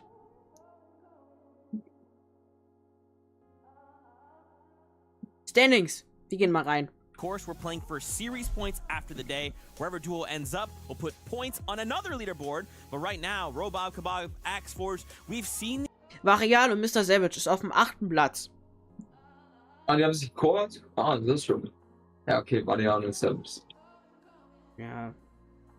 Die waren aber mal auf dem ersten Platz heute. Das war ein Auf und Ab mit ihm heute. Mit den beiden. Mal gucken. Die letzte Runde kann noch alles entscheiden. Zwar nicht mehr ganz so viel, aber sie kann noch viel entscheiden, Chat. Das sind ja nur die Standings von jetzt im Stand, ne?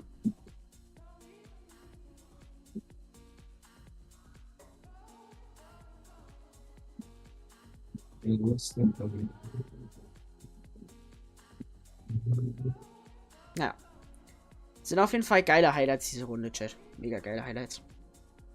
Was absolutely vital for this team, albeit not the best game for this team, of course, going down there at 15th place, so they definitely need a little bit of a better game to clutch up the, what is that, Vico 5 auf dem points 9. difference Platz. between the two of them. It's really looking close for Mappi auf dem 14. It's terrifying. And Kami I love und that Vin Zeti auf brings dem up a good 2. point, right? We have two separate styles happening. Robab and company, they're looking for eliminations. Seti and Kami, they're looking to say, how close to that victory royale can we get, right? And just a couple of the games so far today, we've actually seen them with more eliminations that we're kind of used to seeing, right? Normally, it's like they'll end the game with 2, maybe 3, but they're still trying to find that balance. I feel like, Vivid, would you agree or disagree?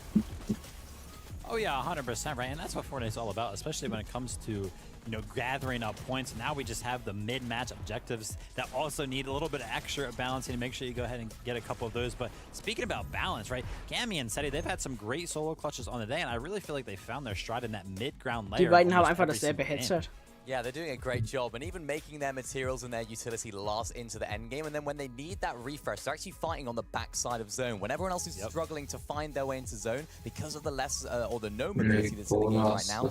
Chat, was ich nicht verstehen kann, die haben ihr Headset-Kabel hinter ihren Rücken. Warum hat man das nicht vorne? Das würde mich ja mies triggern, wenn du auf dem Stuhl sitzt und das Kabel dir hinten im Rücken drückt.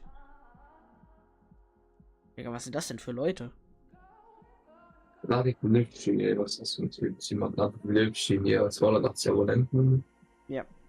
Vor allem ist, die 2 stehen, der letzte sitzt einfach, ne? Noch 1 Minute 46 müssen wir warten. Wie oft wollt ihr denn jetzt noch auf die Standings gehen? Es ändert sich eh nichts mehr. Variale hat 191 Punkte.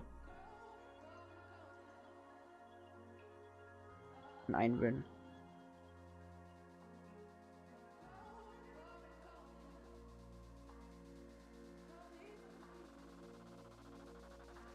Jetzt bei Redstock aus. Wenn die Marines. Also, Zeit ist finally back. also Chat, auf jeden Fall nach FNCS mache ich noch ein Video, wie man Overlay einbindet, damit ich das im Urlaub cutten kann, dass es noch online kommt. Und danach geht's rein in Fortnite, Chat. Das ist wichtig. Wir wollen ja auch wieder reingehen in Rank, ein bisschen aufranken. Ey, wir streamen schon wieder 3 Stunden und 6 Minuten.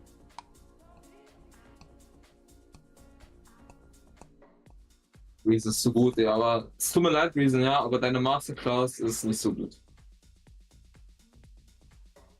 Was hast du dir jetzt für eine Masterclass geholt? Das ist Solo, aber Solo Masterclass bringt nicht so viel, weil die Solo Masterclass ist alt, weißt du, die hätten eine neuere bringen sollen. Und es ist alles auf Englisch. Ich kann zwar Englisch, aber nicht so gut wie die, weißt du. Ja. Ja, noch 16 Sekunden, Chat. Er freut sich einfach nur, ne? Aber man, alleine schon, ich habe ja einen Ton aus, aber ich weiß nicht, was er sagt, aber er freut sich halt einfach nur. Er freut sich, der andere, guckt es euch an, ne? Das ist echt creepy, wenn du den zuhörst, zuguckst, ohne Sound zu haben. Mhm.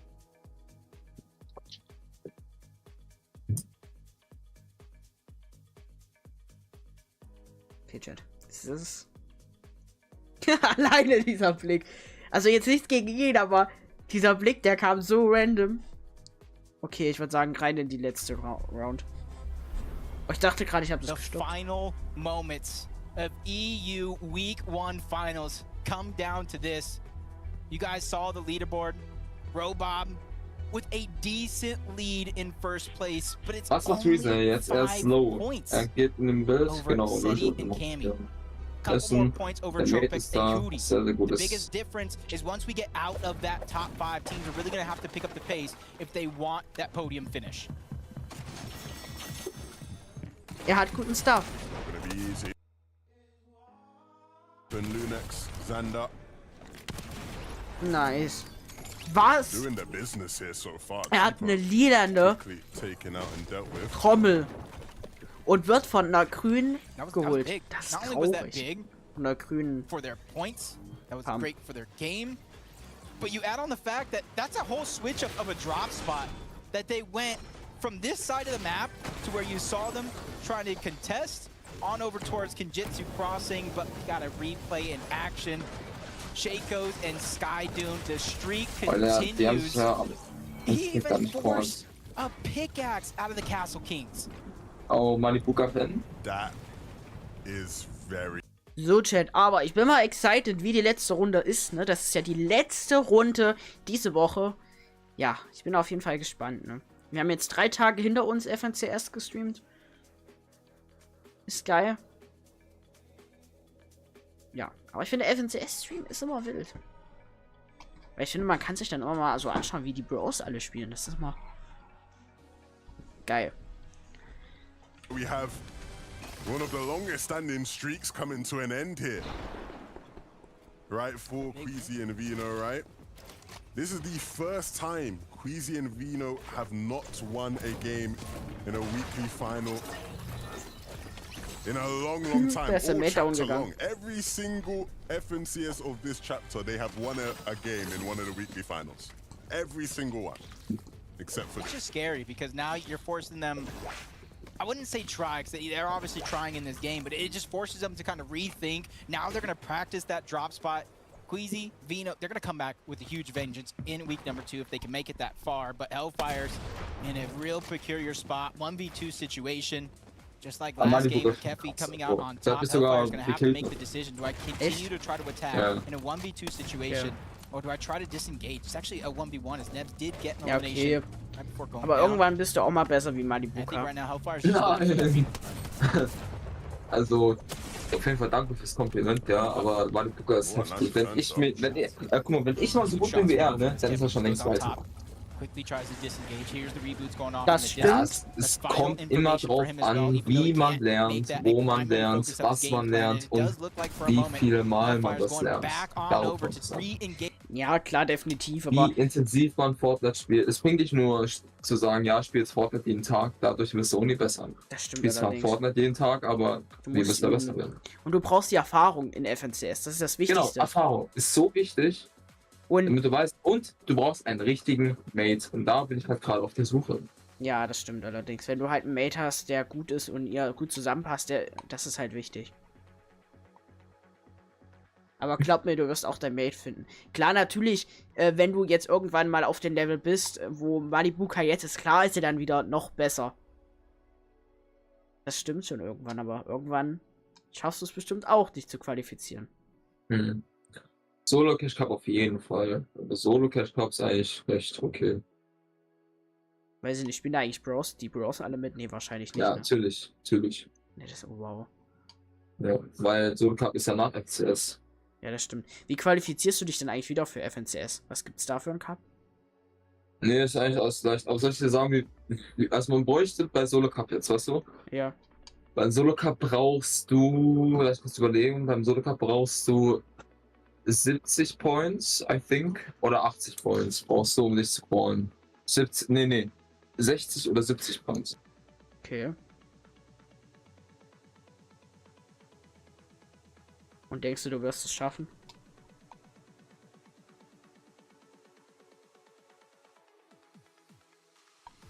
Okay, ich believe, dass du es schaffst erstmal. Sorry, war Play. Ja, so, ich glaube 65 oder Oder 70?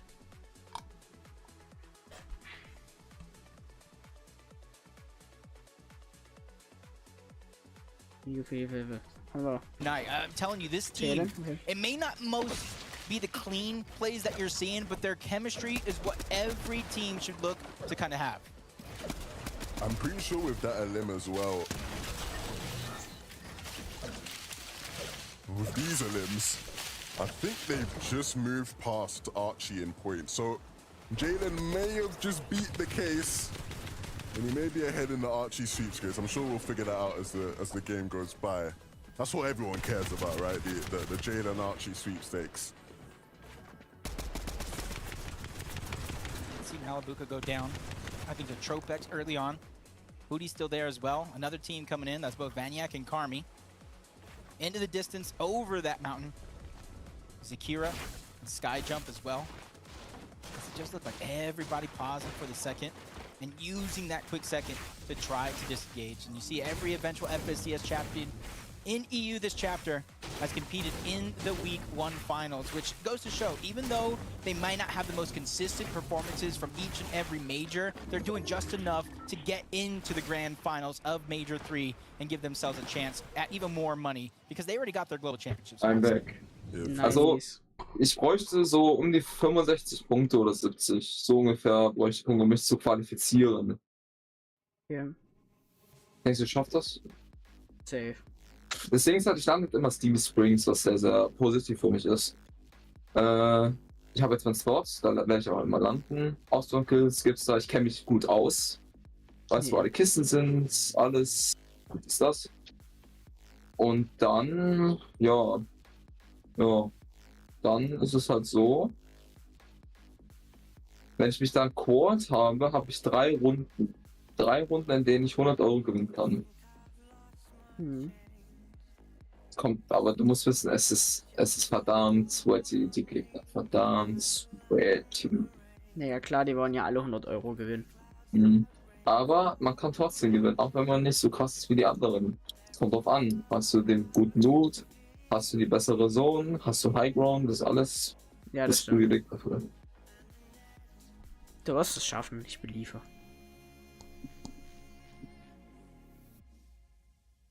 Ja. Kann man da eigentlich in die Lobbys dann reingehen? Ja, ne? Das geht ja dann wieder. Dann mal in die Lobbys zu schauen. Dann würde ich sagen, morgen Solo Cash Cup vielleicht. Wie vielleicht? Du streamst. Ja, klar, ich streame, aber ich weiß nicht, ob ich Solo Cash Cup streame. Auf jeden Fall werde ich im Call mit dir sein, nicht mit meinen anderen Freunden. Aber mit dir ist immer am chilligsten. Okay. Ja, bin auf jeden Fall online. Ja.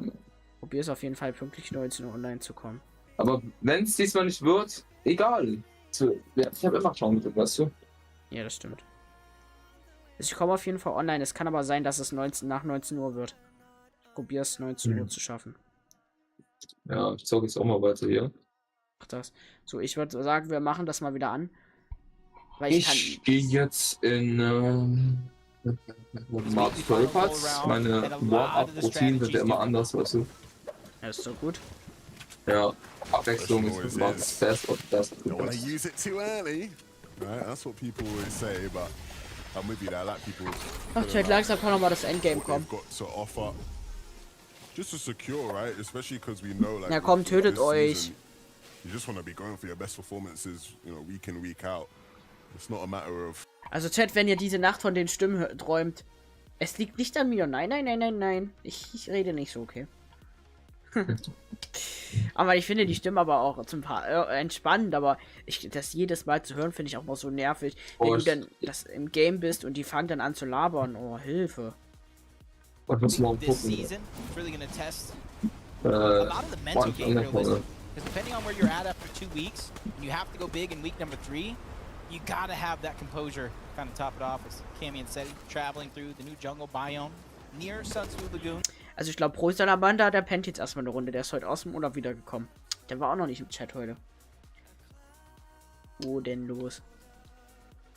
Seasons going into week 3, people just switching things up as a last minute sort of hope to try and make things work and qualify.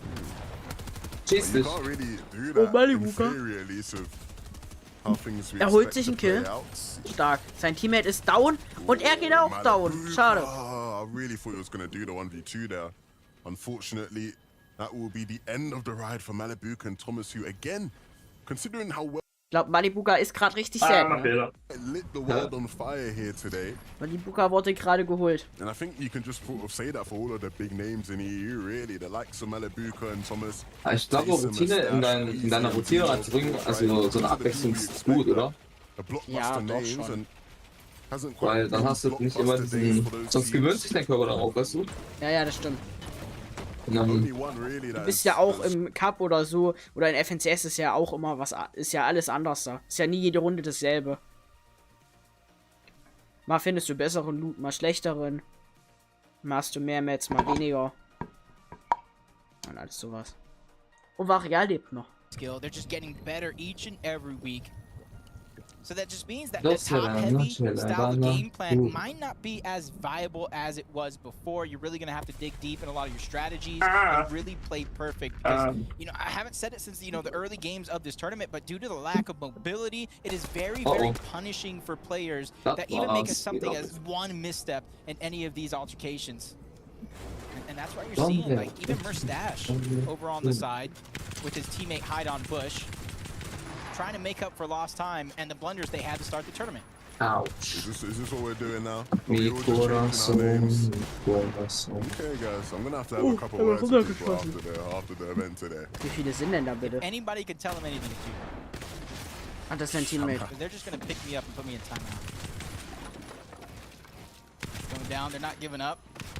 Just immediately trying to get into the box. That Yapko on the other side. They're both actually separated between the two. So as soon as Hideout Bush tries to backtrack, he could get another angle, but it's just a little bit too little, too late as Yapko and Paco once again get into the same box, hip to hip, and land a monster of a shot onto his teammate. Hideout Bush even gets the knock, and that leads to a 1v2 situation for Yapko, Paco, and you can see this slap splashes being used to give them the unlimited stamina. And what do they do? They immediately try to break into the box from multiple angles, backing down Merstash little by little, but he's doing a good job of fighting back. Both players' shields have been depleted in mere seconds. Yapko, oh my goodness. Oh my goodness, Yapko. Me gustas fuego.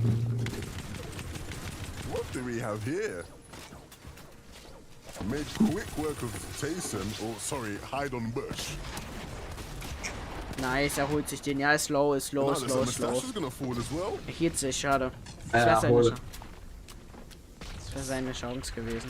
Shaky for a lot of these situations. If you're looking to try to have a comeback performance here. In game number 6, everything goes crumbling down. Once again, it's just very exciting to see that a lot of these teams are really picking up the pace. Neuer Skill. Yakko, back wasting no time. Like I always said, these bricks on the snow biome of the map, they allow you to farm up and almost get max mats. And I think the fastest I've been able to do it is just 4 different bricks. Get max mats. Yep, very fruitful in this area of the map. Vox and DKS, one of the teams you've seen be a consistent feature throughout these games. It's interesting, right? Because we always see them in situations where in the mid game they look good, they have a decent setup. Then sort of as we head deeper and deeper in some of those half and half out zones, you look at their positioning and you go, hold on a minute. How's this going to turn into anything decent? But yet they manage to make things work. I think it's a testament to how well they are sticking with each other, even through chaos. And that's why they're currently sitting in that top 10, 7th place right now. And looking to climb even more. Falls der Hintergrund, mal ist er schnell, mal ist er langsam, das ist ja mega creepy. Soll ich an langsam, schnell, dann hebt das Ding gleich ab I hier. don't know if that's Geary and Char still in that position. You kind of see him almost Oh, in the aber center auch die of zone. Map, One of the das few ja. teams there, the Purple Arrows, they already have high ground built into that position. They already have mats. They can build it even higher and block anybody from crossing their path. Can even block off the launch pad to prevent any bit of mobility Vico going und down. Pink. As Vico and Pink, they have a large journey to overcome, a large distance to cover here in this next rotation. You can see instead of just going straight up where a lot of those players are going to be congested at, they're Die going sind halt towards wirklich the total left außerhalb. side of the Varial zone, auch. hoping that there's less and less players on that side. Oh, oh, oh, oh, oh, oh, das kann böse enden. Okay, die Zone ist davor. Deal looking good. One flopper though in Die der terms of nicht Go-To-Zone? getting the HP back. Egal. You think they bought the clicks bundle? I just see Vidil and he has the cold snap pickaxe. Would you buy it? I already did. Fair enough. Personally, I'm just a fan of the 11 2K Taco Time bundle, personally, but you know, I've been had that one. respect. Behind Mixon. Way above on Surge and looking tight to that tally as they take shots. And that player gliding through the sky. I think that was for Nyan as Moneymaker is now trying to get over to his teammate and help him out.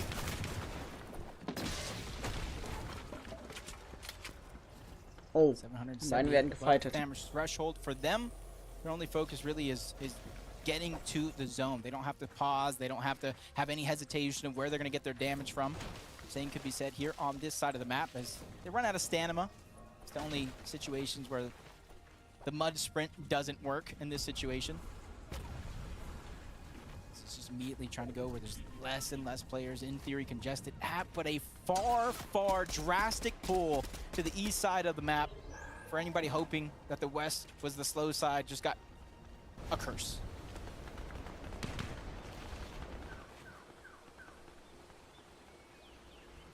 Robot by him. He's been by himself for so long. If they are going to win EU Week 1, it's off the back of Robot himself, literally. Yeah, these guys have been solid. Proper did not expect them to be as good as they have been so far.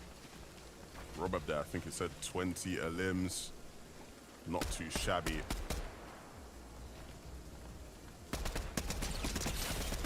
Oh, wie er den abgekämpft hat, Mann. Aber das war geil. Striking when the timing's right. I don't know if he didn't get credit for that elimination, but that's a good amount of damage in terms of Storm Surge, especially when you're a solo. A solo in first place at that. Ach ja. Replay of Mr. Savage and Vidil so far out of zone. It gets a nice refresh, which is going to allow him to save that med miss for later on in the game.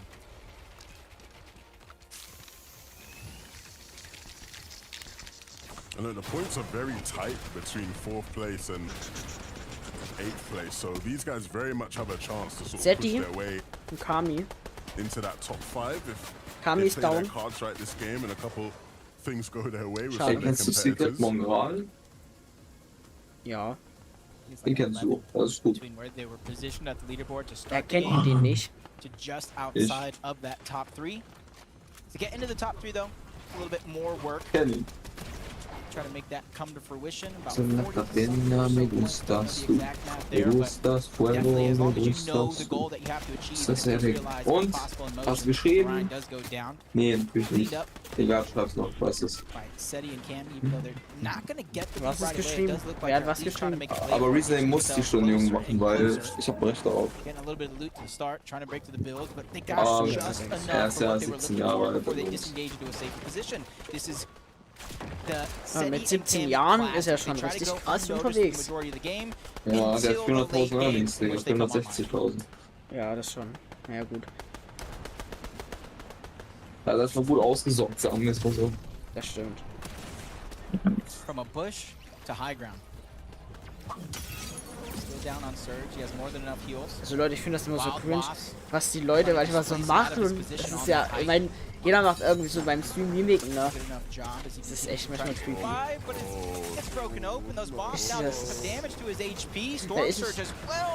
Wenn ich manchmal meine Highlights hier so oder Wiederholungen angucke, denke ich mir, Digga, was mache ich denn da? Das ist normal, aber ich finde das immer so funny. So, warte mal, ich das mal da. Miracle is going to be granted. He's still 74 below, and everything comes crashing down as Storm Surge on the back of DKS getting credit takes down first place. That is tough. And first place, it was tight at the top. Seti and Cammy very much primed to just overtake them and steal first place away. Still, though, an impressive showing from Robban and Axe Force. And like you said, especially Robban, right, in terms of highlighting an individual, has been spectacular. They have 28 eliminations today. He has 20 of them on an absolute tear. And hope to see more of them doing well in the coming weeks.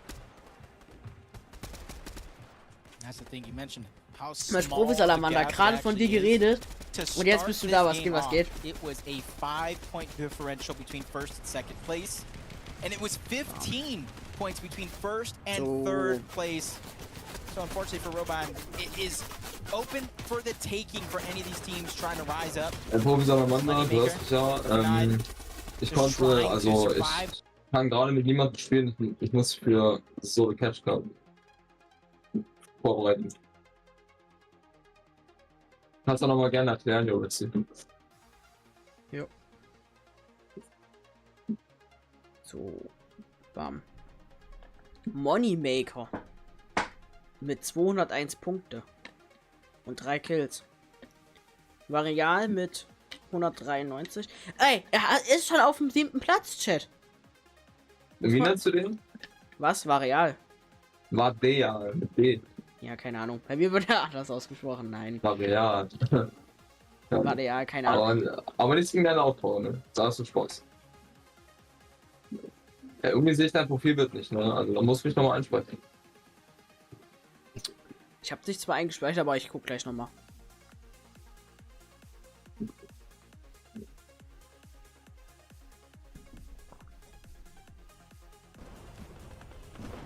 Siehst du mein Profilbild noch nicht? Das ist ja bodenlos. Habe ich überhaupt eins drin? Ja, ich habe eins drin. Well, well, well. Look at that mountain finally coming into play. Datenschutz. That's QB waving his flag at the top of that one, claiming it as his own. But Mappy and iDrop, they have 2 müsstest du's auf jeden VRs Fall on the sehen. day. They already have an elimination. And we're going to quickly show a replay Ja, on das how he ist even picked up that elimination while moving toward the zone. Tough. Ram, so he knocked on his door like Halloween and got all the candy in the world. I drop a Mappy. Looking very, very good. And if they really, really want to show what they can do to the rest of EU, they could very well go on to get a 3rd victory out today and pick up half of their games. What a story that would. So, Chat, es wird langsam spannend, weil wir neigen uns zum Endgame hin. Es wird auf jeden Fall spannend, ne? Hilfe, Hilfe, Hilfe. Guckt's euch an. Jetzt geht es aber auch schnell, weil die Zone ist klein. Jetzt bum, bum, bum, bum und dann sind alle down. So gefühlt, ne? Das ist die letztes Endgame für diese Woche, Chat. Genießt diese Minuten. Genießt es. Genießt es. Oh, guck mal. Hey, der Arme, da konnte er doch nicht mal irgendwas machen. Wie er aber auch zu seinem Freund geht, er ihn healen will und... Ja, okay, das war mies. Schade.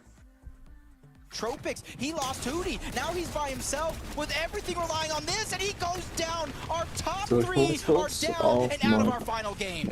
Die? This is Macht das? not what you expected going into Game 6. Ach, You would Mann, expect ja, one Alter, team der who've been Junge. doing so well Das throughout the day Palm to Angels just ist roll so richtig through in the geil. last game and almost have some sort of a victory. Das ist noch ein Außer- sehr altes Bild. Ich habe nur kein neues gefunden, deswegen. Das ist, wie lange habe ich dieses Profilbild schon? Oh, Hilfe. Muss mal wieder aktualisieren. Vico to play by his side. He's used to leading the charge, but he needs someone bringing him those materials, getting those So, refreshes. das war's jetzt mal mit But now he has to bear all that Oh. responsibility on himself. Und jetzt muss ich eigentlich nur noch Task to order for many of these players to Erkennung enter schreiben. himself into Digga. the top 15. Das ist jetzt heute das letzte auf meinem Plan, obwohl es eigentlich immer das zweite ist. Aber heute ist es That's das QB on the letzte. other side. That's iDrop and Mappy on the high It is ground. what That's it putting is. pressure. Slurp Juice still being active right now as he mechanics, tries to make his way trainings, in towards the zone to try to alleviate any of the pressure. He becomes the target from multiple angles. Forced down low to the low Morgen ground. in Even out 80 of the Stunden so zone Cash for a pro. quick second. Die As letzten, he solche has a Sachen, wie little viel bit of a Punkte ich in den smoother road letzten here Cups towards gemacht the habe. finish, as not too many teams Den are letzten habe ich contesting him as a solo. 31 gemacht. Na gut, da habe ich echt auch echt nicht richtig gespielt. Den letzten habe ich nur 8 gemacht, da bin ich eigentlich nur immer reingegangen, weißt du, immer reingegangen. Ist aber auch wichtig.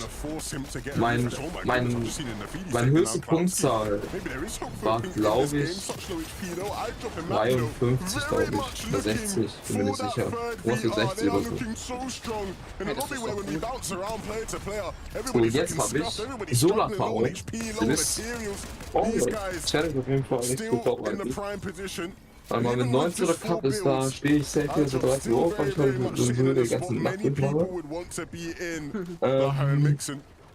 Ja gut, da stehe ich so, ja, 30 Uhr aufstehen, da wäre ich so, glaube ich, 17 Uhr anfangen mit Warm-Up. So, jetzt hier braucht aber meine Musik, weil es braucht noch ein bisschen dauern, deswegen komme ich gleich mit der Nummer. Und bis gleich, ja. Also alles gut, grüß aneinander. You gotta be careful though, because the timing of those players slowly but surely floating down could be what does them in the end. Wild Wasp being thrown up. Heute nichts mehr, ja, alles gut, alles gut. Also, nee, heute nicht. Ich glaube, es wird zu spät dann. Und oh, es lebt noch 5. Chat. Just go below. iDrop and Mappy have been sensational so far today, and this could be the victory lap for them. But Blackcho and Mixon Noch ein are Duo here lebt. to Noch ein spoil the Duo. party. One found there, and it's all Mappy up to Mappy now lebt noch. to try and make the heal-off happen again. We saw Macht this a Heal-off. couple Hat games alles. ago, and a chance now with the Medmiss. Do Aber Blackcho gegen and Mixon 2. have the heal-off potential though? It doesn't really seem like it. He's gonna Mappy gewinnt wieder eine Runde, Chat. Und somit gewinnt Mappy das letzte Game für diese Woche. good job. You thought they were gonna steal it away, ruin the party, but Mappy was ready and waiting with the Medmists. And you said it yourself. There's something different about iDrop this season and the last couple of seasons. You're seeing exactly what that is. He has come out with a vengeance. He's come out with a fire unlike we haven't seen up until this point. And like I said, as those players ripped it up, instead of worrying when those players will drop down, they just did it all themselves. They took down the team at the low ground and clutched up big as Mappy going for the heal off. They tried to hunt him down, and it's just too little, too late for Blotch on Mixon. Wow, what a performance for those two. I don't know if I've ever told this story. I'll try to tell it as quickly as possible. I remember last year when iDrop was playing. Nice. Und somit haben wir jetzt auch die letzte Runde FNCS gesehen. Ich warte noch, bis die Standings kommen. Da gehen wir noch ein bisschen auf die Standings drauf ein. Und dann würde ich sagen, was auch heute mit dem YouTube-Stream. Also ich bleibe auf Kick noch online. Keine Angst, aber für YouTube. Ja, aber wir gucken uns die Standings an, weil das gehört in jeden Stream rein. Nein, Spaß, aber das muss rein, ne? Warte mal. So, jetzt muss der Lukas wieder ranrutschen. Ich sitze fast hier hinten gefühlt. Ja, ich saß ganz entspannt da, ne? Wir haben 3 Stunden 33 uns das angeschaut und ich würde sagen, es wird auf jeden Fall geil. Ich bin auf jeden Fall hype drauf, in die Standings uns anzuschauen, denn das sind die letzten Standings für diese Woche. Nächste Woche geht es ja weiter mit FNCS. Ja, ich hoffe, die beiden labern sich mal aus, weil ich will in die Standings reingehen. Down to let us know who won week 1.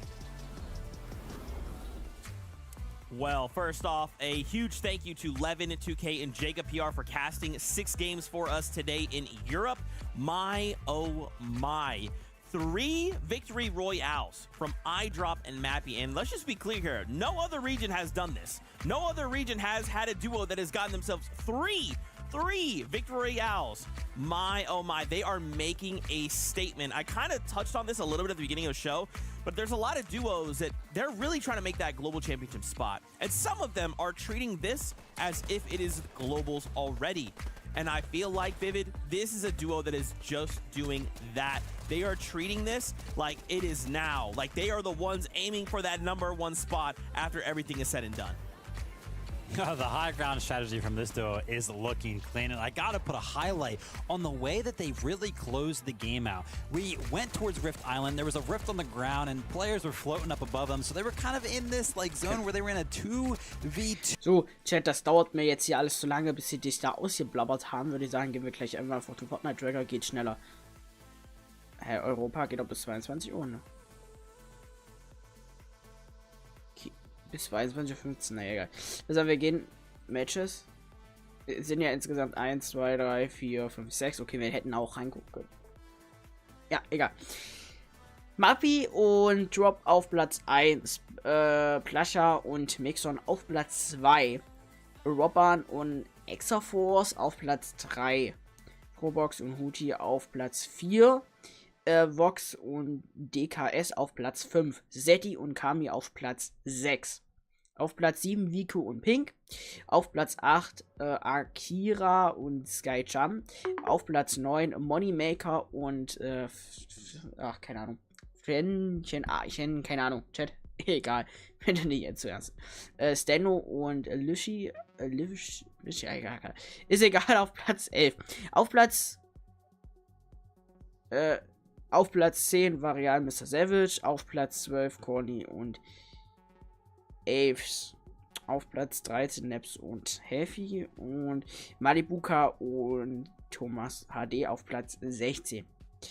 Ja, dann war auf jeden Fall ein geiles FNCS. An alle auf YouTube wünsche ich noch einen richtig geilen Abend. Schaut auf jeden Fall sehr, sehr gerne vorbei. Nächste Woche streame ich nicht FNCS. Da braucht ihr nicht drauf warten. Da bin ich nämlich leider im Urlaub. Danach die Woche geht es wieder los mit FNCS. Verdammt mal. Ja. Europa in 4 Days. Nein.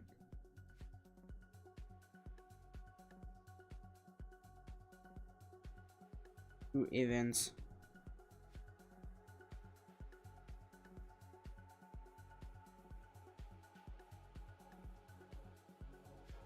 Ah, hier. In 21 Tagen. Nein, das ist es nicht. In 5 Tagen ist es auch nicht. Europa in 12 Tagen. Also dann vom 3.8., 4.8. und 5.8. ist das nächste FNCS. Da bin ich wieder da, Chat. Das gucken wir uns gemeinsam an. Bis dahin, haut rein auf YouTube.